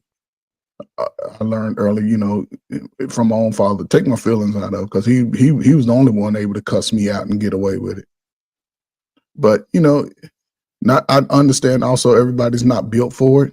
Again, if you do know somebody, find somebody who has an unbiased opinion about it. A lot of times, we look at the people around us and feel that they can't help us, but we can also learn from a distance by watching other people on what not to do. And again, in our community, we have a hard time of saying that we can't do it, to the detriment of even destroying ourselves or our children. We would not admit that we failed. That's why we see a lot of this out here today. But if you want to change your life and your children's lives, seek the help that you need early as possible. Separate from those people who promote the behavior that you're trying to get away from. Don't force your lifestyle on your children, because they can turn out 10 times worse than you. We do a lot of talking in the Black community. One thing we can do is talk. But then how many of us are willing to walk in our righteous spirit? Because at some point you'll get your breakthrough. It's not going to happen when you want. It's going to come when you're ready and prepared for it. So if you want a life change, just prepare yourself. And maybe you might look as good as me when you get 50. Just maybe. No, I'm just messing around. No, salute. That's for real. Salute. Thank you so much. I appreciate you. Always a pleasure. All right, Sean, final thoughts.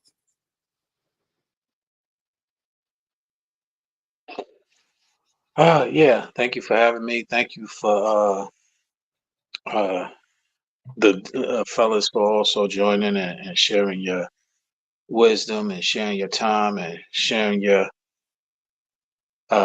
making our speech painful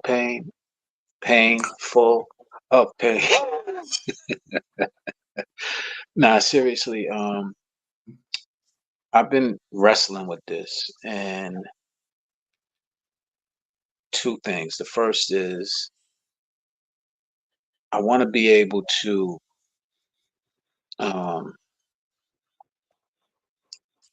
we can change people conditions, money changes your condition, degrees changes your conditions, community, a lot of things can change your conditions. But what happens often is we bring our mindset into those conditions. And so I challenge us, so including myself, to change our mindsets. And therefore your conditions could be more fruitful. And in all that we've been speaking about tonight, our mindsets, I'm glad that we're having a conversation, because our mindsets are changing when we're hearing different things and things from people who we can respect, even when we don't agree. We can respectfully disagree, and then even come to times like I did tonight where we can stand corrected. And I think that portion is often not seen and not promoted as much as it could or should be, and it's rooted in humility as well as in love. You mentioned that word earlier. Now it's a word that is missing from a lot of our environments. And I can't just say in the relationships between men and women, because it's missing in relationships as you just described with men and men. It's hard for us to say we love one another. I started a podcast once with a couple of men that I met online, Carlos and the Gooch, and it was all about Love Sunday. And we emphasized saying I love you to people who came to join us, as well as saying I love you to one another. And I'm going to continue that and encourage that. So, ladies and gentlemen, I love you all. Thank you for sharing your love with me. And I rather, and I do pick up on things that we have similar. Like I said, I try and hone in our similarities as opposed to our differences. And that's why Payne and I can have conversations where it looks like we're hating each other, but in all actuality, we're just passionate about how we feel, but we respect one another and give love to one another to where we can hear each other beyond all of that. And so I want to encourage us to continue that. Thank you, Precious, for lending the platform for us to do it. My daughter said something to me, and this might be a little bit off subject, but it was profound to me. She said, the world doesn't stop at night. But we got to remember that we don't got to keep up with the world. So sometimes we should take time to just kind of meditate and stop trying to keep up with the world, because the world ain't stopping. But if we stop trying to keep up with the world, it might benefit us as well as those who we encounter. Leave it there. Have a good night. God bless you all. Love you all. And continue blessings to you and yours. Thank you, Sean. Love you too. All right. All right, Payne, close us out. Yeah, listen, we get a little, I guess, animated, but it's really all in love for sure. So, I was on mute. I'm sorry. Listen, we get animated a little bit, but it's all in love. But one of the things I have I've come to the revelation over my years is that we spend too much time looking at our skin color. I think we need to look beyond the fact that we're Black in this country and look at ourselves as Americans. We have just as much rights to do and be and thrive and partake in everything that America used to have to offer. And I think that when we start looking at ourselves in the backdrop of all that kind of stuff, I think we miss it. And that's why we get manipulated a lot. Right? So the reason why I didn't really have any issue, not because this guy said something stupid about Black women, right? It's really insignificant to the things that we're under in terms of pressure. It's a joke. I don't know if he meant it, didn't mean it, and all that kind of stuff. Because what people are telling me is if he was a Black man, nobody would be talking about it. And I think that's stupid. It's either a bad joke or it's just a joke. So that's that thing. The thing about men and needing to be around men, I lived that, right? Because when my mother died when I was early, I lived in my house with my paternal grandmother and grandfather, but she had a lot of daughters. My aunt became my guardian, but my father was still in the picture, but he was working 20 hours a day, pretty much. So we lived there with a whole bunch of cousins and stuff. But when I got around 16 and 17, I knew I needed to get around a lot of men. I don't know who told me that, but maybe it was because I went to Cardinal Hayes High School, which was an all-boys school. And maybe that gave me the idea that in order to go to the next level, I needed to be around men. So when I went to college, I pledged in a fraternity. I think I was a second-year freshman. Right. And we had grad students that were Qs and all that kind of stuff. And just being around those guys, I learned a lot. And the camaraderie, besides all the foolery and the stuff that we got into, we did a lot of benefits. We did blood drives, we did the parties, but we did a lot of social kind of things in the community and stuff like that. So I needed that. And plus the conversations that we had under the same kind of similar circumstances were priceless. How to deal with life, how to deal with all that kind of stuff. And being in an organization, I'm not going to be that long. We had roles. We had a president, which was called a basileus, right? We had keep a record in sales. We had to keep our finances. So we learned how to do business in running the chapter. And I had every so often I had different roles. I took those different roles, including being the top dog. So, you know, running around with a whole bunch of cues when you're in college is like herding cats.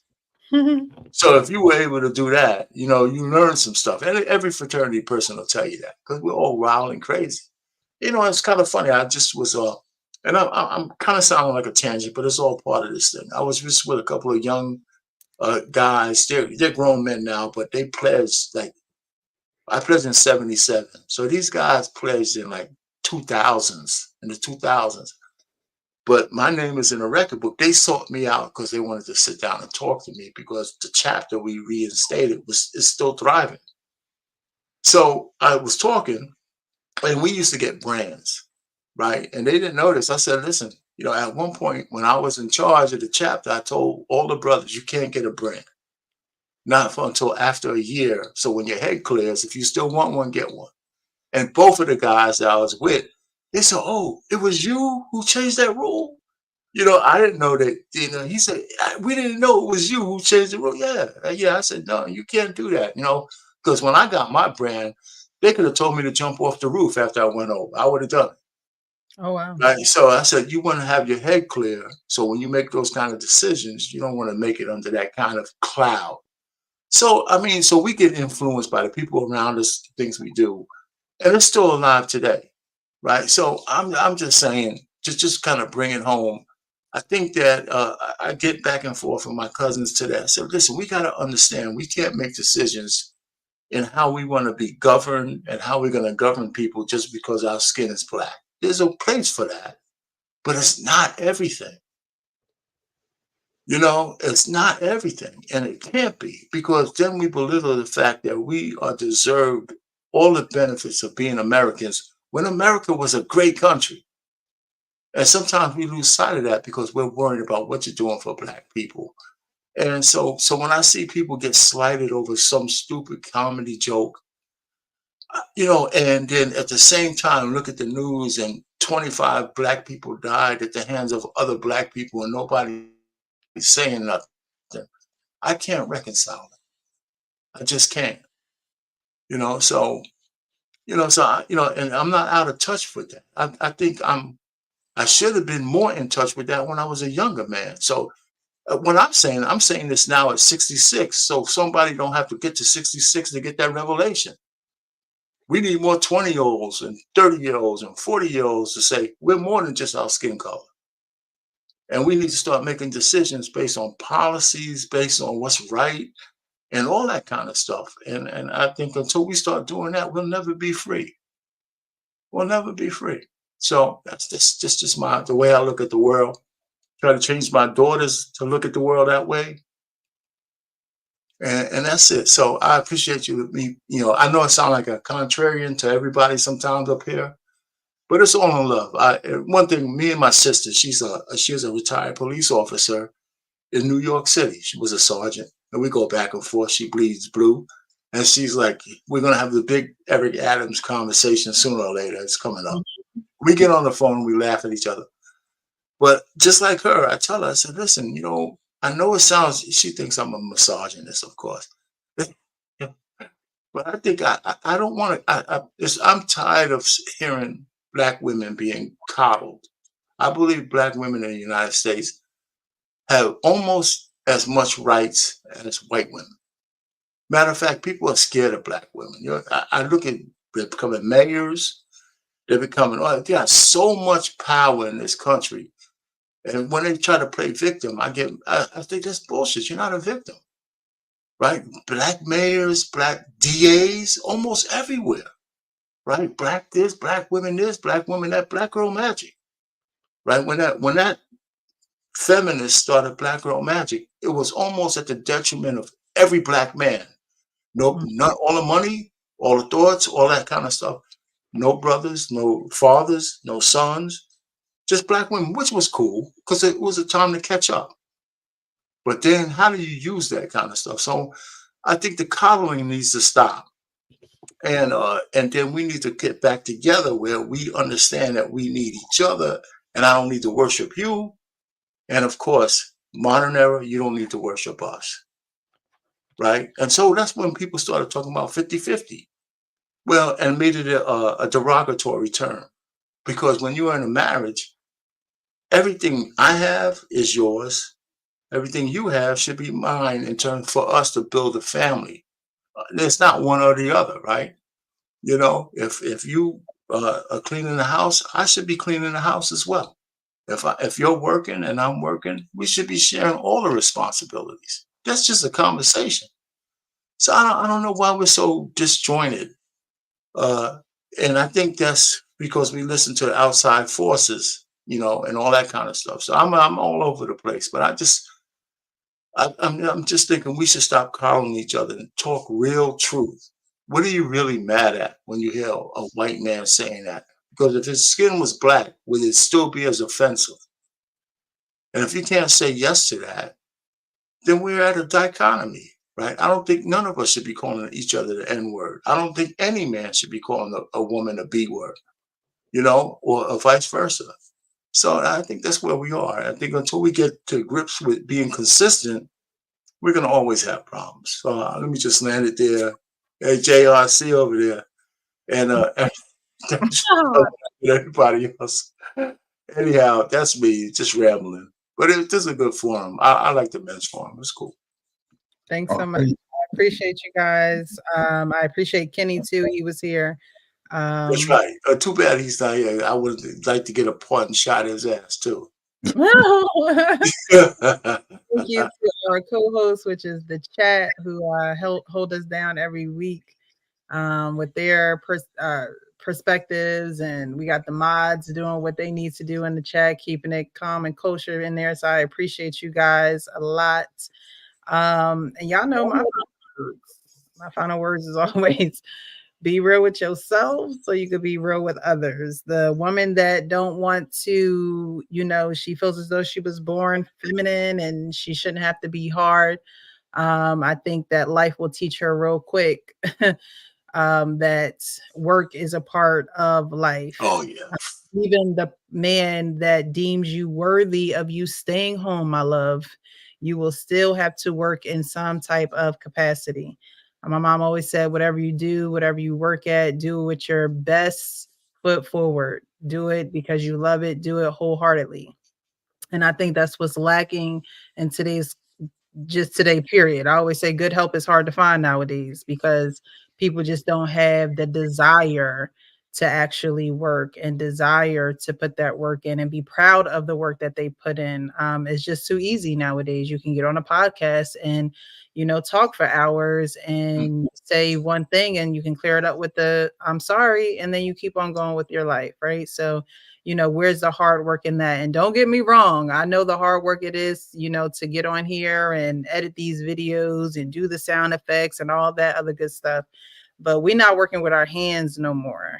And that may become an issue, you know, in the near future, because the men that, you know, go out and build these roads and do the things that we need that us women do not want to do, right? We don't want to do those things. You know, who knows what that's going to be looking like with technology. So, you know, I don't think that woman is being real with herself, where she has maybe a false sense of reality. And then we moved on to the married couple that's living in two separate homes. Hey, if you like it, I love it. But at the end of the day, that's not something that I would prescribe to. I would not marry a man just to live in a separate house than him. I just don't see, you might as well just continue dating somebody and just never get married. But at the end of the day, they did get married. So they had love, and somewhere, you know, they could not work it out under one roof and resolve to go underneath of two roofs. And that can be a dangerous game in the constitution of marriage, because, you know, we talk about not getting married, how men are not necessarily doing it. And so now we have people who are married that may see this as an option. And now these married people are living under two different roofs and they're living two different lives, and you're confusing other people who are out here. Probably mainly the single people, because you living like a single person. Mm-hmm. So now you got these mixed messages being delivered in all which way directions. But because y'all have this understanding, it's okay and it's right and it's fabulous. But what message are you sending others? You know, we always have to be mindful of that as well. Protection of Black women.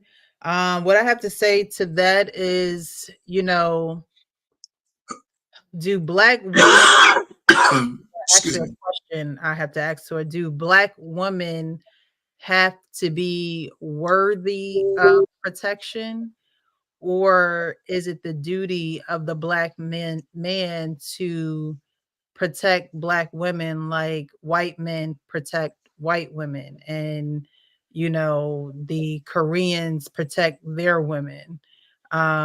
Even though, you know, Koreans have a, you know, Korean women have a MO of almost being like a Black woman, you know, yelling, screaming, hitting, you know, their men, but do their men walk around disrespecting, or do they allow others to disrespect them? So that's just something to ponder on. Do we have to be worthy of protection, or should we be sticking together?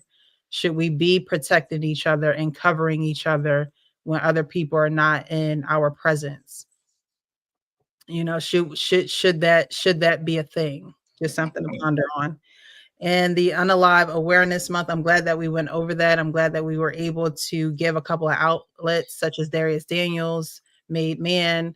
That is something that, you know, you can look up on the internet and find when he does that. You know, continue to practice this in your own community, saying I love you to your brother, being able to be that shoulder for him to lean on.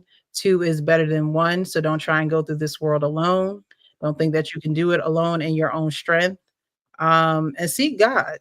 When all else fails, seek God and seek him truly for yourself. Because again, when our day comes, he's not going to ask us about each other. He's only going to ask you about you. And so you have to be real about that. And we already know he already knows, but he want to know if you're going to be real about it with him. You know, that's the beauty of a relationship with God. He's not going to force anything. Even though he knows, he's still going to wait for you. He's still going to embrace you whenever you're ready. But you have to be ready to do that. And it doesn't have to be a rush job. It's day by day. You take it day by day. So I appreciate everyone, the co-hosts, everyone on the panel. Thank you guys so much. We went over a little bit, but hey, it's all for the love of the game. Before you say your last word, can I just say something? Maybe that one on whether Black men should protect Black women, obligated. That's a whole show. Yeah. That's why I said it's something to ponder on, because I know we could go. That's a whole show. I mean, that's probably a show worth having, because there's layers to all of that. You know, so maybe that's one we should contemplate. It's up to you on your show. Yeah, of course. I'm sorry. I just wanted to throw that out there, because that would be a good topic. No, I appreciate that. Yeah, we'll definitely get into that. We should be live again next Wednesday. But if anything changes, I'll definitely let you guys know. But again, I appreciate you guys. And as I always say, be real with yourself so you can be real with others. You guys have a great Thursday.